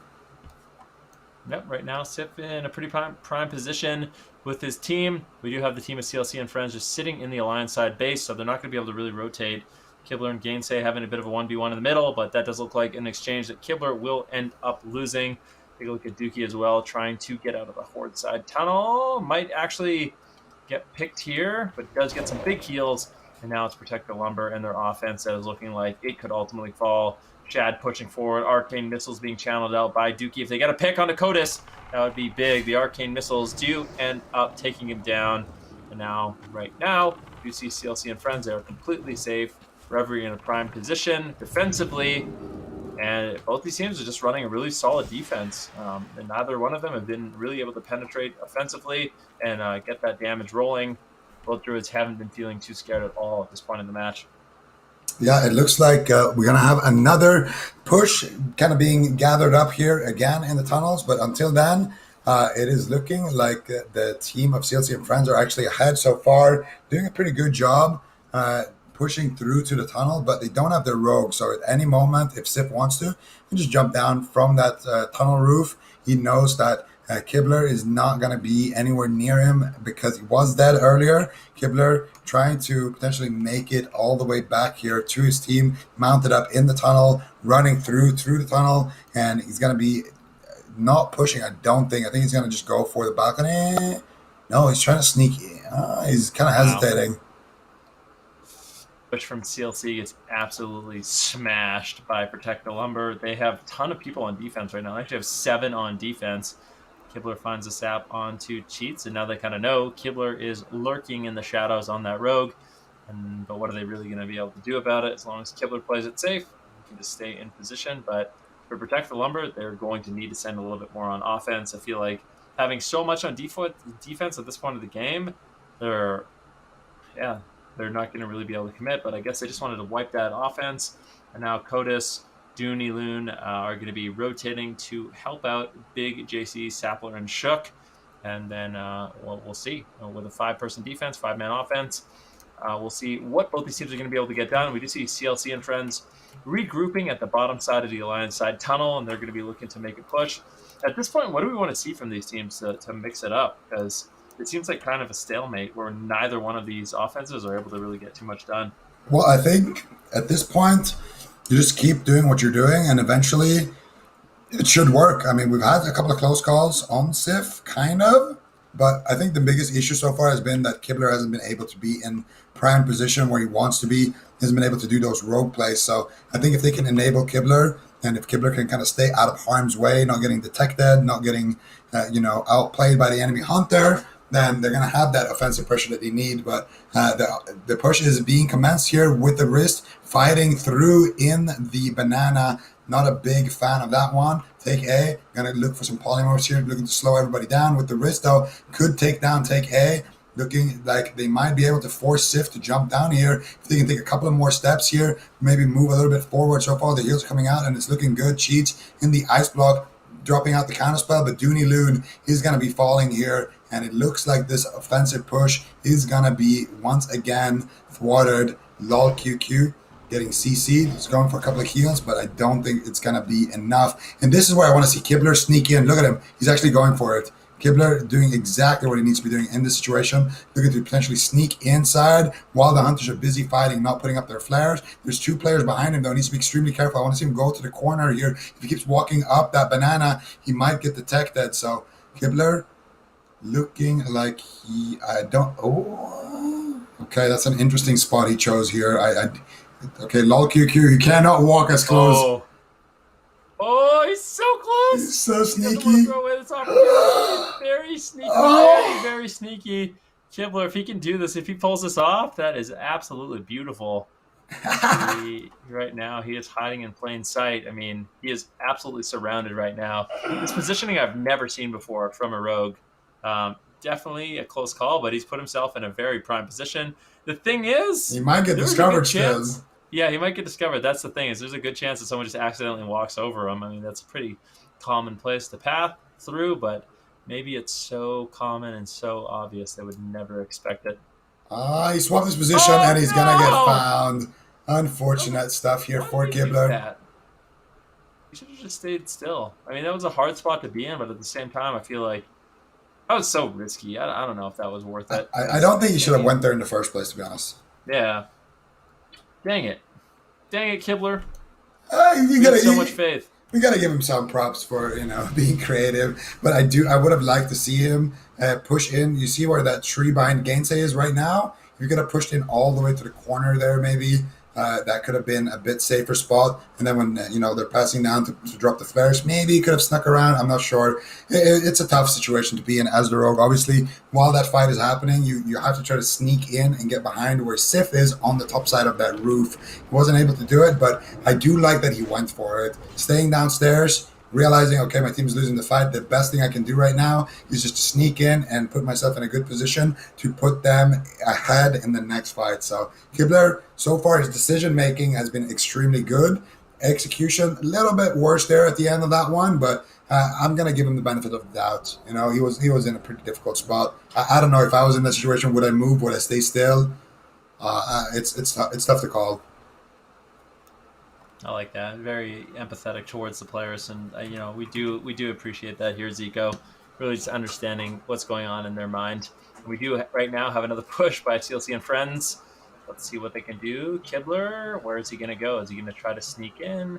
Doesn't look like it's a flare down, so it looks like he's actually going to be waiting for Sif. But Sif actually just jumped down. He wants no part of that fight whatsoever, and he's just going to be immediately running. So he's by himself right now.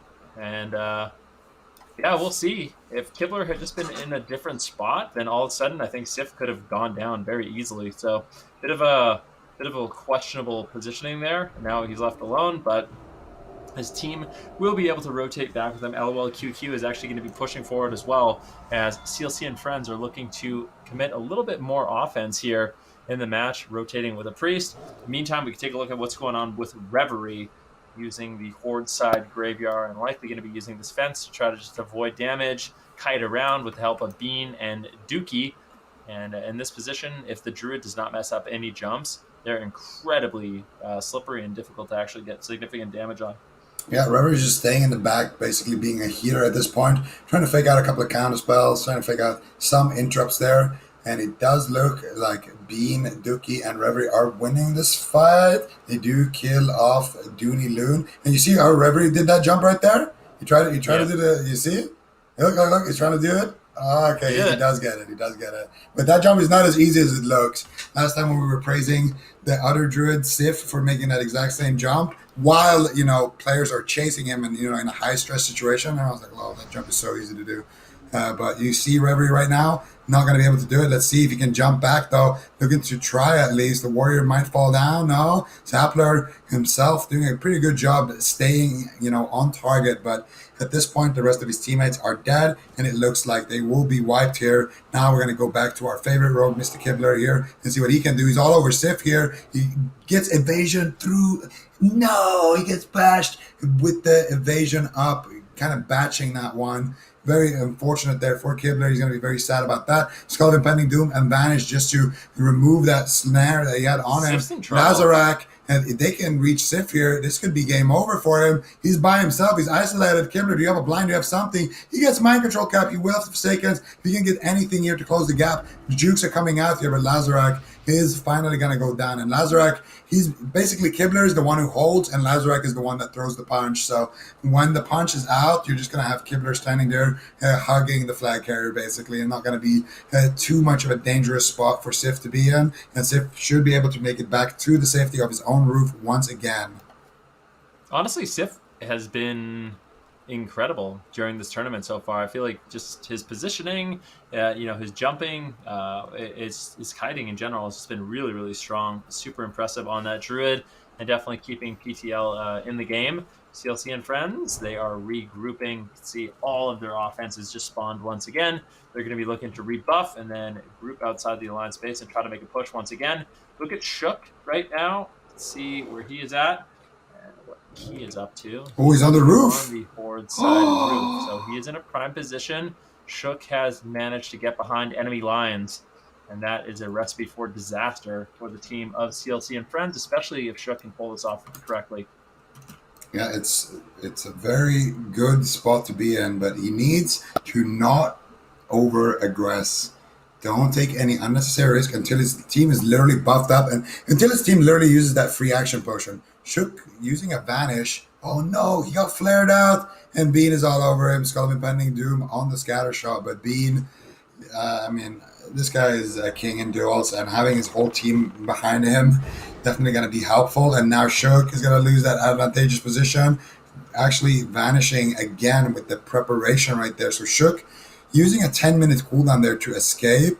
I feel like dying and just running back and holding on to that would be better. But now the entire team knowing where Shook is and knowing that he's low on HP, they're just going, oh, nice Hunter's Mark by Bean. He's going to be able to spot Shook here and take him out. So Shook expending all of his cooldowns and still falling. Reverie going to have an easy rotation. And now instead we're going to take a look at Sif and see what he can do here. Another push coming through here from CLC and Friends. Low QQ caught up in crowd control already.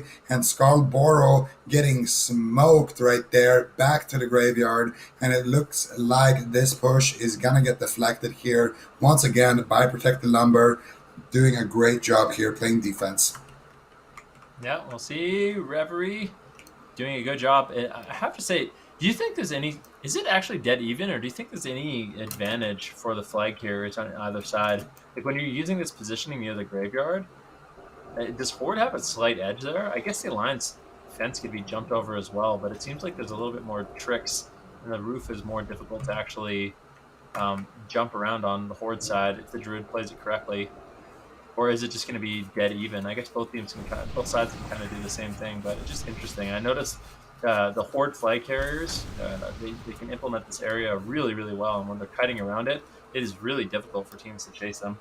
I don't know who actually has that edge, because on one end you got, I think the big thing as well is that you can jump up on that little cart next to the graveyard as a Horde Druid, and I don't think you can do that as an Alliance. So you have that, but you can jump through the kind of wall on the Alliance side, but you can do that on the Horde side, plus the roof of the tunnels.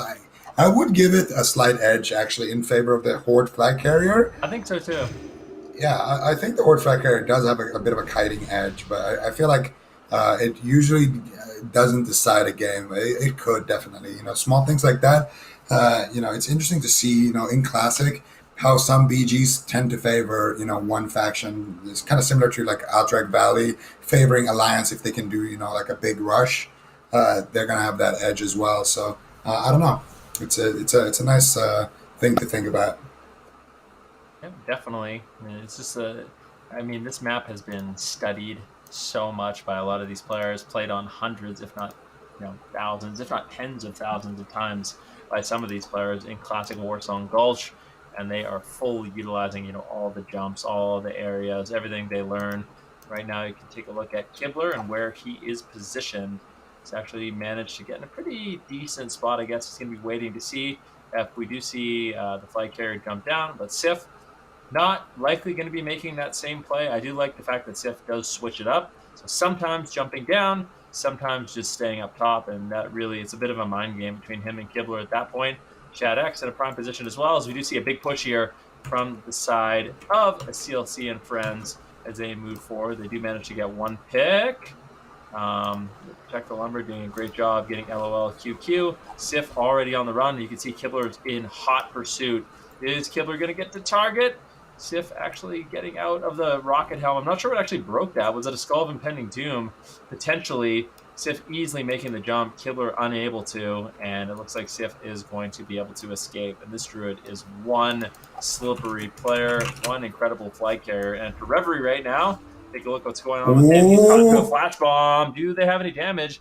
Doesn't look like anyone's going to be able to follow it up. Good crowd control, landing that bomb, but unfortunately for the rest of the team, they're not able to actually connect and take advantage of that. So close to having that many players able to collapse onto Reverie in that situation, but beautiful peels there. A lot of AoE coming out, slows, novas, things like that, snaring up everybody there in that kind of connector position. So great utility there, and that's kind of why that Druid Mage synergy is so deadly.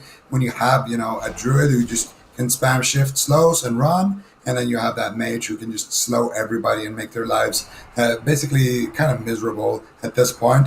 We are so far 24 minutes into the match, so we got another 11 minutes left here before it would go to killing blows, which is something we haven't discussed at all. But taking a quick look, I would say the killing blows is definitely looking in favor of the Lumberjacks. Yeah, we can take a quick little look-see, and I think that is fair to say.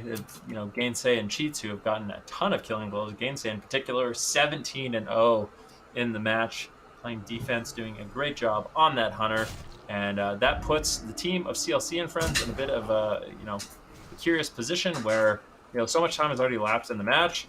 But if no one ends up scoring, then that does mean that Protect the Lumber is just going to outright win the game. That means CLC and friends likely going to have to take some risks in this matchup. They do want to try to score the flag.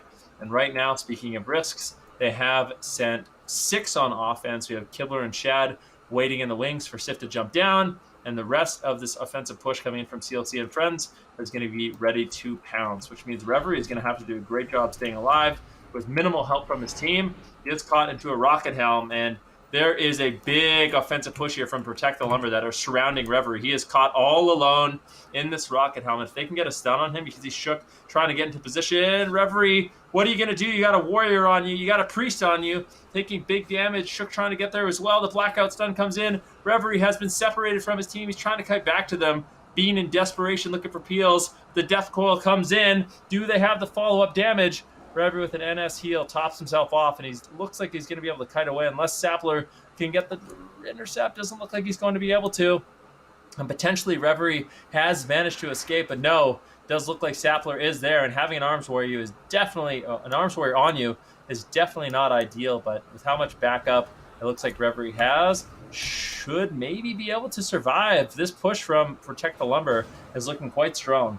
Yeah, definitely. But I do think Reverie should be fine in that situation, whereas Sif right now could be in danger. A lot of people made it up to that banana. And now Kibler, what can you do? Kibler, no, he's not in position in that connector. Shadex is there looking to get the Pump Pyro. And there it is, Blast Wave coming out, almost taking Sif down. Would potentially have taken him down if that was the AP Pump Pyro, but just the Pump Pyro non-crit with the Blast Wave, going to be taking him down fairly low, forcing out the NS, but I do think Sif should be able to live and fight another day here. As we can see, Shad being sent back to the graveyard there, and the rest of the squad here looking a little bit scattered on the side of CLC and friends. They have 3 people in balcony, and I got to say, Kibler being so forwardly positioned there in the balcony area, I'm not a big fan of. I think they, Kibler should have just been in the connector. And that way you can cover the balcony and you can cover, the bottom end of that connector side. And that way he can be in blind range, he can be in range to use flash grenades and things like that. And could have been a lot better for his team. Honestly, I feel like the lack of flash grenades on Sif has been kind of weird as well. I want to see a little bit more flash grenades expended in this match so far. Only really seeing Reverie get caught up in those flash grenades. Yeah, definitely. And just as we take a moment here, both these teams are kind of gathering up. Just want to say, just an update for you all. It does look like the last match we had, thank you, Skram versus VC, is going to be replayed. There was a buff, Summer Festival stamina buff on one of the pets. And as a result, that matchup will be replayed. And we'll let you know the results of that matchup when we do know it.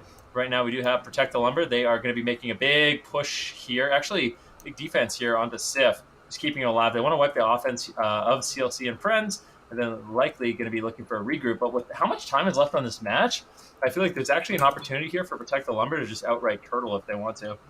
Yeah, that's the decision that gets tougher and tougher to make as the game clock ticks on. We got 7 minutes, actually a little bit less than that, left of this match. And at this point, do you go for the Skram strat, or do you keep sending out offense? Do you keep investing into the enemy flag carrier? Personally, I think you need to have some sort of offensive presence onto Reverie. So I would at least recommend sending out Shook, maybe sending out one of the mages, sending out the Warlock potentially as well, because he's not going to be that useful in defense. Have those 3 be like a special unit, and then you can have all your healers kind of sit back, and the other mage as well, just sitting back, trying to stall out and survive that attack coming out of CLC and friends. So I'm going to see what they can do there as CLC and friends are now gathering up in the tunnel, and there's a lot of players here in that tunnel. You can see Kibler has rejoined with his teammates, and that is a 1, 2, 3, 4, 5, 6 man push here coming out of CLC and friends. So they're definitely investing a lot into this one. banking on finding a moment here to potentially strike. Definitely. Here we go. CLC and friends, they're getting ready to pounce. And Sif has to be very careful as Kibler is waiting in the wings. This is good positioning, and they're going for it. They're making the push. Sif, what are you going to do? Numbers advantage right now in favor of CLC and friends, and Sif will jump down. Kibler looking for the interception. Can he get the crowd control? He needs to get in position, but of course, Kodas is going to be there to back Sif up. I don't know if Kibler's going to really be able to get anything done using the Vanish, the Skull of Impending Doom. No one from the team of CLC and friends was lost during that fight, but now with this positioning, Sif is just so far away. Once again, going to be utilizing all that mobility on that Druid. And if he really needs to, he can just jump down and kite up the tunnel once again. Yeah, and they have complete control over Kibler, who would be the person to kind of intercept here. Unfortunately, he got caught up in that rocket helmet, being snared down, being extremely targeted here by the squad of Lumberjack and friends.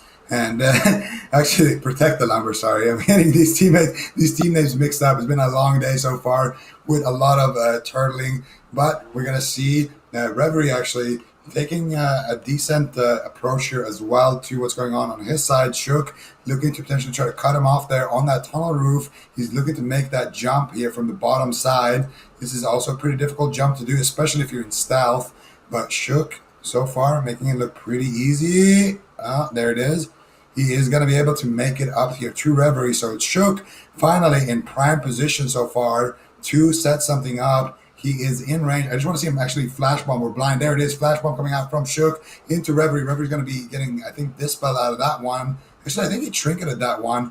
And Shook by himself pulling the trigger way too early. Needs to have better awareness of where his teammates are, but they are actually reaching here, and you can see the Warrior failing the jump 2 times, 3 times, 4 times. If that Warrior could have made that jump, that could have been a lot of pressure here onto Reverie. Instead, Shook going to be sent back to the graveyard. Sapler looking to try to take down Reverie, but Reverie doing a great job just hiding back and forth on that fence. Look at him just chilling right now, and just tabbed out, probably reading Twitch chat for a second here, as it looks like CLC and friends are going to deflect another push.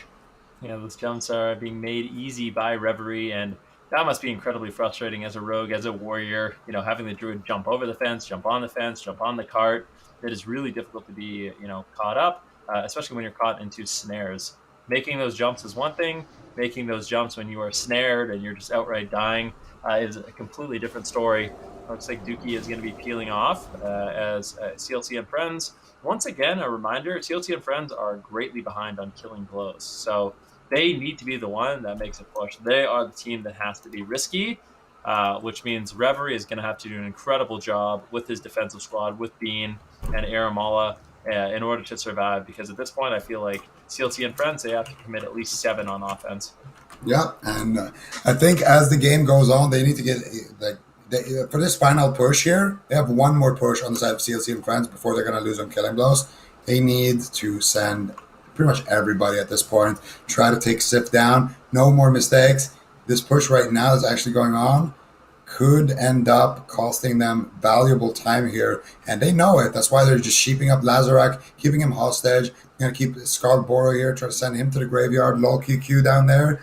If they can keep these players crowd controlled for long enough, there might not even be another push in this game, in which case it would just go to protect the lumber. So far, it is looking to maybe play out that way. You got 2 minutes left here on the clock as these players are trying to stall it out longer and longer. Scarborough, though, still trying to get ahead here, still trying to push Sif down there where the rogue is actually waiting this time around. Kibler going to be looking to maybe throw out a sap here. Not sure if he can expose himself where he's standing, but now with the wrist actually connecting here onto Sif a little bit, doing decent damage, but with the wrist taking a massive beating here by those arcane missiles, by the Hunter Mage, and it looks like this push is gonna wipe with less than 2 minutes left.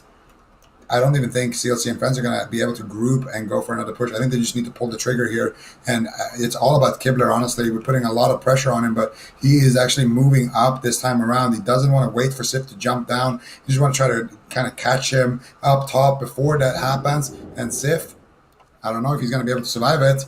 They're actually reaching him. There's the blind. He gets dispelled. And there's a gouge. Would have liked to see that in the opposite order there, Kibler. Sif running for his life, but he actually could go down here. There's so much pressure from CLC and Friends. Scarborough with the Woo! title charm. There comes the flash bomb. There comes the elemental shaman damage. I cannot believe it. With less than a minute left on the clock, big damage coming out. Who's going to get the pick if he does go down? Lazarok doing what he can here, but the heals are coming out. They're too strong. Both Ellie Shamans looking to do what they can, and Kibler as well, but they're not going to be able to find the kill. And that was surely the last attempt here in this game. That's got to be heartbreaking. Reverie might actually end up falling here, eating big shadow bolts. Chook moving forward as well, and that might actually result in a potential cap here for Sif if Reverie does fall. There's only less than a minute left on this game, and I mean, despite both these teams' best efforts, neither one of them were able to cap the flag, but it will be the team of Protect the Lumber that does win, which does mean CLC and Friends will be eliminated from the tournament. That's there it is. Crazy stuff. Like, this is a game that, it went the distance, but it's not through lack of trying. It's not through turtling. It's just both teams having a really solid defense, and no one could really crack it. A couple of mistakes there on the offense, and that's the thing. You only get a few opportunities like that. A few situations where you have Shook being in the base and potentially being able to do something. Fortunately, Bean just flared him out, and not much that he could have done about that. At the same time, we saw Kibler as well create some opportunities, but also lose a couple of big moments, being in the wrong place, or maybe using his abilities in the wrong order. So unfortunately for CLC and Friends, they are going to be knocked out of the competition here, and they will, however, still be qualified. So we'll see them on Sunday. The next game is going to be Squoke Pid versus Fun and Flirty. Yeah, two strong teams, another elimination series. Both these teams have qualified, and I mean, that's important to note for CLC and Friends as well, as they are qualified, so they can kind of go back to the drawing board, learn some lessons from that last game and try to see how they can, prevent games like that in the future. That upper bracket game is being replayed, I believe, as we speak. So like I said, we will definitely let you know the results of that match when we do get an opportunity to find out the results. But our next match we will be joining is going to be Squoke Pid versus Fun and Flirty. Yeah, Squoke Pid versus Fun and Flirty. And that's going to be an interesting match as well. Fun and Flirty had, I would say, the closest game so far of the tournament against Demons. That was such a nail-biting game, really coming down to the last minute. But they did end up winning, knocking out Demons out of the tournament and crushing their dreams of participating on Championship Sunday. And now, Squoke Pid are looking to do the same to Fun and Flirty. Yep. And that's the thing. I mean, trying to make it, basically, the main thing on the line right now for all of these teams is going to be making top two. Once you get in top six, there's not too much to play for in this particular weekend, but that bye. If you can make it into the grand finals, if you can play in that top two, that means you do get a bye by the official rule sets. So definitely a lot left on the line for these teams. Getting a bye during the money round is definitely going to be important. Yeah, and since there is a lot of people wondering, the upper bracket game is being replayed because of, I believe, a pet had a world buff on the side of TY Skram, and that is buff. The Fire Festival buff on one of the pets. Which buff is that? Is that the 30 stamina one? Or 30 stamina, yeah. All right, but it is in the rule set that no world buffs are allowed, so technically it should be replayed, and our admins ruled for it to be replayed. So that game is going to be played while we are watching these games here, but we will keep you guys updated on the scoreline there and what ends up happening between TY Skram and VC in that upper bracket. Whoever wins there, obviously, will be advancing to the grand finals. But now we are getting into the next game here. Squoke Pid or Fun and Flirty. Who do you got here, Ben? Ooh, let's see. Who am I going with? I feel like it's really hard for me to bet against. I mean, both teams. I mean, we have Laughs. We have Selena Gomez on one team. On the other team, we have Idiot Tech. We have All Day, Custard. Definitely a lot of good fantastic names. Flying Squirrel as well. I know you had a real difficult time with Flying Squirrel yesterday. All I'm saying is that squirrels don't fly. They don't have wings. They have slow fall. So you should rename to slow fall squirrel. They should be called gliding squirrels. Yeah, I mean, I think that's good. Yeah. Oh, goodness. I mean, why not? Oh, That's what they do, right? They just jump from tree to tree. that's Jumping true. squirrels? I guess that could be, that could, because there's different kinds of squirrels. There are those who can't glide, from what I understand. Wait, is there squirrels who can't glide? I thought that was just like a baseline ability that you started with.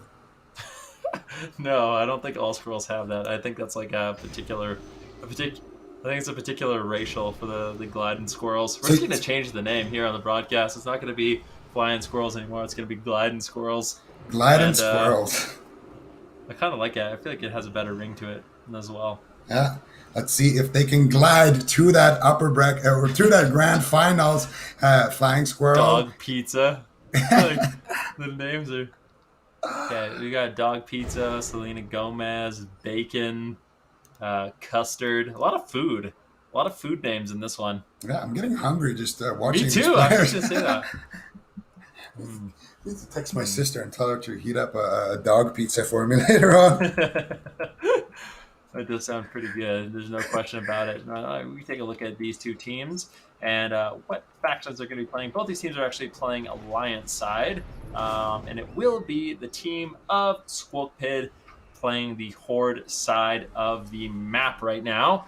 And we'll see what both these teams do decide to do. Neither one of them has really shown an interest in playing a turtle strategy, so I think it is going to be about that flag cap in this particular match. Yeah, we definitely won't be expecting the turtle strategy to come through, but getting securing 3 kills or 3 caps, sorry, especially with just having only top 6 teams remaining, it's going to be tough for these squads. All of these teams are pretty evenly matched, I would say, and we're going to see what they can do here. Right now, both teams just waiting for their custard to make it to the fridge. E2 is waiting there, though, in the kitchen. Let's see that 1v1 a little bit later on. If they can get a mage maybe as well to help custard out, that would be fantastic here, Van, as the team fight is erupting in mid.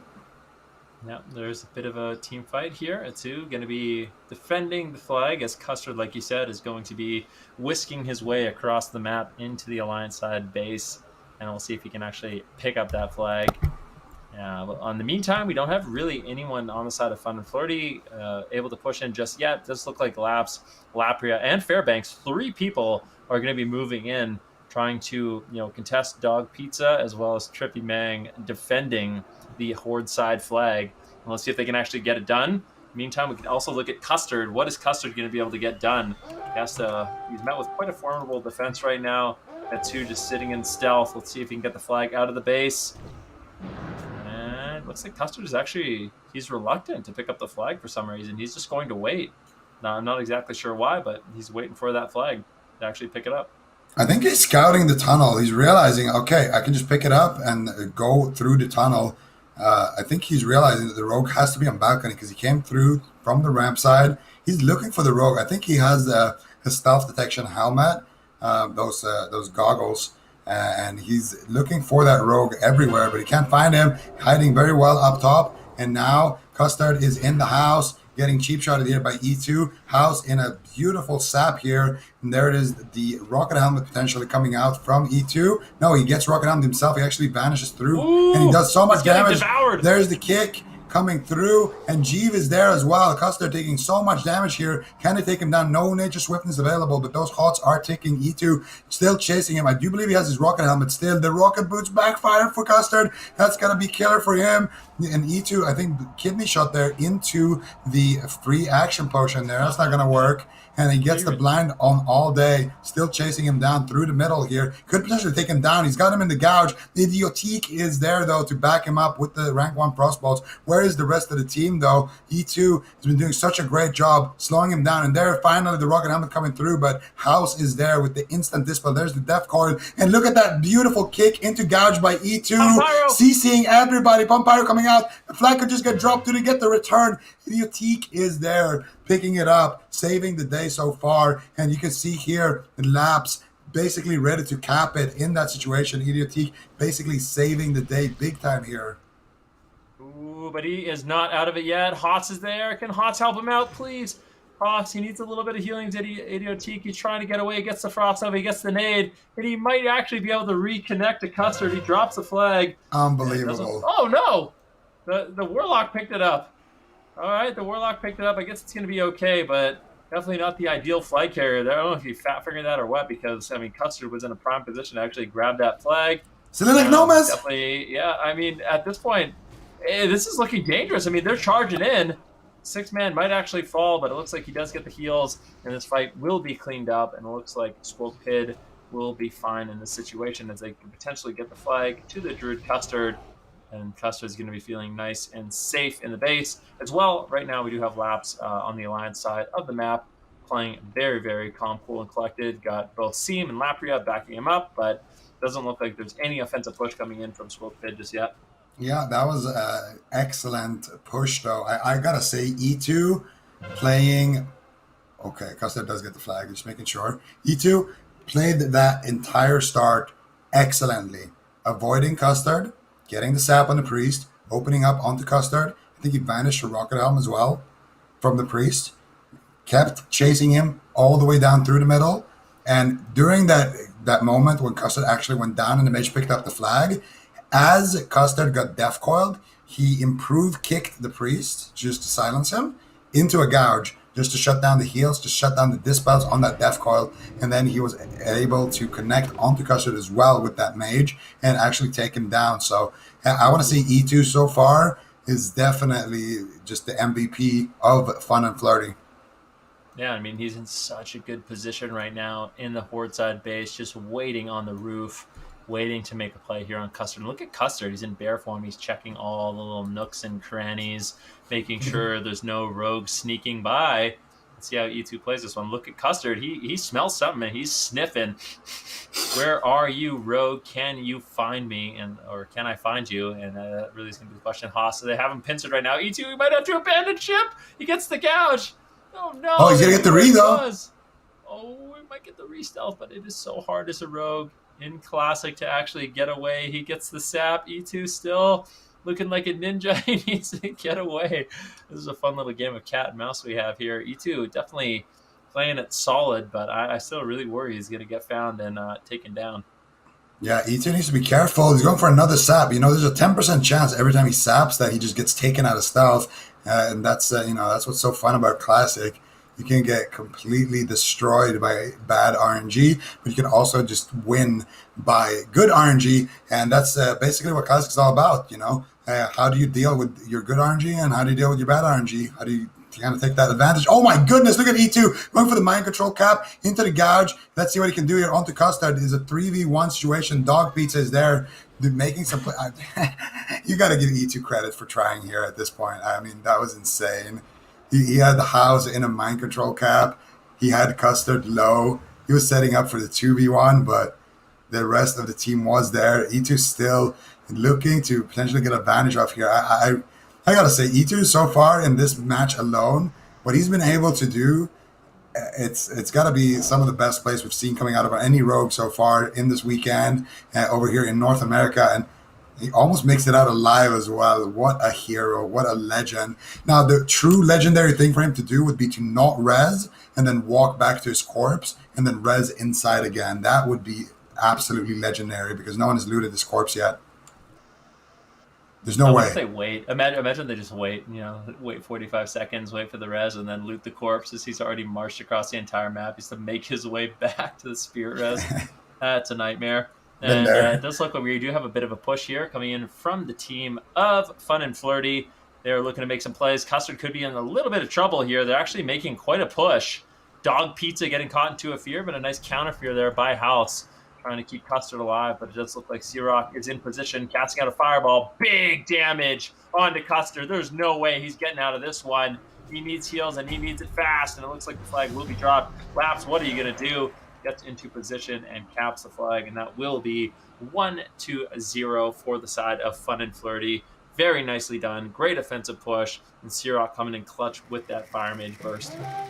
Very, very excellent stuff here from the side of Fun and Flirty. I gotta say, these guys, You know, we gave them our caster prediction. They let us down, but they have not been letting us down today. They have been putting up a stellar performance in their previous match against Demons, and now so far in this game, you can see E2 chasing down Custard through that ramp side here of the map. Let's see if he can catch him. I don't think Custard actually realizes that he's right behind him. Should have stealthed already. At this point, it's very dangerous to even go into stealth, and now instead he's going to go into bear form, gets gouged there, and I think if Jeeve can connect, they could potentially take Custard down. Jeeve is there, but he's not going for any attacks. He's just running instead.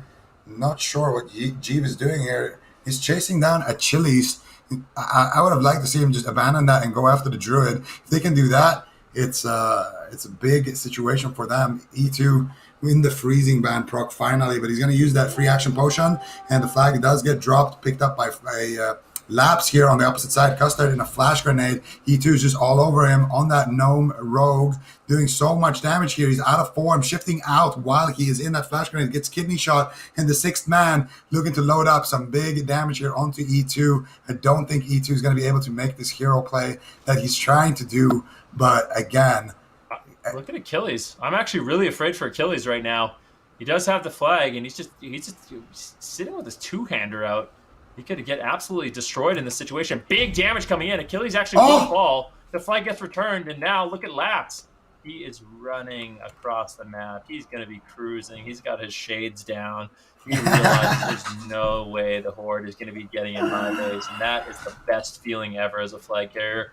You know the other team is panicking. You know the fear of desperation, or the look of desperation in their eyes. And you walk in and get that second cap, get the lead, and now at this point, I mean, for the team of Squoke Pit, they definitely need to be stepping it up. They're 2 caps behind, and I have to say, Fun and Flirty, they are looking good, and they are looking like they are taking this extremely serious. Yeah, Fun and Flirty really, really powering up through the day so far, and they're looking strong here in this match. 2 up already, 12 minutes in the match, so 10 minutes actually so far on the clock because of those 2 minutes in the prep room.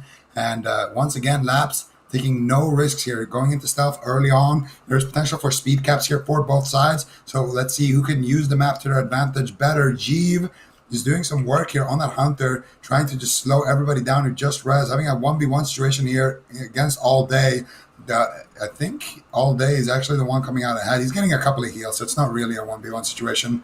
It's kind of a fake news 1v1 here. Jeeve is going to get charged and clotheslined here by the Warrior Achilles and wants to take him down. And Jeeve getting 2 back-to-back blackout procs is going to ensure his death. It's like he will end up falling. If we look at flags right now, no one has been able to pick up the flag. But, I mean, for the side of Fun and Flirty, they're going to be okay with that. However, Laps and Lapria are getting in position to actually pick it up. They're going to be met once again by Dog, Pizza, and Trippy Mang.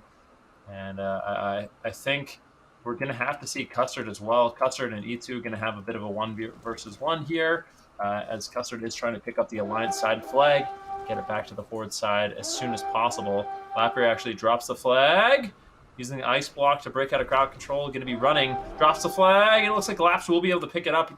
Nice blind attempt there by Trippy Mang. Unfortunately, just a little bit off on the timing. And as a result, Laps will get that flag. And now the heat is on because they are one cap away from closing out the game. And it is looking very likely they're going to be able to get the speed cap. If we look at the Alliance side base, we have Jeeve and E2 playing defense. Custard, he's going to have to do an incredible job making it out, basically 2 versus 1. And if you look, Laps is more than happy to just cross the midfield, no contention whatsoever.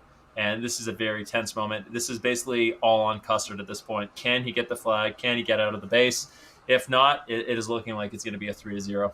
Yeah, Custard's going for it right now. Rocket boots, skull impending doom, but he has a slow fall, slowing him down. He gets immediately flash bombed and gets destroyed. Beautiful defense there. E2 making it look easy this game so far with that Hunter backing him up. Jeeve and E2, one of the deadliest combos so far in the lower bracket. Fun and Flirty looking like they could potentially just close out this game here. Laps about to jump down, and that is going to be it. Fun and Flirty takes it 3-0. Excellent performance from them. This was their most dominating win so far. And Squoke Pid, I mean, they were one of those teams that actually had a couple of good games so far in the tournament, a couple of close games themselves. So I feel like Fun and Flirty really heating up right now.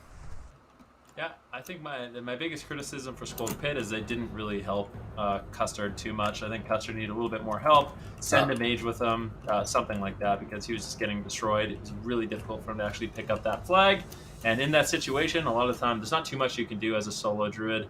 You really do rely on your team to help you out with that one. But that is going to be a 3-0 for the team of Fun and Flirty. And now I think we're still waiting for that other game to conclude. We take a look at the bracket and see where we are right now. And actually, we do have a game lined up. I believe it will be Protect the Lumber, and they will be going up against the team of Fun and Flirty. So that's going to be the round of 7 in the lower bracket. But I do think we are going to be going to a short break before we jump into that game and before we find out the results of that upper bracket game that's being replayed between Thank You Skram and VC. Don't go anywhere. We'll be right back.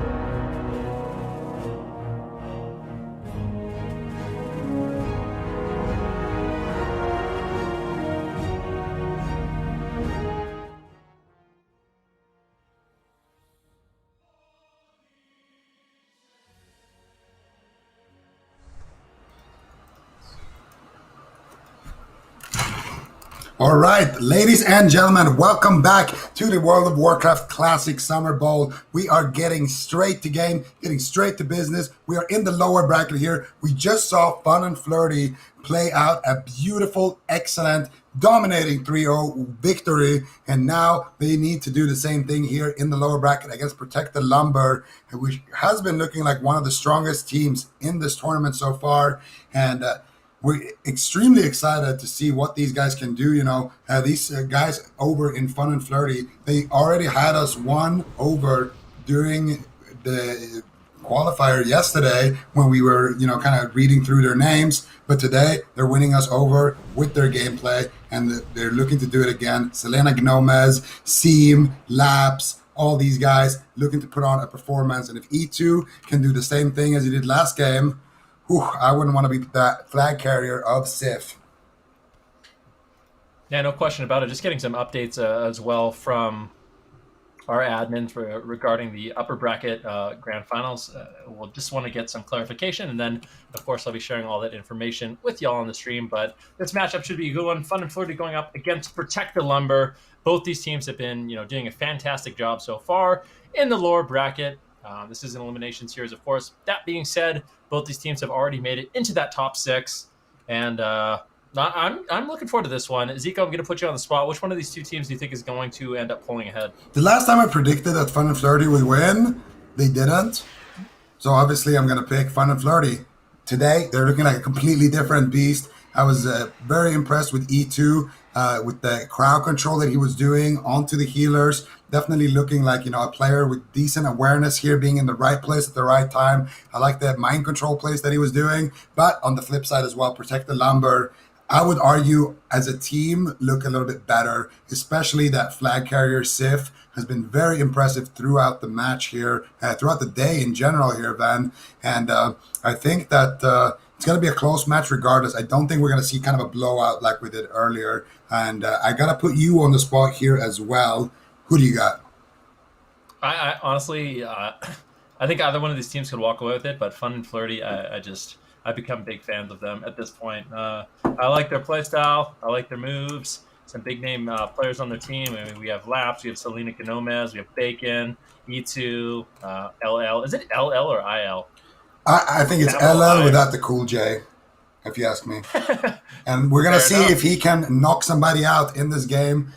Being the healer, I'm not entirely sure if that's his job, but regardless, he's actually doing that right now. Nice rocket on here onto Gainsay. Going to be slowing him down from falling back onto the base here. We got Shook already in position, looking to deflect any attack coming in here. Open up with a beautiful cheap shot into the kidney shot. Lapria already going to be using that ice block here into the free action potion. He does get dispelled from that crippling poison, and now he's looking to pick up the flag. Shook already kind of going around here, doing a great job, but Lapria is in the range of Laps here. Shook getting fear, trinketing out of the fear, looking to click the flag. He gets it. Shook with an excellent play there, and a little bit of a misplay. Nicely done there with the gouge, with the flash grenade there as well from Shook, and it looks like he's bought a decent amount of time. I like that Fell Hunter dispel as well coming out from the Warlock. Flag getting returned to its base on the opposite end there as well, and now Laps looking to run a lap down through that tunnel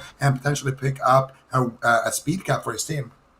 Yep, Laps running as fast as he can down the tunnel and to the midfield if he can get out of the tunnel. However, that is not so clear. Getting a little bit low, caught into a kitty shot. There's big damage available here for the team of Protect the Lumber, and it will be Laps that falls, and the flag is returned. And both these teams have struggled to grab that flag so far. Both are doing an excellent job defending. Sif in a position to pick up the Alliance flag.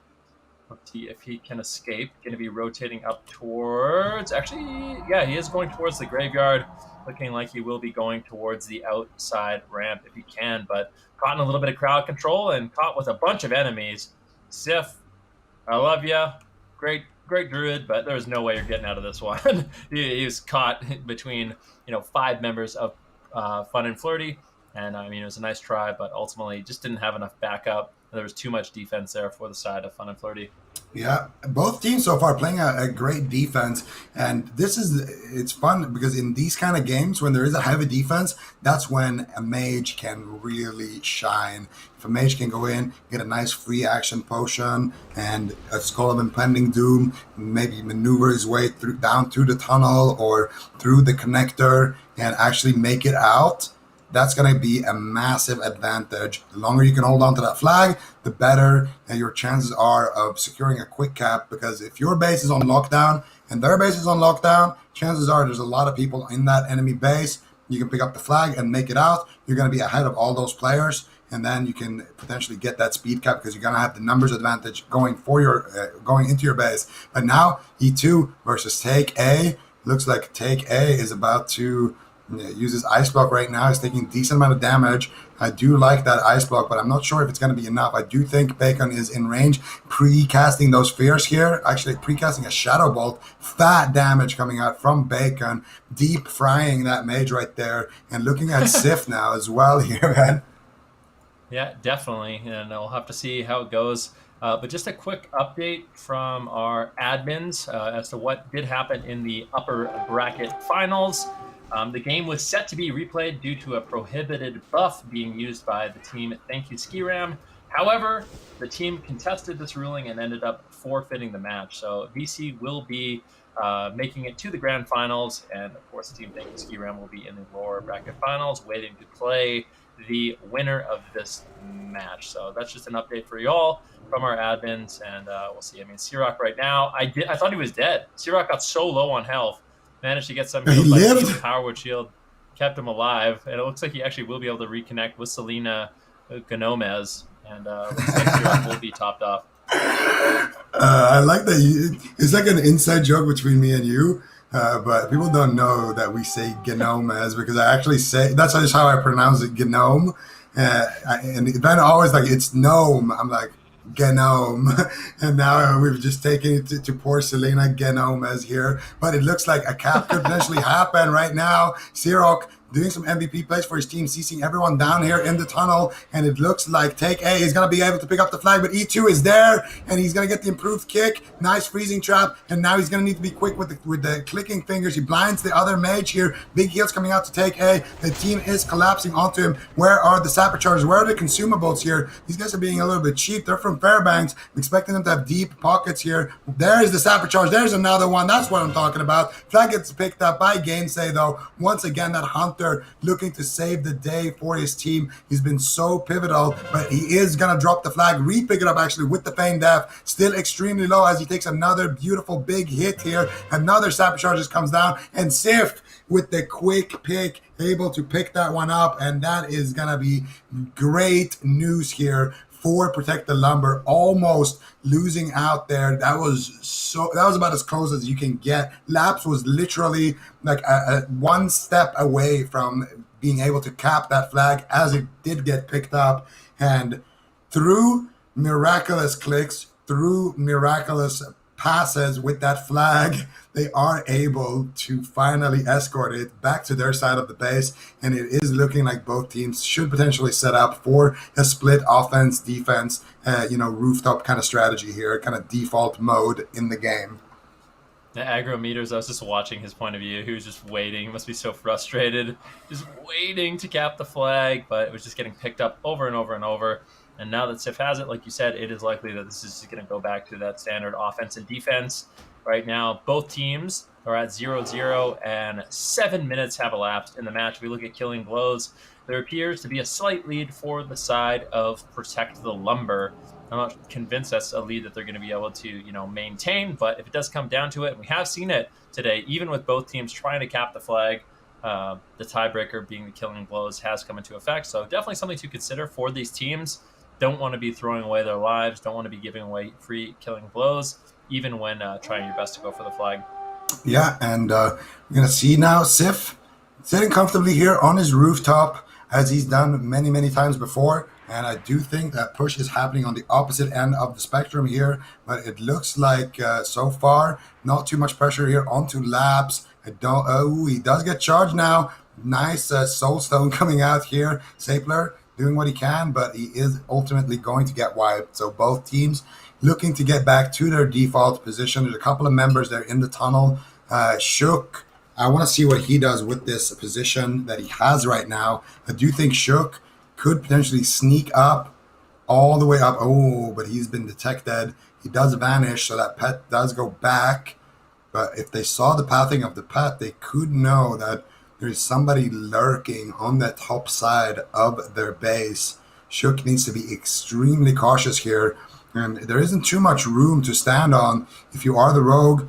You know, with all these players kind of running around the roof looking for you. You can see Bacon here. He has that paranoia from the Fell Hunter, and he is going to immediately get Shook out of stealth, dispelling him with that Devour Magic while he was in the sap, controlling his pet beautifully. And I got to say, this Warlock Bacon so far, he has been doing a great job in this match, controlling his pet. I've seen him dispelling his allies with that Fell Hunter dispelling rogues now out of stealth. And just in general, being at the right place at the right time on that Warlock. Very nice place from him so far in this match. And, you know, Fun and Flirty, they do have a pretty solid individual skill on their roster.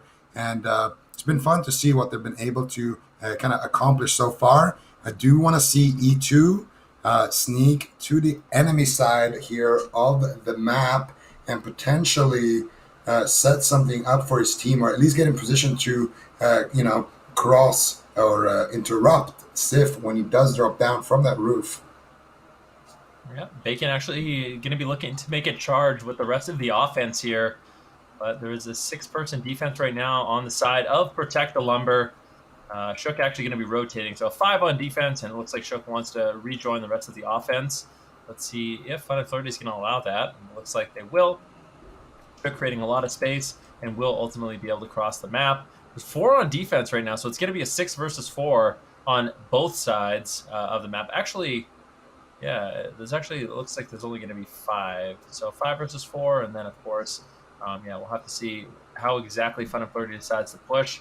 IL will reconnect with the rest of his team, and they're going to be making a push. I want to see E2 kind of rotate to a position where he can cut off Sif in the spot. Doesn't look like he's going to do that just yet, as he does stealth, and it looks like he will be playing the lower side. So this is a perfect position for him. If we do see the Druid of Sif jump down during this push, then E2 will be there to intercept.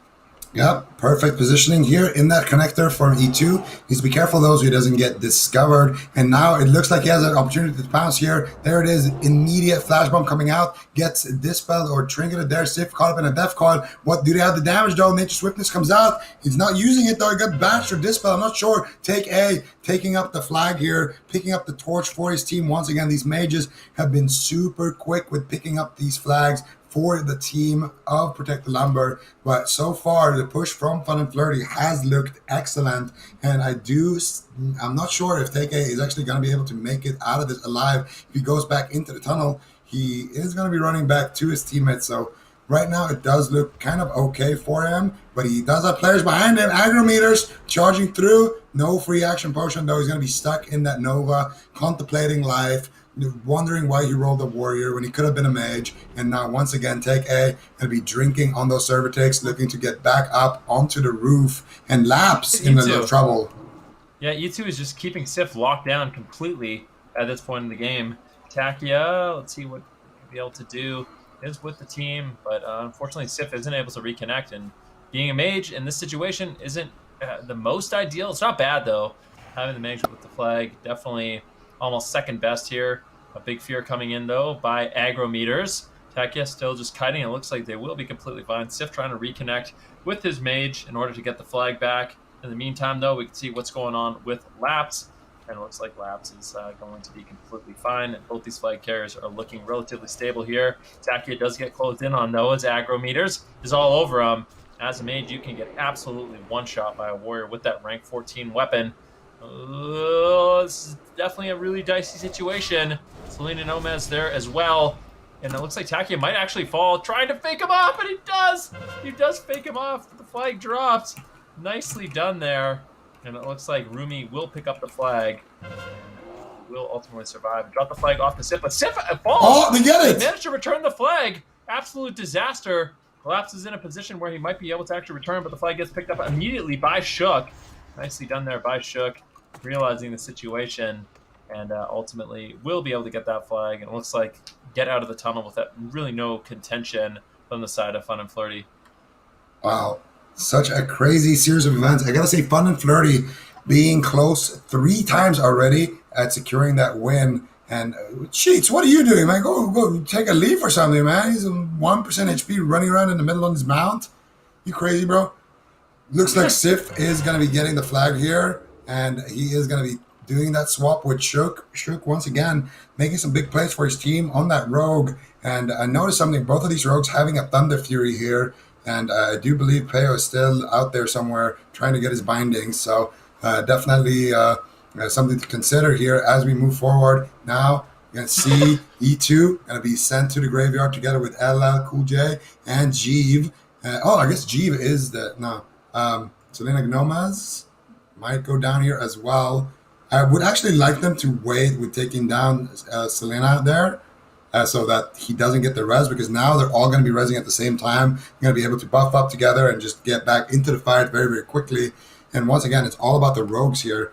Which rogue can kind of find an advantageous position to be in. It is so crucial. If the rogue is at the right place at the right time, can drop a flash bomb out of stealth or a blind or something on the druid, it just slows him down so much unless all the people that are chasing him to connect back onto the flag carrier. And those are the pushes that end up, securing kills and caps. Now we look at both these druids. Let's see where Lapse is positioned right now on the map. It does look like on the Horde side or the Alliance side base looking safe. And for Sif, it's going to be a similar story, rotating back up, but kind of having to kite a little bit in this situation, picking up the speed boots. I like that, just kind of burning those speed boots, making sure that offense isn't going to be able to take full advantage of them. Definitely a heads-up play. And Sif's also going to be feeling very healthy. I mean, Takia's there, Gainsay as well. Got a lot of those key defensive members with their team. We see a bit of a midfield skirmish right now as IL could potentially fall. It is Siroc who gets bursted down. E2 as well, getting really, really low. Rumi getting taken out. E2 as both teams exchanging blows and both teams kind of falling. And one thing I'm curious to take a look at right now is killing blows. It does seem like the Alliance side, Fun and Flirty, they do have, a decent lead, not a massive lead, but a little bit of an edge, I believe, in this match so far. So it is extremely close, though. I think that's one of those things that could be turned around either way. And I think with how much time has already elapsed in this game, about 15 minutes, we've got 20 minutes left. Both these teams definitely need to consider that. And like I said early on, you cannot be throwing away lives, because those lives could end up costing you the match. Yeah, definitely something to consider here. We do see the teams pushing up here on the tunnel side, looking to potentially group up there. And I do see Shook in a very commanding position once again, sneaking in, hiding on that little fountain thing there. And so far, he has been undetected. He's doing a good job here, just avoiding everybody. And I want to see him just don't go for the sap, Shook. I know you love going for the sap. Just don't do it. Just blind lapse, gouge steam, rocket helm one of them. That's all you need to do. If you can do that, you're going to buy almost 10 seconds for your teammates to get there. If they can't get there in time, it's not your fault. You did what you could. It's better than sapping someone and getting taken out of stuff and then getting killed, which has happened to a lot of rogues in this tournament. But right now, it's looking like a bloodbath is happening in the tunnel. No one is even anywhere near Shook at this point in the game. It's looking like a slugfest into the middle. And Shook does finally get detected here in that situation. Going to use a free action potion. Looking to hunt down Sif here potentially. Let's see if he can do it. I'm not sure, actually. No.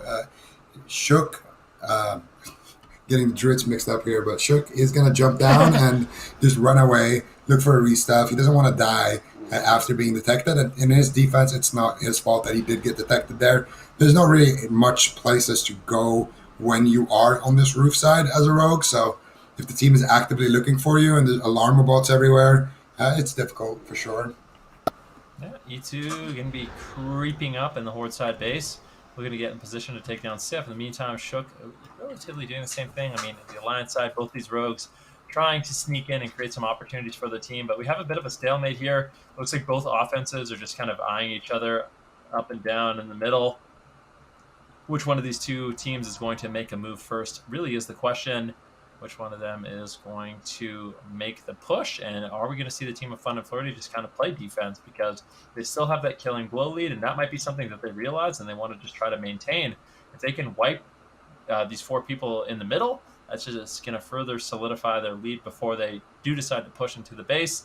I think that would be kind of a smart decision because, I mean, like I said, like we've seen today, these teams, despite their best efforts, sometimes it still results in a 0-0 at the end of the 35 minutes. So if you have that killing blow lead, definitely gives you a lot of flexibility. E2 actually getting caught, cheats, takes him down. Now will be another kill in favor of the team of Protect the Lumber. Yep, and we're going to see exactly that. Sif now just chilling on his roof in a pretty good position, killing blows. Very tough to call right now, but I would say it is in favor of Fun and Flirty. And Fun and Flirty having that explosive opener, having a lot of close calls, but now I kind of have been slowing down a little bit. I haven't really seen them able to get any good, offensive pushes going. Ooh, Shook getting detected here by the Hunter in the connector.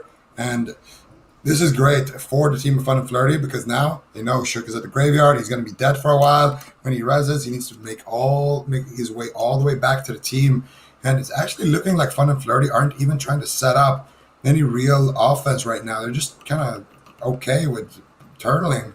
Looks like they could try to group up and go for a push, but they know that the other team has to come to them. But it's kind of weird not seeing them all stacking up on the roof if that's what they're going for. So I would kind of assume that Fun and Flirty are going to send the squad in the middle to the enemy room. They're just trying to, get the right position, get the right angle. They're kind of toying with the idea of just fighting in mid, but I do think they're deciding against it. They're scared of getting sandwiched in the tunnel here. But honestly, if they do get sandwiched in the tunnel, they should just do the same thing back when they res. And then they can just keep doing that. And right now, the killing blows are in their favor. So if you are on the side of Protect the Lumber, you're definitely happy with just letting them pass and being allowed to pass yourself. And now we are going to see a push being set up here in the tunnel very, very shortly. I do want to see where E2 is. E2 not going to be in position here whatsoever. His team pulling the trigger way too fast, but there is a movement speed boots at least. And look at Sif, he's already jumped. And that's honestly because his team just pulled the trigger way too fast. E2 not going to be in a situation where he's set up for success. And this push is looking extremely sloppy here for Fun and Flirty.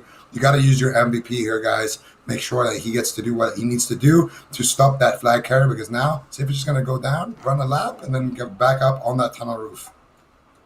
Yeah, it was one of those situations where definitely it appeared to be a miscommunication. It's like, all right, everyone ready? E2's like, no, don't, I'm not in position. And it's like, okay, we're going, YOLO. And they go for the push. Sif's just going to jump down immediately. I don't know if he saw exactly where E2 was. E2's actually going to be mind controlled, which is super unfortunate. And now if Rumi and Takia can get a pick on E2 and they can take E2 down, that would be great for their defense. But it doesn't look like that's going to happen. It's actually going to be Rummy who gets caught into the Goblin Rocket Helm, and Sif, who is left all alone as IL, E2, and C-Rock are looking to make a push. Sif, how are you going to respond? He's all alone. He's been cut off from his team, and he's decided, I'm just going to jump down. He realizes E2 is the only one that's going to be able to catch him off guard, so he's going to be able to kite around, try to get away, has backup from cheats.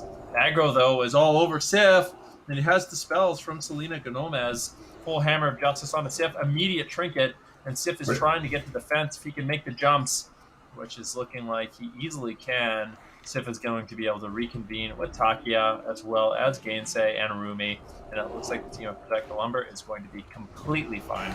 So they do force out the trinket there, but honestly, as soon as he got Hammer of Justice there, I feel like you just throw a flash bomb. You have 2 players there. The fact that no one of them used a flash bomb, I mean, this is kind of what we're talking about. You want to be investing a little bit of gold there. Those flash bombs are going to pay their way back, in gold, essentially, because you can just get a free kill there. You get the Hammer of Justice, you trinket into a flash bomb. You're going to get yourself so much time, and more importantly, you're going to buy your teammates more time to collapse as well. And all you need is 1 interrupt on a healer while everybody's collapsed. And even if you're outnumbered, if you can do the damage to the FC and return the flag, it doesn't matter if you're outnumbered and die afterwards. You did exactly what you needed to do.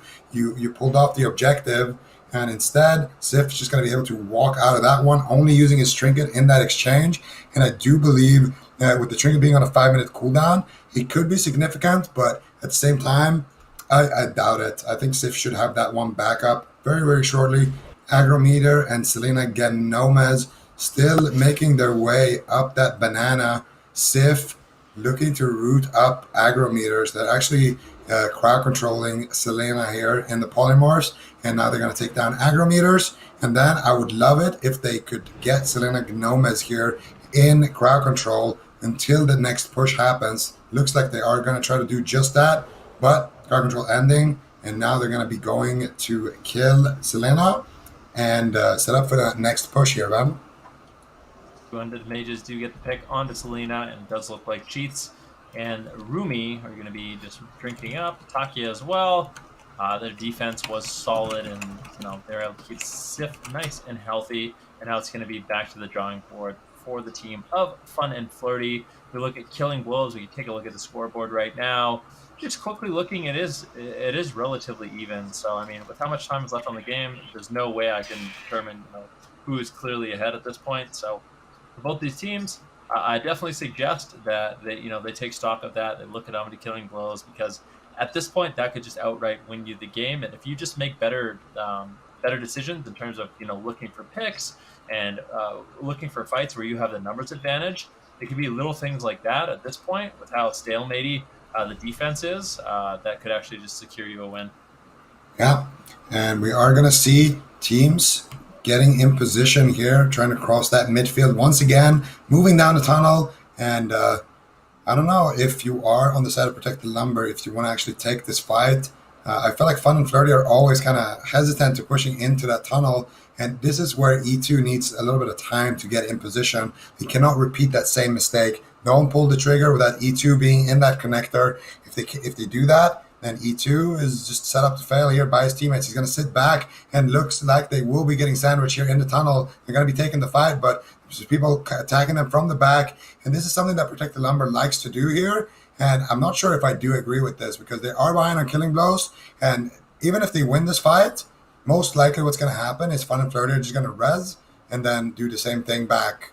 And at that point, you're just essentially making the game into a stalemate. And when you're down, this is not the strategy that you want to be employing. Instead, you want to, of course, be proactive. You want to be the team that has those opportunities to potentially take down the flag and capping it. We are about 9 minutes exactly left on the clock right now before this game will be ended. And at that point, it will be going to Fun and Flirty. If they can keep up the killing blows, we're going to have to do some quick maths on that a little bit later. But I do... Actually, did Protect the Lumber get more killing blows now? Should we do the math on this? Yeah, let's take a look. I'll add up the alliance, all right? 17, 3, 8, 32, 34 for the alliance. Yeah, 41, 42 for Horde. So Horde is actually winning here big time.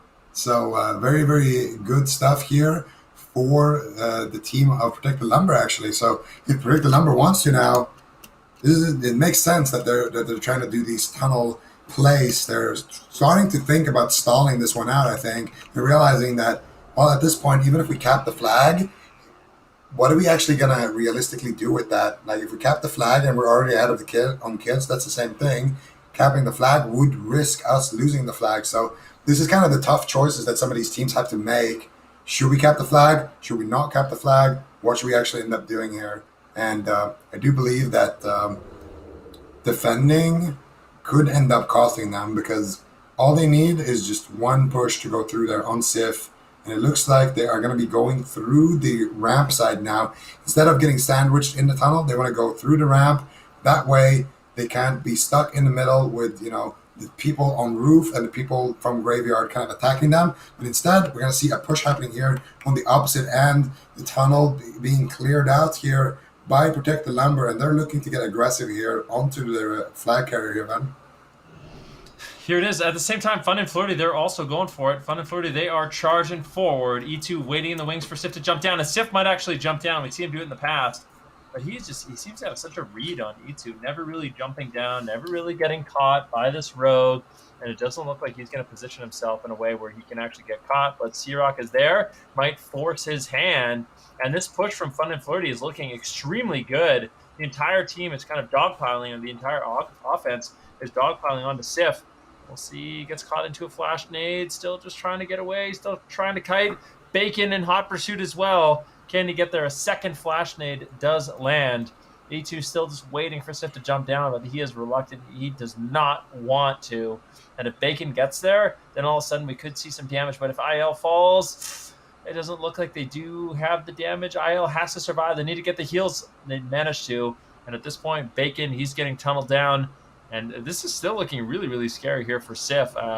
If we can see the team of Fun and Flirty actually kind of gather up here and reconvene, Sif might have no choice but to jump down, and that's when things get really dicey. Yeah, Sif still in a little bit of trouble, but it does look like they're starting to clean up this fight. Take A doing a decent job here. Crowd controlling Selena again. Nomads, agrometers finally reaching Sif here, but in bear form, his HP is barely moving, and Sif going to be going back, just line of sighting. I do like what Sif has been doing so far, not jumping down. He actually was thinking about just going back to Banana and going down through the tunnel instead of risking it, jumping down to E2. And I do like that as a flag carrier. You got to mix things up. If you just jump down and you have predictable pathing, the rogue will intercept you from stealth. Oh, he does jump down. E2 is in position. Oh, the reason why he jumped down is because Cheats got sapped in the tunnel, so Sif knows E2 is not going to be in range, and Shook is there to potentially play defense. E2, though, with the free action potion, not going to be getting too stalled, and Sif making a couple of jumps. And there's a Pyro flying in. Impact Pro comes through. Big damage here, E2. If he can just get a couple of more yards. Where's the flash bombs? This is what I'm talking about. Why did I see a single flash bomb? There's 3 players in range. Sif, no, he jukes off E2 there. E2 now is going to have to do the bottom side jump here from stealth potentially, and Sif knows about it. Just flash bomb him. Yeah, I mean, it would be nice if Sif got caught into a flash bomb. I don't know if he resisted that Palm Pyro or what, but it actually did 0 damage. And that is super sad. I mean, Sif is going to be more than happy to just shrug that one off and resist it. And now he will be marching through the tunnel to a safe location once again. And Fun and Flirty, they're still in hot pursuit, but it looks like this offense has been, I think, broken up enough where Sif can be feeling very comfortable in his base with his team. And for Laps, let's take a look at what's going on there. I mean, Laps, he's sitting outside, kiting outside of the Alliance base, allowing the team of Protect the Lumber to gather up inside of the Alliance base and get ready for a push. But this is just looking like one of those games where both these druids are expertly kiting around. Both offenses are being slapped around by the defense. And now, I mean, there's less than 5 minutes left in this game. I think now is a good time to kind of take a tally of killing blows at this point. I'm going to add up the Alliance side really, really quick.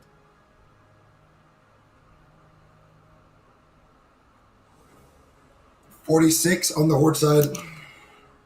46. It looks like 35 here for the Alliance. So Horde has a clear advantage, and that means that Protect the Lumber, as long as they can hold on and they can maintain, these even trades, then Protect the Lumber will be the squad that does end up winning this one. So time is of the essence here for Fun and Flirty. Yeah, and Fun and Flirty realizing that, sending basically their entire squad now on offense. Even the flag carrier, I do believe, I don't actually see him anywhere. Laps is in the tunnel there as well. So I don't know how I feel about this, because if just one player of Protect the Lumber stays on the opposite end, he can easily pick that up. But I don't know if they know where Laps is. They're going to go for it. Here's the big push. They know this is the final push of the game. Less than 3 minutes left on the clock. Laps running in with the flag here, just spam healing everybody, looking to get, aggressive. And they finally mind vision Laps, realizing that he's on the opposite end of the map. And now we do see Sif finally jump down here in this position, getting to the graveyard, and he has E2 all over him, but E2 getting destroyed here. Gonna have to use the Vanish defensively and abandon the push, and that looks like Sif once again is gonna be running a couple of laps around the base, and he should be completely fine in that situation to survive. And once again, with the Hordes having such a massive lead in killing blows, I don't know if they're gonna be able to win this one. Fun and Flirty, I gotta say, it's a little bit heartbreaking, because they had so many close calls of actually winning. Their flag carrier was literally one step away from capping the flag when they were able to get that repick and kind of trade the flag back and forth until they managed to get it out of the enemy base. So protect the lumber. Definitely, I gotta say they've been a little bit fortunate. A lot of repicks there from their side, which does come down to a little bit of luck, but ultimately it has put them in this situation where they could potentially just win the game here in another 2 minutes, man. Yep, it is very close, and it is coming down to the wire for both these teams. And all of these killing blows you're seeing end up mattering. Lapria going down, IL going down. I mean, all of this is just putting the team of Fun and Flirty behind and even more behind. And at this point, I actually don't know if they can win. I mean, they will have to make some absolute insane plays. Um, yeah, I feel like Protect the Lumber, they're looking really, really good here to actually close out this game in just a few short minutes. Yeah, it's pretty much safe to call them as the winners at this point, barring some massive mistake coming out. If Sith pulls a Z-Tox and just drops the flag or something, I'm not sure at that point. Looks like Protect the Lumber will be winning this one. We got less than a minute left, so there's no more time to make a coordinated push here. I mean, Bacon needs to res, needs to reconnect with his teammates, but maybe, I mean, obviously, Fun and Flirty want to go for it. They had a game that was decided on that last minute against Demons a little bit earlier on, so shouldn't count them out just yet, but it's looking hopeless unless E2 can pull out the mind control cap 5 versus 1 again. I find it extremely hard to believe that Fun and Flirty will be anything but eliminated very, very shortly. Ooh, Laps is on the run. And like you said, it's coming down to the wire in terms of time. And it does look like the forward side will have a bunch more killing blows. We'll see if Sif is in any danger. The only way they lose this game at this point is if Sif does end up going down. But it looks like that does conclude this game. And I believe that is going to be Protect the Lumber that does end up winning this game off of the first tiebreaker, which is going to be killing blows. Yes, sir. That is correct. Protect the Lumber. Going to be trucking on in this tournament. And that is, they're going to be going to the, let me think here. Let me just pull up the bracket here for a second. Yeah, so they're going to be going to the lower bracket final here versus, thank you, Skram. And whoever wins that will be going up to the winner's bracket where VC is waiting. Thank you, Skram. Contested that ruling and kind of forfeited their win in the upper bracket due to that rule that happened earlier on in the winner bracket. And they're going to be finding themselves here in the lower bracket. And Protect the Lumber, do you think that they could potentially break the turtle then? No one has been able to do it yet. I don't think so. Well, honestly, at this That's point, brutally honest. yeah, brutally honest, I don't think they're going to be able to do it. I mean, hopefully they can prove me wrong, but thank you, Skiram. They are looking insane at that turtle strategy. So we'll see. We'll see if they're able to do it in our next match. That is going to be the round of 8 of the losers bracket, and that does mean that is the losers final. Before we have that matchup for y'all, we are going to a quick break. We'll be right back. Don't go anywhere.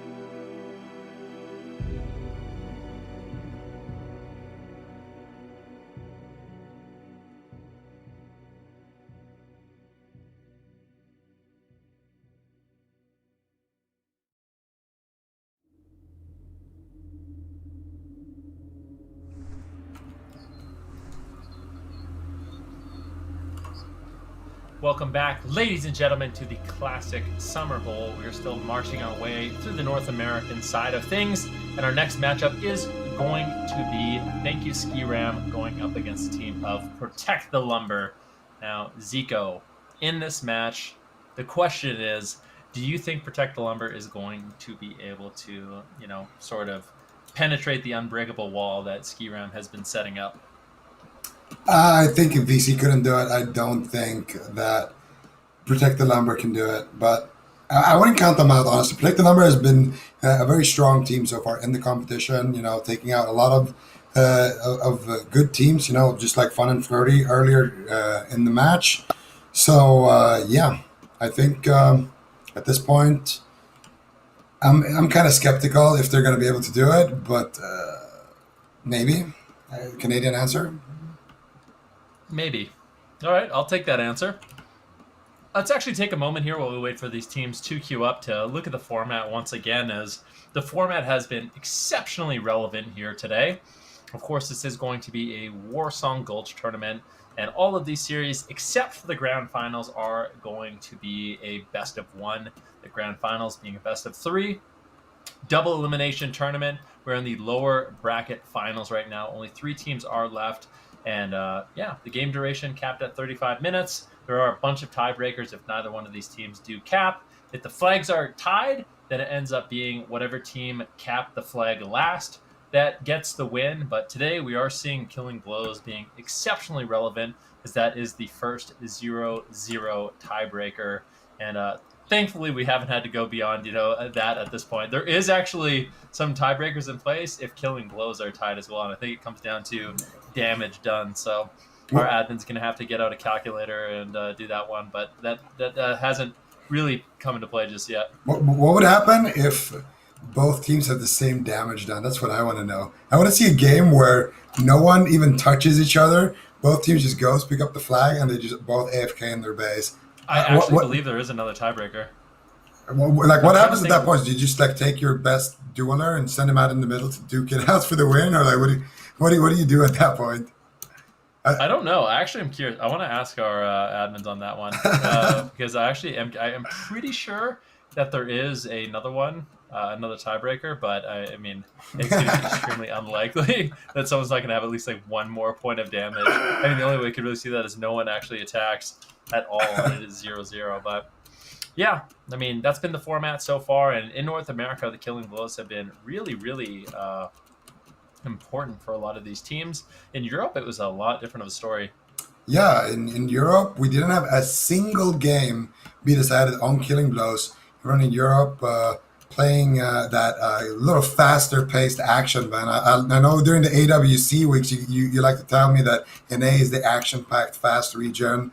That's not true. But in Classic, it looks like the tables are turned here. Why are you so salty about that? I said that one time when we had the Golden Guardians, playing RPS really, really aggressive, when we had a lot of jungle sleeves. There was a weekend where NA was the action pack fast bracket. Okay, you can't just take that and run with it for the years to come. The problem is not fair. People have been saying what you said has just been rubbing off. Production is it's NA this week. It's gonna be fast. It's gonna be good. And I'm just tired of hearing this false narrative, because in NA there's C9. Hello, their games are not fast. So I don't know. Hey, their games are dominating, Zico, but they're not fast. This is the Classic Summer Bowl. All right. Where NA is not the faster region. Yeah, I mean, that's become apparent. I'm not denying it. I'm not going to sit here and deny it at this point. And this weekend, NA has been all about turtling. There's no question about that. They have definitely been dampening as hard as they can. But yeah, I mean, we could take a look at the bracket here as well. We do have some time to kill, so let's take a look at the bracket and see where we are. You can see in the lower bracket is going to be Thank You Skram going up against Protect the Lumber, and in the upper finals, in the grand finals, we do have VC, the Vampire Clan. They are waiting in the wings to see who they will be playing against, and they have earned their spot in that top 2, which means that they do get a bye when we do make it to the championship bracket next weekend. Yeah, and since we're talking about this, do you think we're gonna see when EU plays their top six?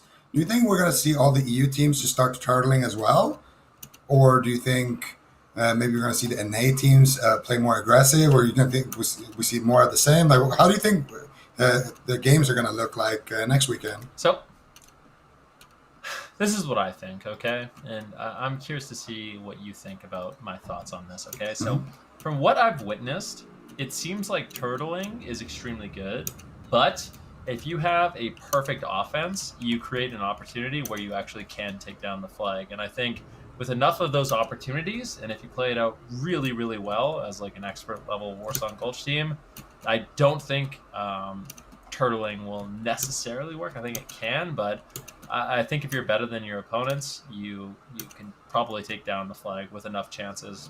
Maybe not, but that's just the impression that I get. What do you think about that statement? Yep, I do think that sounds about right. So what you're saying is, if Apes fought Skram, they would break the turtle. I think so. I really do. All right, I think so too.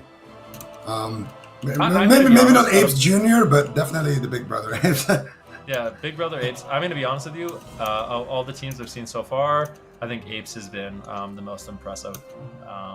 Yeah, they're definitely living up to their name. It's kind of like the classic Warzone Gulch. What? Up to their name. Just if you just stopped the sentence there, it would have sounded really funny. I thought you were going to do that, so my bad.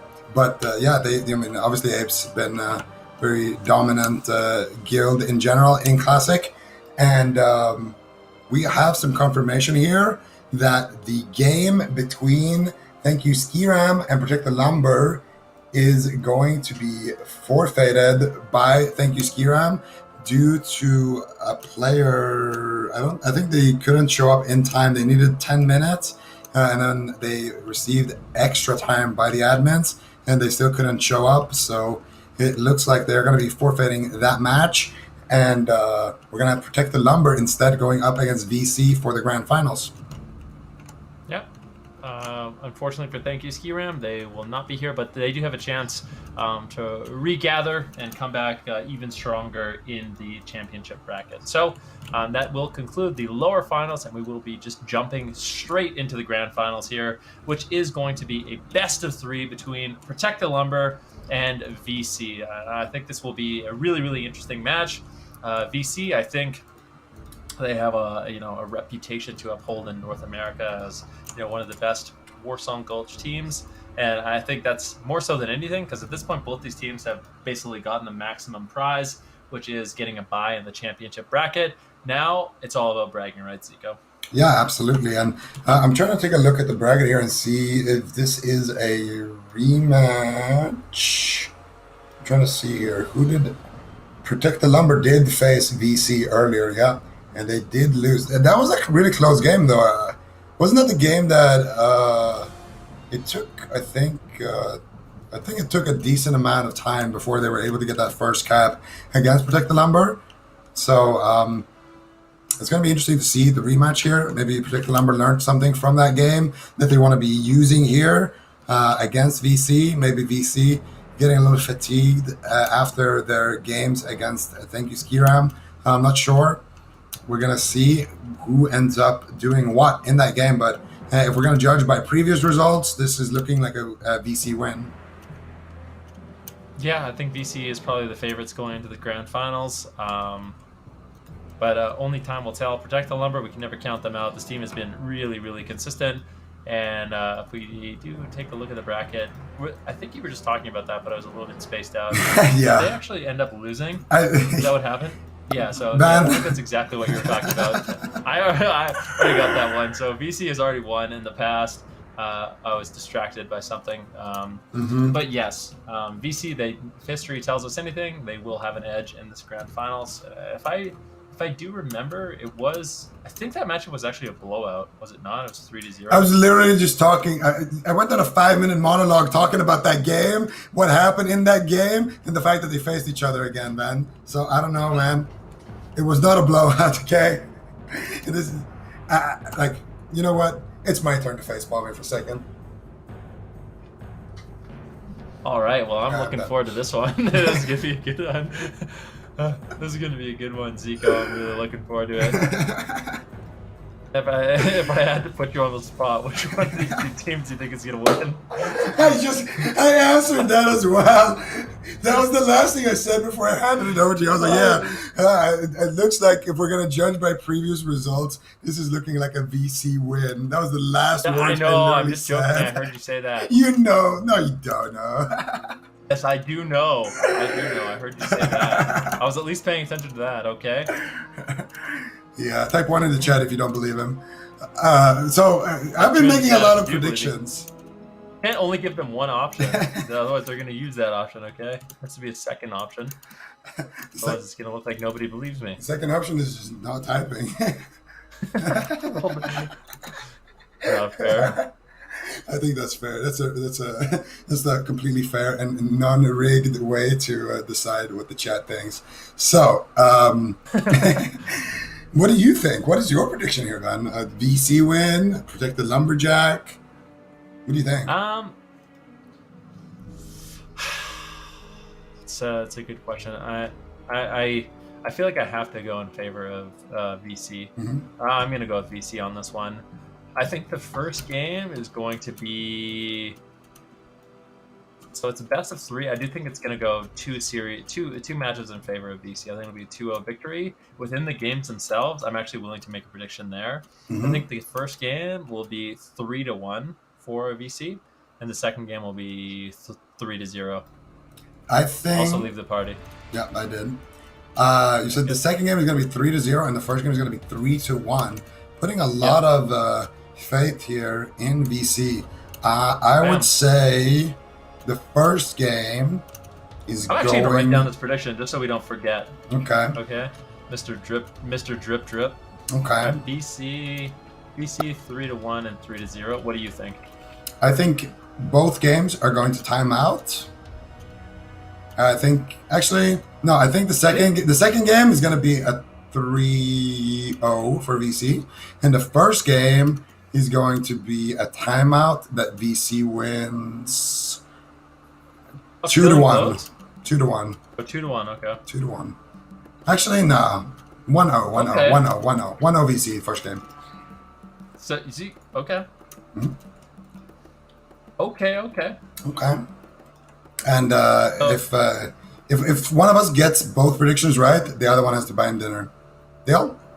I mean, I would just buy you dinner any day of the week, anyways. Okay. Well, Kind of like you, Zico. I like you too, but money's tight, so I'm not buying you dinner. All right, fine. I'll buy you dinner if I'm wrong.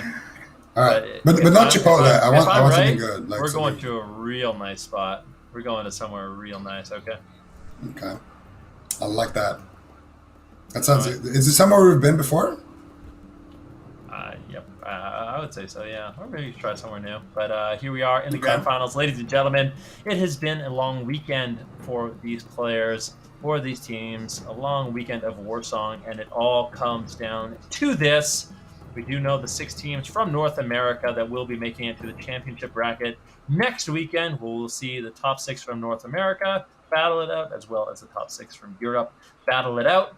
But today, there is one more score to settle. It is going to be the grand finals best of 3 between VC and Protect the Lumber.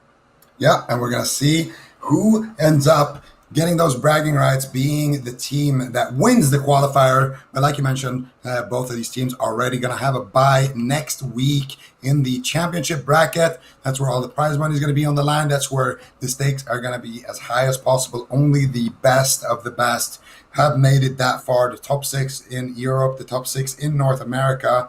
And I don't know if Protect the Lumber can do it, but they are definitely, I would say, based on the caster predictions, very unfavored in this matchup. We both kind of expect VC to be walking away with this one, and I do believe, is this an all-alliance? No, I see an orc. Okay, so this is an Alliance versus Horde final then. We finally got it. Yeah, I actually figured out a quick little cheat for seeing Horde and Alliance, and if you just look at the pink frame, you can actually just see Paladin and a Shaman. I don't know how I didn't find that earlier on, but yeah. So, a little cheat there for you, Zico. in the future when we're calling the Horde and Alliance, but this is going to be a Horde versus Alliance battle. And in the European side of things, it was the Alliance all day. Grand finals being Alliance versus Alliance, but here we are. Protect the Lumber, looking to shake things up. They definitely have a fair shot in this matchup. Let's see what Sif is going to be able to do as that flag carrier. Let's see how much backup he's going to be able to get from the rest of his team. VC, of course, likely going to be sending not only a mage, but also Yes Master to go and pick up that flag. Yeah, and we're going to see Cheats and Take A both going on one side, each trying to get through that flag. And it looks like Take A is going to be making the jump here. He's going for some crowd control onto Fearwind. I think Take A made a massive mistake here. He's going to be using the ice block. And, I mean, everyone is just going to collapse on him. No problem whatsoever. And Sif is going to be stuck in a position where he actually can't do too much about this. He's going to have to go for the solo flag pickup. Most likely, Take A still actually making a decent run here with those rocket boots, but he does get snared. He triggers out of that one, blinking to get in range here. So he is going to be able to back up his druid here in that situation. And his rocket boots finally breaking right there. Fearwind, though, is all over and behind him. And if Sif goes out and de-stealths, it's going to be a massive problem. OG does get the flag and does pass it over onto Yes Master. Now Sif versus Dayman. Take A, getting sapped. And let's see what Sif can end up doing here. Charges through, doing a decent job. You're trying to escape through the tunnel here. A lot of members of VC just chasing him, but he does get rocket helmed here in the connector, getting dispelled out of that one. And it looks like he's actually going to be able to make it out here with the backup of his teammates. Let's take a look on the flip side here. Yes Master already crossing through the mid. I actually kind of want to see Yes Master go for an NS Hibernate play here. The flag carrier is on the opposite side of the map. Slippery, Keith Blunt, all of them are dogpiling here onto Sif. This could be a quick cap for VC. It's not looking good for my prediction. Drip, drip, as Sif finds himself in another rocket helmet. That one just came out naturally, dude. Well, it's right now, Sif is in a little bit of trouble. There's a ton of members of VC all over him. Can he escape? He needs a little bit more backup. Codis is trying to get there as well. Big JC, Gainsay, nice counter spell, snuck in there. Big JC gets interrupted, and Sif is just getting lower and lower. Big damage coming in from VC. Does look like Sif will fall, but Shook, he grabs it. Shook with the fast fingers, still taking a huge hit of damage. The Iron Maid comes down. Are they going to be able to return it? No, once again, Cheats grabs the flag, and he is on the run. OG is all over him as well, like Semic. Dust, they are trying to take him down. They cannot believe that they still have the flag. 2 flag carriers down. They drop it. Gainsay picks it up, and it looks like this is going to be a situation where Protect the Lumber, they get away with it. Pass after pass after pass. Hot potato, and VC is just unable to grab it. Unbelievable. This is exactly the same start that they had versus Fun and Flirty. And I can't believe it. Every single time flag gets dropped, Shook is there, and the mage is there, and then the hunter is there, and then they give it back to Sif, and all of a sudden they find themselves in that position. Last time they were actually able to win on killing blows after this situation occurred like 3 times in a row. So definitely having some extremely quick fingers there on the side of Protect the Lumber. And they're going to find themselves in a situation trying to push up to the roof. Sif needs to make a move right now before he gets collapsed on.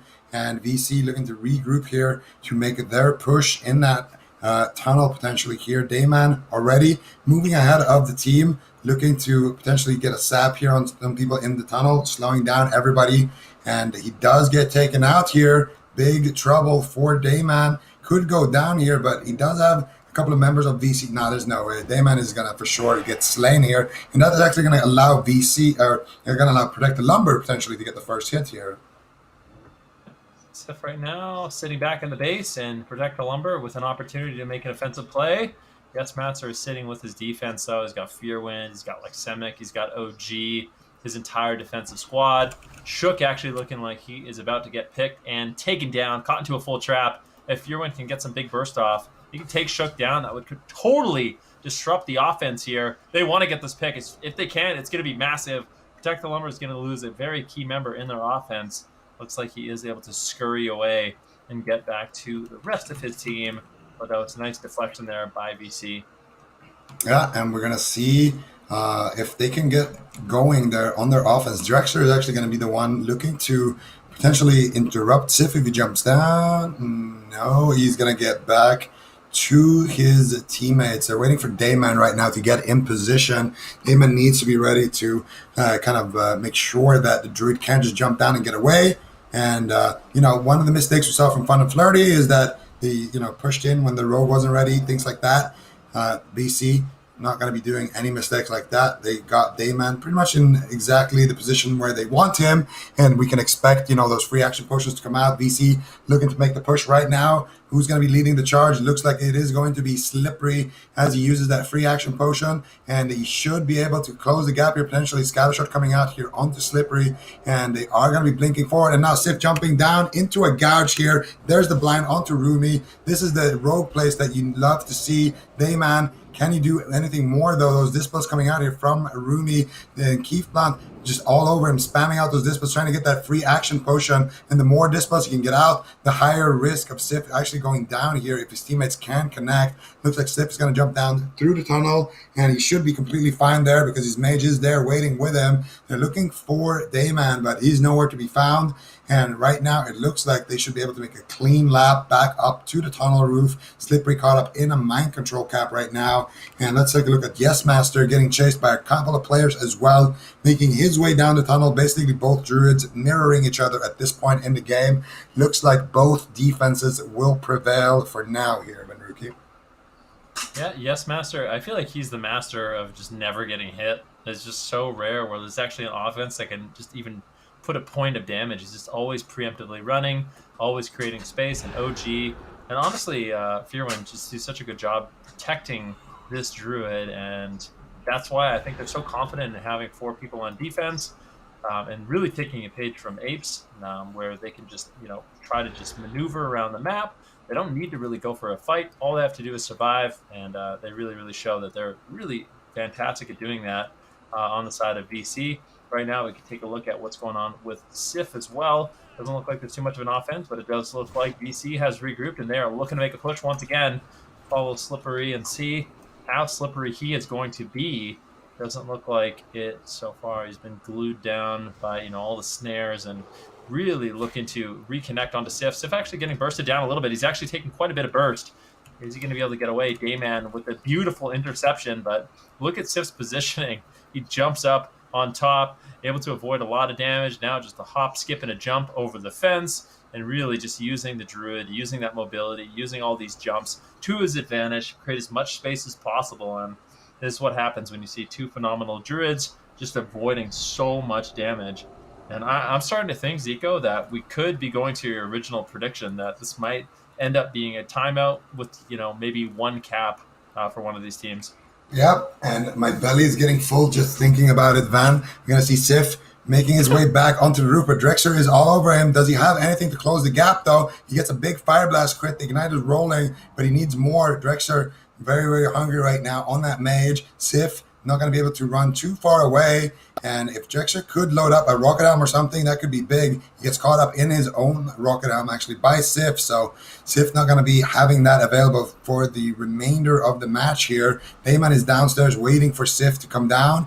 Drexler going to get mind control here potentially. I know, actually, Rumi canceling that one. Drexler looking to potentially get a sheep here onto Rumi and go after the flag carrier. He's actually he's attacking Rumi right now, getting caught up in the fear, damage, sinking in with that insect swarm. Instead, Drexler's just going to jump down, realizing he's not going to be able to do too much up there.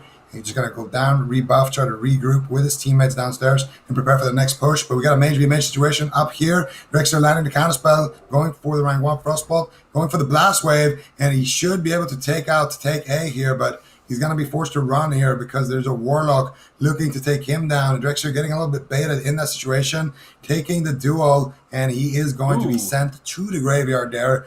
Excellently done there by Cotus. Yeah, hit the Shadowburn button. He fell. I mean, it's good damage coming out from him. Drexler going to go back to the graveyard. Fearwind right now, looking for some peel, setting up a very defensive position. He's got the flare down. He's got the traps down. Yes, Master is just waiting. Make a move, and then he's going to run back up the tunnel. And this is it. VC constantly maneuvering around the map, using that mobility and just dragging Protect the Lumber's offense through the gauntlet of snares. around this base. And at this point, I wonder how many laps they really have ran. And Drex are doing exactly what you said you like to see in mages, which is peel back, help wipe the offense, and then once you've done that, as a mage, that's when you reconvene with your offense and you really try to make an offensive play. So looks like Drexar is going to be doing just that. And now VC, for the first time, have 5 people on defense in this match. And it is super unlikely that this push we see from the Protect the Lumber is going to be able to get too much done. Yeah, and it looks like VC should be able to wipe them out here. They're still trying to connect, but it doesn't look too good for them. On the opposite end here, you can see Sif just chilling super, super hard on that tunnel roof once again. But Dayman is sneaking in. Could be dangerous moments here for him, whereas Master is just AFK on the roof right now, basically in his natural habitat here, not pressured whatsoever. Dayman can make the jump. He could get the intercept that they need. Sif needs to be very careful in this situation. He is sitting on top of a flare, so definitely keeping in mind that Dayman could be sneaking around here. And let's see if Dayman can make the jump here on his rogue. He does make that jump. And now he's in position to open up, and he gets scattered. What? His hunter literally has wall lag. He saw him from 20 yards. Get him out with the scatter shot. Dayman getting erased from the map, and that is going to be the offense of the VC being completely wiped here, most likely. They're not going to have anyone to cut off Sif if he tries to jump down, and that's exactly what he's going to do. Jump down, run back up the tunnel, and yep. Another lap. Yeah, but Slipper just uses free action potion as well, so that means that's on cooldown, which means it is going to be really difficult for this warrior to actually charge up and get on target, as he will be susceptible to all the snares and roots. But Slippery is going to be looking to become Slippery in this next push. Let's see if he's going to be able to do it. We have 5 on defense here for Protect the Lumber, and so far, I mean, both these teams were in a bit of a stalemate. Defense just seems so solid from both these teams. It's honestly, it's surprising today how many of these matchups have just come down to, killing blows, because neither one of them can score a flag. Yeah, it's definitely something that it's been, at the back of our minds. I feel like more games have been decided by kills than, actually decided by caps. So I'm not sure how this one is going to end here, but I think your 3-0 prediction is proving out to be extremely bold here. I feel like these two teams are pretty evenly matched. And aside from that, start, there hasn't really been too much momentum in either side. So far, both teams' offense looking to make some pushes. Slippery going to take the speed boots. He's going to charge his way back over onto Sif, and he's all over him already. This is looking like a good push here from VC. Can the rest of the team follow him, though? That is the question. Where are the flash bombs? He is in bear form, so should be an easy flash grenade here. No one going to be using them just yet. Sif caught up in the death coil now, getting feared perfectly away from the team. And there it is, flash bomb coming out. Sif trinketing immediately out of that one. And now jumping down through the banana, but VC looking like they are about to get wiped here. Another flash grenade coming out onto Sif, but don't think they have the damage just yet. Slippery and Dayman looking to close the gap. They actually get a CC here onto the healer, so now the Druid is going to be completely by himself. I would have loved to see Slippery kick that polymorph before he did that charge right there. Could have had Dayman all over the tank here with him, but still good pressure coming out, but I'm not sure if it's going to be enough. Rumi now finally going to be out of that rocket helm, and he should be able to dish out some of those heals. And I do think Sif is going to survive that situation. But Yes Master caught up in Death Call here on the opposite side as he is moving through the tunnel. Shook and Big JC after him. But I don't think they're going to be able to do too much here as they are getting cleaned up in the tunnel. Dooney Loon, though, looking for some damage here potential. No, he's just going to run away. Not even going to try. And he said he's just going to duck around the corner, trying to keep himself alive. But OG is all over him. Slippery and Poker are going to get wiped, and they are going to get split res. Nicely done there by Protect the Lumber, but they're going to have to gather up their offense once again. Dayman looking to intercept as well as keep blunt. One sap going to be used. Sapler actually breaks out of that. Is he going to be able to get Dayman out? Doesn't look like he is going to be able to, as Dayman retreats in stealth, and now will be looking to make a push here against Protect the Lumber. At the same time, we do have Protect the Lumber's offense marching up the Alliance side tunnel. Ladies and gentlemen, 15 minutes have elapsed in this game, which means there's 20 minutes left. And particularly a look at killing blows, it's not super relevant at this point. There's still a lot of time, and I would say neither one of these teams has a big advantage. So still, that part of the game up for grabs by either one of these teams.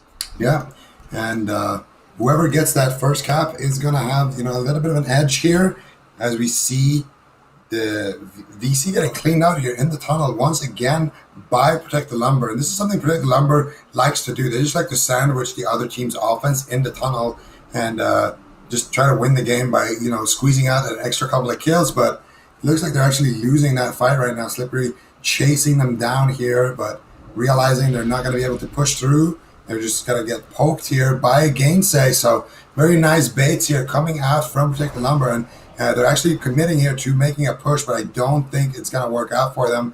Already taking so much damage here. Slippery is just in the front line trying to cause a lot of damage here to that front line, but he gets caught up in some crowd control. Rumi is there as well, spamming out the dispels, keeping everybody going here. And Sheet's going to be forced to use his Ice Block. Doesn't have too much damage, but it looks like VC are actually going to be able to battle their way up through the banana here. But those free action potions are running out.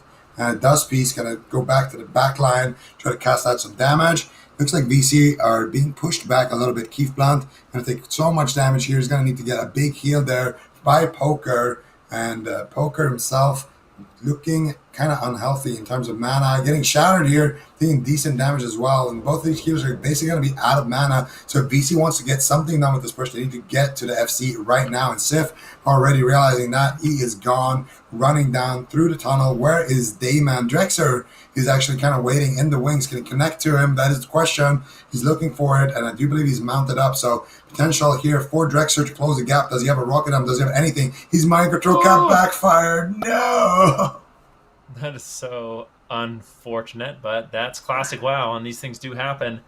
Drexler right now into mind control. Sif's going to say, okay, goodbye, and run back to the tunnel. He's going to be with Gainsay once again, with Cheats, with Takia.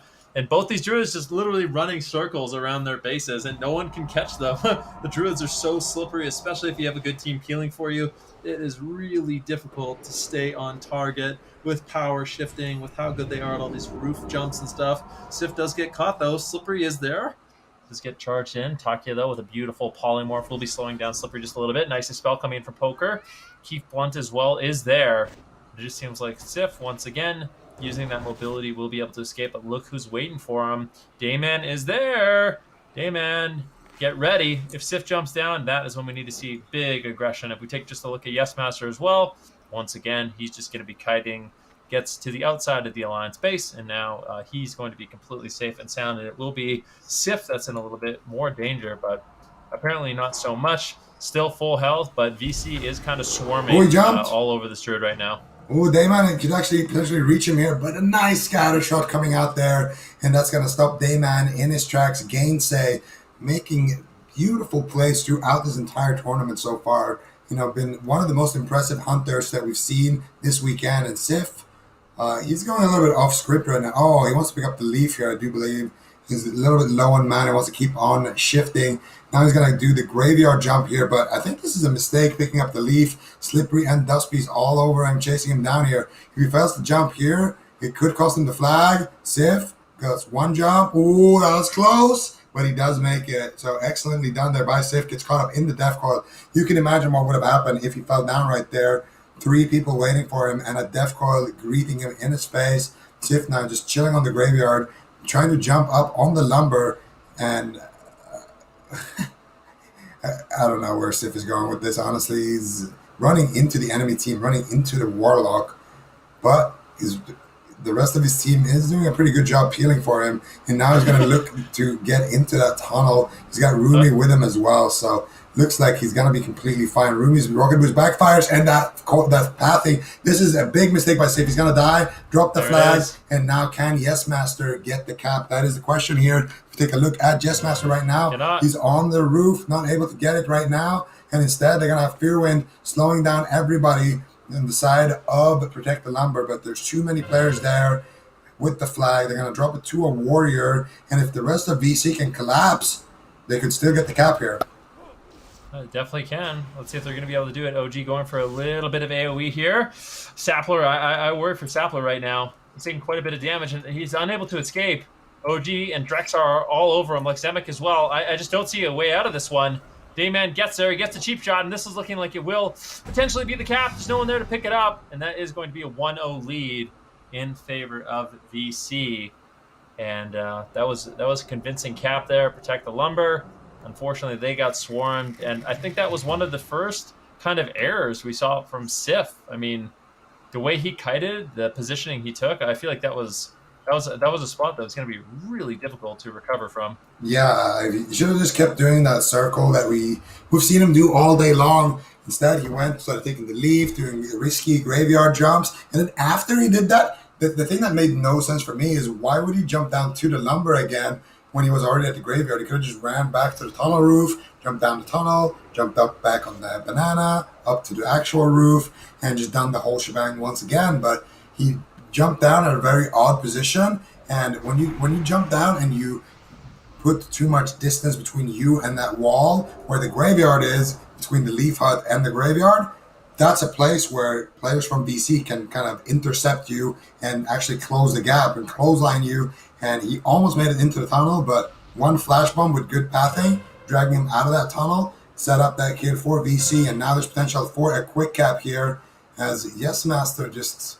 What was that? He just summoned a book or something that ate a freezing trap down there that would have stopped him from making this jump. So, Yes Master definitely getting creative right now. What was that broom thing that he just summoned? I've never seen that before.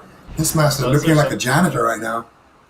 I'm sure there's 100 people in the chat that are going to be willing to tell us, probably 200 at this point. But yeah, definitely a little bit of creativity, and that's the thing about VC. They're one of those teams. They are going to be busting out all of the stops. They are going to be sparing no expense, basically doing whatever it takes to get the wins in these matches.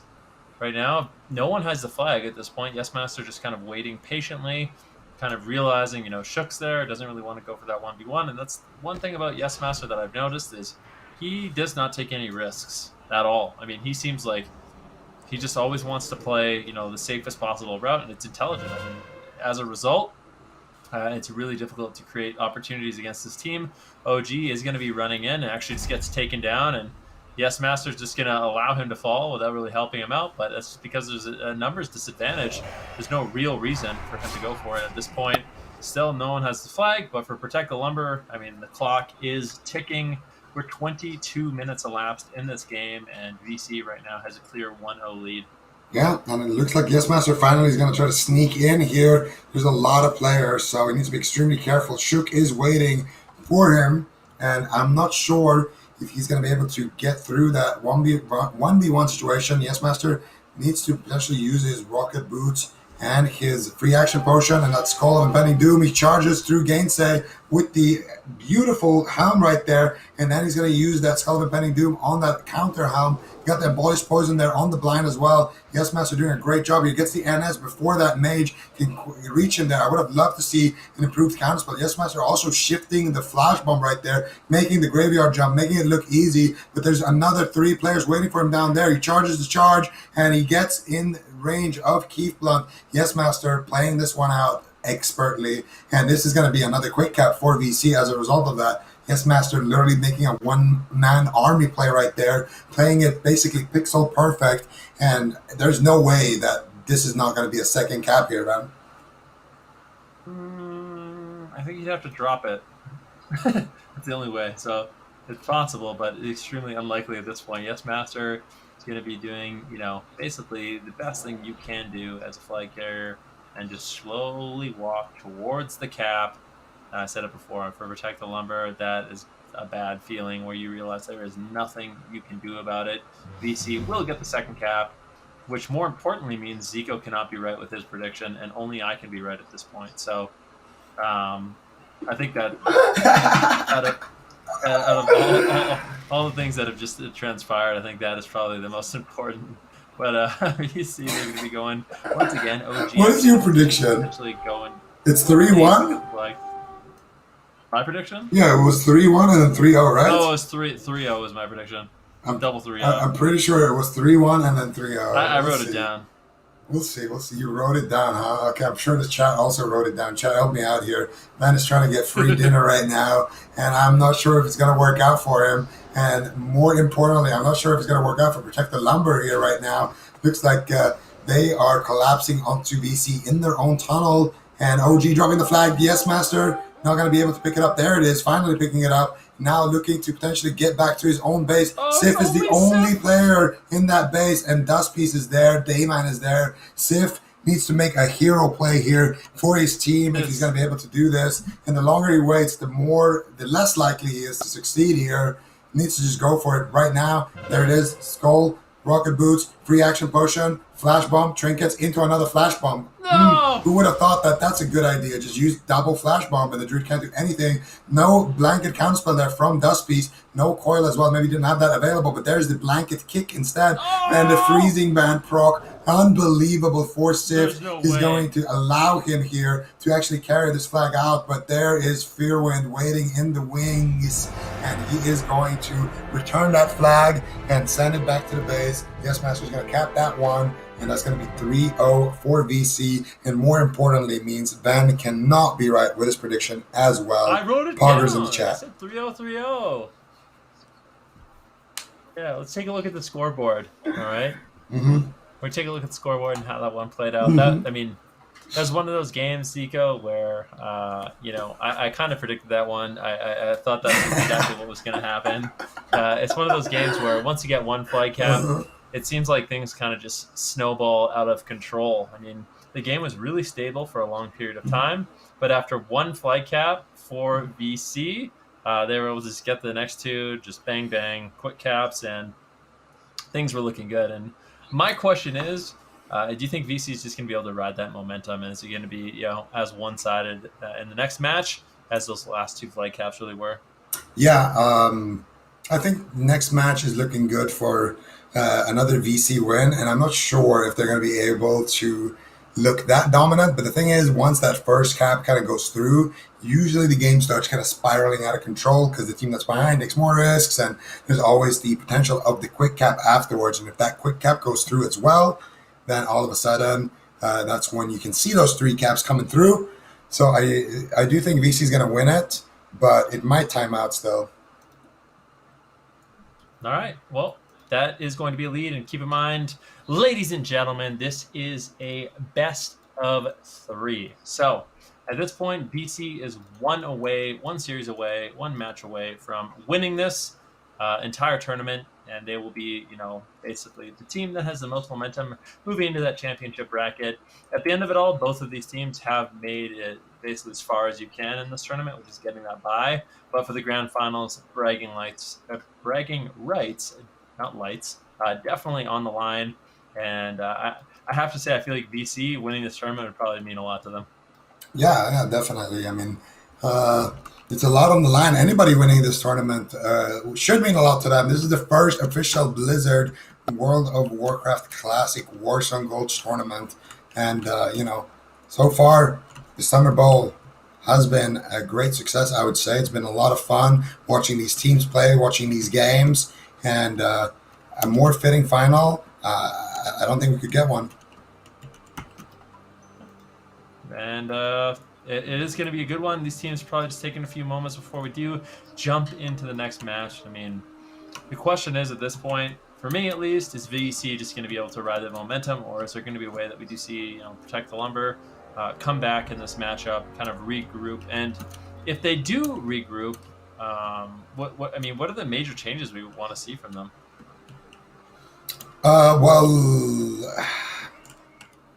Honestly, they just got outplayed. Like, Yes Master outplayed like what? A mage, a warlock, and a rogue that were in the base. I feel like that should never happen.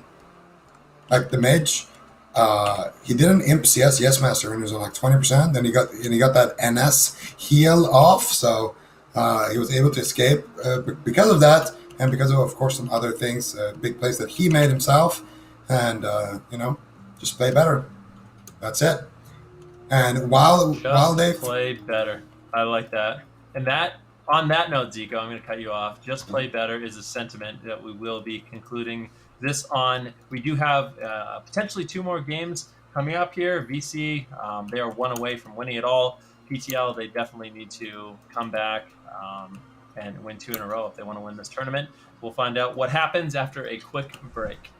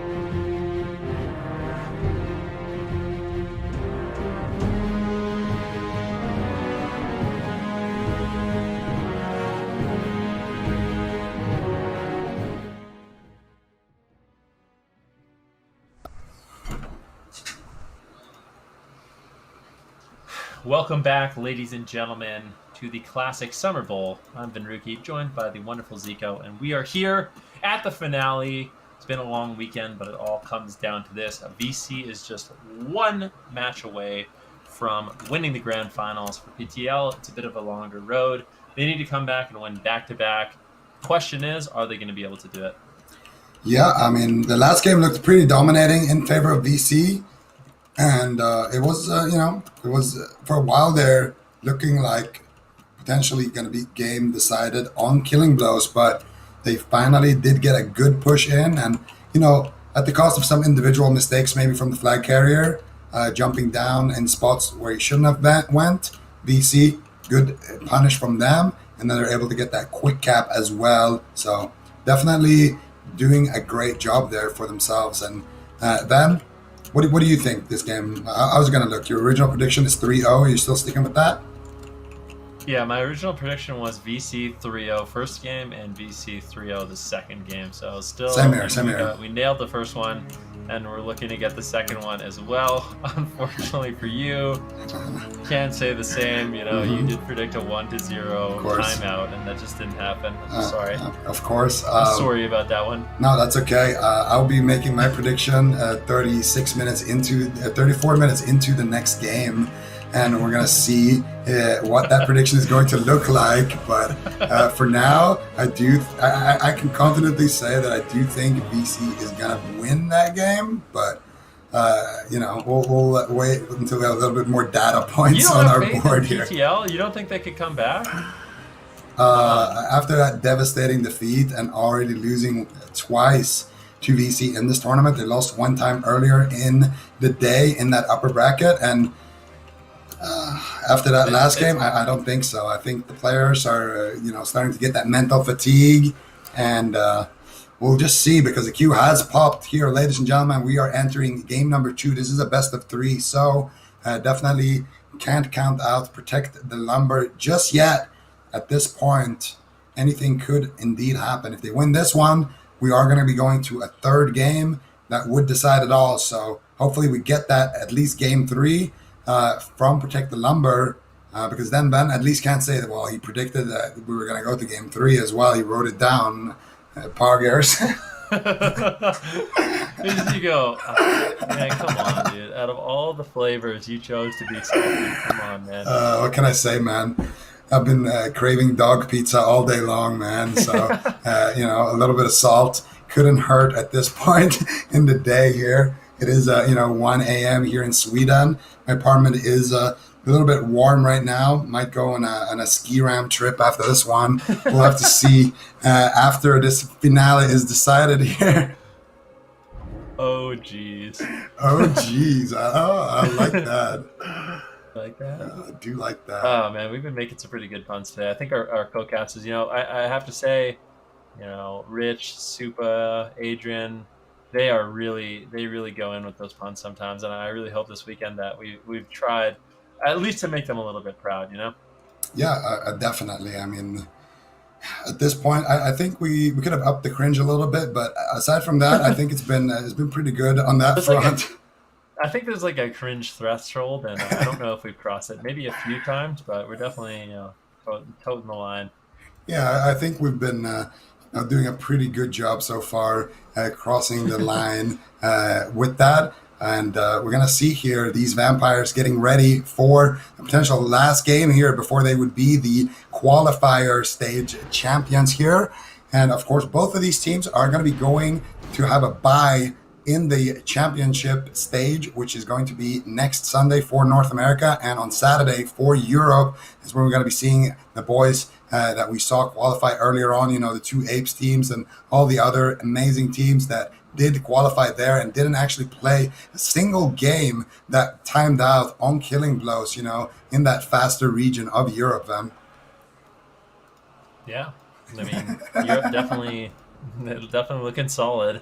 Like you said, and I feel like VC, right now we see OG actually in a prime position where he's going to be going up and trying to make the jump on the lumber side of the Horde base.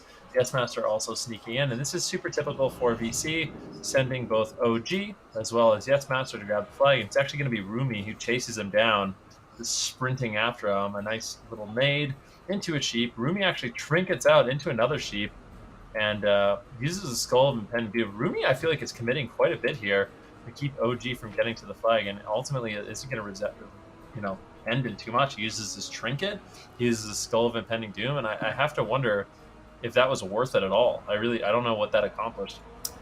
That's a great question there, Van. The answer is nothing. And OG now going to be making his way into the room where Mr. Shook is waiting. Free action potion coming out. OG going to be breaking through from that sap. There's the Skull of Impending Doom as well being used here. And OG going to be kiting back and forth here with the Skull of Impending Doom up on that blind. There's the Rocket Helm onto Shook.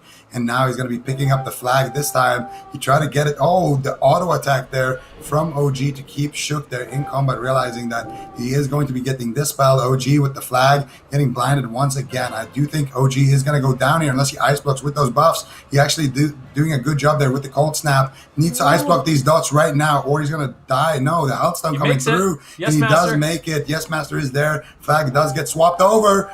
Scary situation there. Gainsay almost picking that one up. We know he's got those quick trigger fingers. And now on the side of Sif, what can he actually get accomplished here? He's running down through the graveyard, doing a good job here, but he has Fearwind all over him, taking a decent amount of damage, gets rocket helmed in midfield. Dayman is there, the death coil coming through, and Sif is going to drop the flag, gets returned through the base, and this could be a quick cap for Yes Master as he's running through up that tunnel. Cheats is there, but he is getting slowed down by Dayman. Beautiful stuff here coming out of Dayman. Blinding Sheets. And he's going to use that Rocket Helm as well, getting ready to gouge him in case he can drop out of there. Drexler there, backing him up with the Polymorph. Dayman ready to get the sap. And Yes Master going to get a quick cap right now. 1-0 here for VC. Excellent defense. Excellent play there by OG as well to make it out of that flag room. Barely in time there. Excellently played here from VC. And they're not even going to allow the flag to get to that stalemate position. Another potentially for the quick cap. And Romy going to use his Rocket Helm here onto Dayman.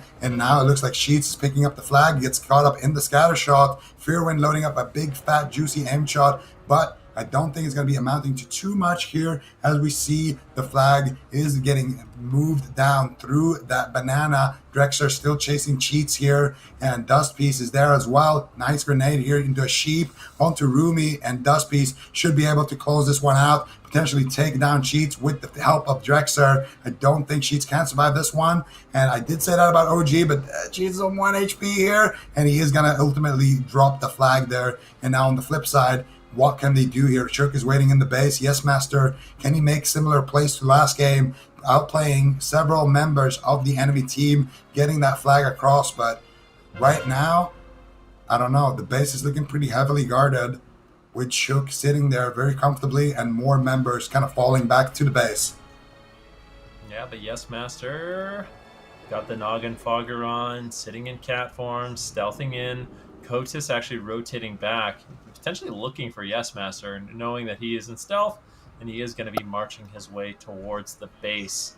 Yes Master prowling in. Kotis so on his tail. Might actually end up finding him here. Yes Master has to be very careful. Let's see how sneaky this druid really can be. Looks like he might be able to actually make it in and pick up the flag.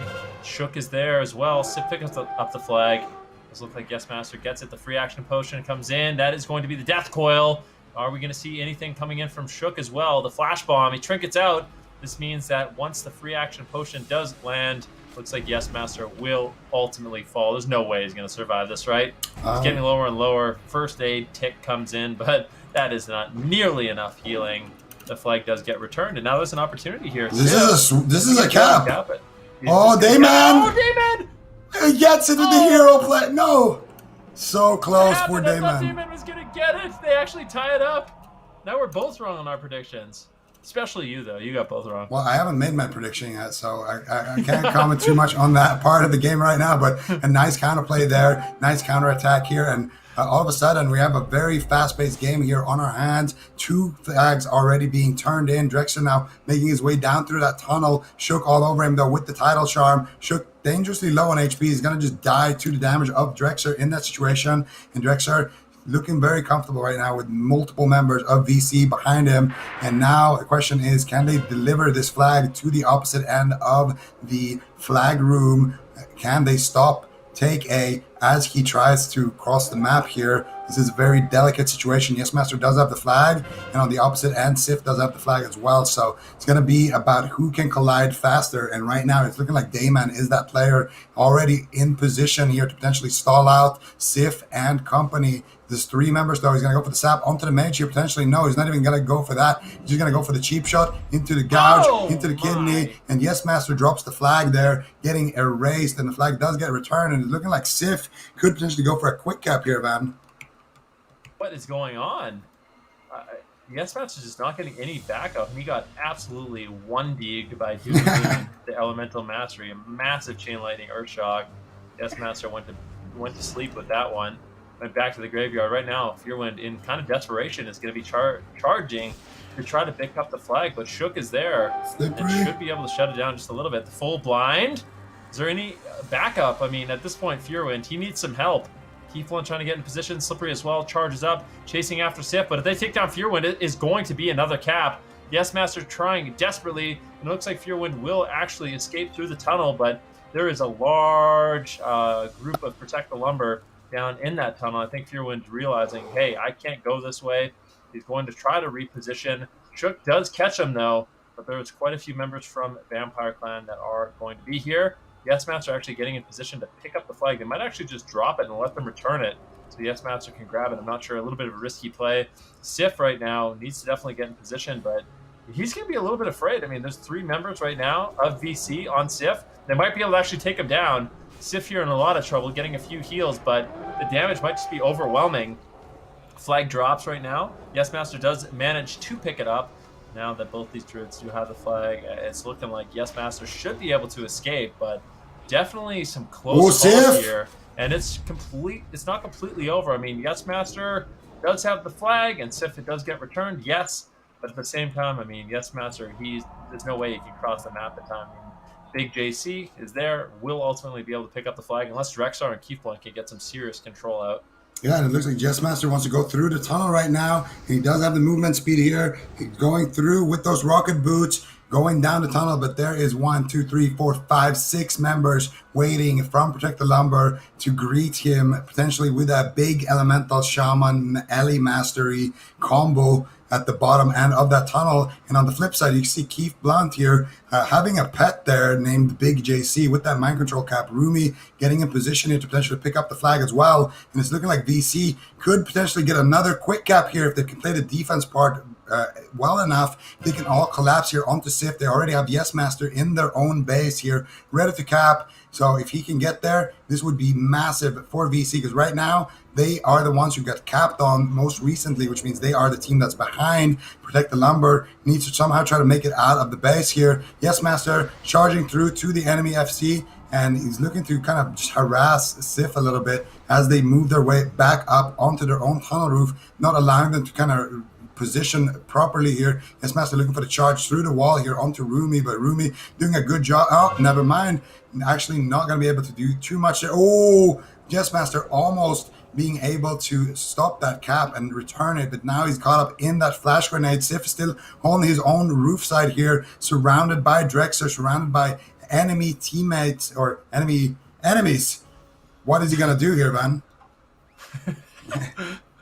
Enemies? That's the worst type of enemy. And Sif is trying to escape, but he actually gets caught into a bash. Yes Master helping so much in this Title Charm. The Title Charm comes in. Sif, there's no way. Is he going to be able to survive? He's trying to get away. Big damage coming in. Sif just 10% health. He's trying to sneak away. Yes Master in position, and that's going to be a second cap. And I think we have to give full credit there to Yes Master. Not only bringing the flag back, being in position to cap, but he was the one that set that up quite a bit, pressuring Sif a lot there. You know, trying to move in with the iron grenades, getting the bash to not allow him to escape and allow his team to reconnect. Definitely some solid plays coming in from this Druid. Yeah, definitely. Yes Master has been living up to the hype a little bit in this tournament so far, finally showing what he's capable of when he actually does get pressured. And now Yes Master looking to make his way all the way to the enemy side here of the base, running through the middle, looking to stealth here, realizing that he might get harassed a little bit too much if he doesn't, if he's not able to just walk over there unseen. And again, Looks like VC has a heavy defense. So if Yes Master can pick this flag up and do a big play, that could just be the game already. And that would be our quickest game so far. Only 10 minutes on the clock. VC showing very, very strong composure so far in this match, not getting phased by the fact that they did allow a quick cap to sneak in for Protect the Lumber. And Yes Master has 3 members here, almost just randomly walking on top of him. He's doing some good maneuvers to avoid that situation, though. Big JC is there. Needs to be careful of him. Yes Master now looking to make it up to the tunnel where final boss Shook is waiting together with Coitus. Yeah, and we'll see what Yes Master can do. He's going to be marching up this tunnel. Gainsay and Big JC on his back as well. And right now we see Damon Furwin setting up a solid defense. Let's see what they're going to be able to do. I mean, Sif, it's going to be up to him a little bit to get this flag out of the base if he can, but definitely not an easy thing to do. Furwin to Damon have proven themselves that they are quite the defenders here on this map. And I mean, those are the defenders VC is definitely going to want to have. Sif really reluctant to push in. Furwin might actually find him. Maybe. It doesn't look like he will. Just exchanging a little bit of blows there by Takia. A bit of an exchange there. Now Sif positioning on the lower side as Yes Master at the same time does pick up the flag. We'll see if Yes Master is going to be able to make it out. He's got some serious help by OG, by Drexar, both his mages helping him out. And I think with those 2 mages, Yes Master looking likely to get away. The same cannot be said here for Sif. Sif does go for the flag. Dayman there looking for the flash bomb. Good shift though, but Dayman is all over him. Sprint, all chasing him down. Furwin there as well. A little bit of damage here on Sif, but big heals coming in. Ooh, blind. Be a full blind. Nicely done there. Good denial by Dayman. Gouge on that breakage. Rumi there with some heals, but you can see now VC, they're actually rotating back. Dust PZ there as well. Sif wants no part of that fight. Is just going to be rotating into the banana, but definitely not an ideal position. This is the same position we saw him in during the second cap for VC. So Sif is going to have to make a move really, really quickly and make a decision where he's going to go, because I feel like if he gets caught in this base, he'll likely go down.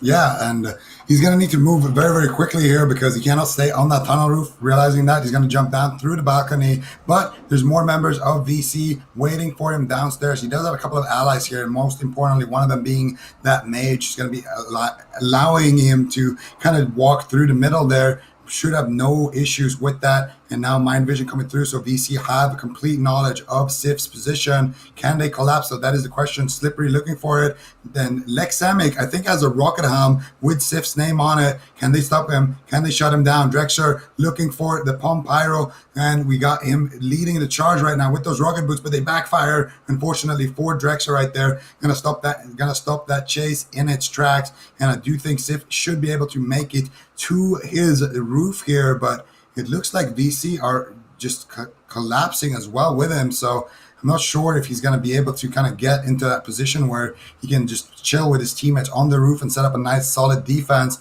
VC still looking to pressure him here. He's going to try to make that difficult jump here, and ooh, he fails it. Going for the graveyard jump, round 2. Fails it again. He had it. Ooh, no. Fail it again. I think the saddest thing of all is when the Druids fail it so many times, they actually give up. Like, that's not the story we want to tell our children. You don't give up after just a few tries. You got to keep going. But Sif, he's going to be rotating back up, and he will be going up the tunnel. Slippery and Poker there on the top side of the Horde base. I mean, you got to be a little bit careful. He's literally running into enemy territory right now, but I think he has enough of a defense, enough protection that he's going to be feeling nice and safe. In the meantime, we can take a look at what's going on with Yes Master, bunkered up with his defenders, OG, Drexar, Fearwind, and Lexemic. Double mage on defense right now. And I think at some point we're going to see Drexar. I think likely when we see the offense wipe, that's when Drexar is going to rotate and play a little bit more aggressive. But, I mean, keep in mind there's 15 minutes elapsed on the clock, which means there's 20 minutes left on the match. And right now it is basically protect the Lumber's move because they are behind in flag caps. If they don't cap the flag, they will lose this game. So they're going to have to start playing a little bit risky if they want to put up a point on the board. Yeah. 15 minutes have elapsed so far on the clock, so it's still plenty of time for these players to make some moves. And we're going to see finally, for the first time in the match, a defense offense being set up. And this is where Sif can shine and make those jumps. And it's interesting. I feel like Sif you got to practice that graveyard jump. Like, that's the most important jump in the game. How are you going to graveyard farm people if you can't make the graveyard jump? That's the most important jump by far. But I guess he knows how to do those more difficult jumps, like the one on the tunnel roof. So we're not going to give him too much flack for that. Dayman getting in position to potentially disrupt Sif if he chooses to go down on the bottom half of the map. You're going to see him sitting on that roof. Push being initiated here by Slippery. You're going to go push through here. Cheats is already there with the Man Quickening Gem, slowing everybody with those rank 1 Frostbolts, but the free action potions doing some work here for VC. Blessing of Protection coming out here for Dust Piece as they trying to escort that Warlock back up, but he's taking so much damage. You get a counterspell, he gets destroyed, and I don't think that this offense from VC is going to be enough to force Sif to jump down to Dayman, who is waiting down there in the wings. Instead, because of that Warlock being dead, I think they should take that fight up top instead against Keith Blunt, Slippery, and Poker. Just 2 healers and a warrior right now. Not going to be enough damage, or nearly enough damage, for Sif to be worrying for his life. Instead, he's going to try to join the fight here, throw out some heals, charge, just disrupting this warrior, making his life a little bit more miserable, as we see that push being completely shut down here by Protect the Lumber. Yep. Yes, Master is going to be completely safe. Like you said, that push got completely shut down. Sif at the same time, also looking safe. I mean, there is a little bit of an offense here gathering for VC. Dayman, Poker, Keith Blunt, but they need a few more members. Dust PZ, Slippery need to reconvene, and at that point, they're going to be able to make that push once again. But it's like I mentioned, for Protect the Lumber, the pressure really is on. 17 minutes elapsed in the game, which means there's only a little bit more time. And at this point, VC, they are looking good to claim this entire tournament. Protect the Lumber, they need to not only win this game, but one more after this if they do win. So definitely a lot of pressure here, but we'll see if Protect the Lumber is up to the challenge. Yeah, we're going to see if they can do it here. They do have their team rotating back up to the tunnel roof, and we can see the squad of VC and offense getting ready to launch another attack. Let's have a look real quick at Yes Master. He's just chilling on the roof. There is both teams are basically setting up a push, and when both teams push at the same time, that is usually when things can go wrong or right, depending on which team you're on, of course. And we're gonna see here Dayman once again on that rope, getting into position, gonna be going into Banana, looking or going into Connector, sorry, looking for that intercept play onto Sif, and it's going to be all up to the remaining members of VC to kind of force that flag carrier to jump down, and Dayman is going to need to capitalize on that, get a good gouge or a blind rocket helmet, anything like that to just slow down the FC in that situation. Looks like Slippery is going to be leading the charge once again, and here we go, Van. Yeah, here it is. Slippery, is he going to be able to get onto target? Takia popping his damage trinket, trying to get some pressure out, trying to take down one of the members of VC. Dayman waiting in the wings. Sif jumps down, and Dayman's going to be looking to intercept. Is he going to be able to do it? That really is the question. Dayman is there, Slippery as well. There's just so much mobility from these two. There it is, the flash bomb. Big damage coming in. That's PZ looking to put out some massive Warlock damage, and it looks like he will die. Takia really, really quickly picks up the flag. Might actually be able to drop it to Sif as well. Does. Nice handoff there. Protect the Lumber making plays. Slippery's still there, though. Slippery needs to dispel. Devour fails, unfortunately. Dayman still charging the Warlock Warrior Rogue. Full kidney shot on Sif. He triggers out, but the damage is looking to be overwhelming once again. Looks like Tacky or Cheats is going to have to pick up the flag, but it gets returned. And now Yes Master, can he get into position? Doesn't look like he will be able to. There's too much offense from Protect the Lumber. This is a tale I feel like we've seen so much where they do manage to return the flag, but because of the preemptive kiting from VC, normally the enemy team does have an opportunity to do it. The flag does get returned. My prediction is 3-1. Looking to close out the game and close out this tournament, and that will be it. 3-1, game 2, 3-0, game number 1. VC are the champions, but there is still that championship bracket that they're going to have to win if they want to truly be known as the champions. But this weekend, it is all about VC, and those were some very impressive games. Excellent stuff here from VC. And Van, you almost had it right. 3-1 and then 3-0, but it was 3-0 and then 3-1. So I had my second prediction right. You had your first prediction wrong. We'll call it a draw and just pay for our own lunch next time we go out for dinner. And of course, for VC, this is an excellent showing for them so far in the tournament. And you can tell they've been practicing a lot for this tournament, and their offense looked extremely good. The first time they killed Sif there at the end, Dayman, as he took down Sif, had a freezing band proc on him, which prevented him from actually clicking that flag, and then the mage was able to pick it up and then hand it off to Sif again, who ultimately did fall there, but that was some close stuff. And those freezing bands, they've been making some fun, exciting moments a lot of the time throughout these weekends in this tournament. Yeah, I mean, there's no question about it. Congratulations to VC, but keep in mind, ladies and gentlemen, this is not the championship bracket. These teams will both be advancing to the championship round, which is going to happen next weekend. But before we get into that, we can just quickly take a look at the bracket and exactly the road VC was on in this tournament. Quite a dominating performance. They did manage to take down Demons right away. A really strong team at the tournament, and basically just dispatched pretty much every team they did end up playing against. Skram is going to be a team that has an opportunity in the championship bracket, kind of get the revenge and get back against VC, and we're going to have to see if they're going to be able to do it, or if VC is going to be able to continue this really, really dominating trend that we are seeing from them so far. Then in the losers bracket, we can take a look at some of the teams that did qualify to that top 6. Squoke, Pid, Fun and Flirty, Protect the Lumber, and CLC and Friends, all going to have an opportunity to come back next weekend and have a second chance at showing that they are the best at Warsaw Culture Classic Zico. Yeah, absolutely. And next weekend, we are going to be kicking it off with Europe, going to be battling through that top 6, and the European bracket looked extremely stacked, and I'm excited to see how the EU meta is going to shape up now that we've seen some of these stall-based tactics actually work. Some of the teams in Europe did try to employ a couple of turtle-ish based strats, but no one really succeeded. But here in NA, we did see a couple of teams have some great success with that, mainly thank you Skram, doing a great job with that, and of course qualifying at the back of that strategy. So going to be interesting to see how the EU meta shapes up, but those games are going to be on Saturday. That would be at 10 a.m. PST.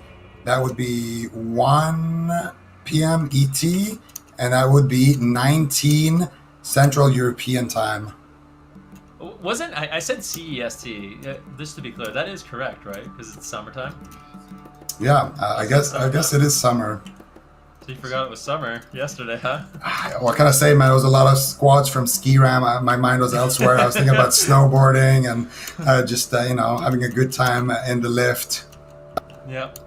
Well, I mean, that is going to be the final game, ladies and gentlemen. Big congratulations to VC once again. And like Zico said, you can tune in next weekend to check out not only the European finals, but also the European Championship bracket, but also the North American Championship bracket. And that's when the prize money will be on the line for both of these regions.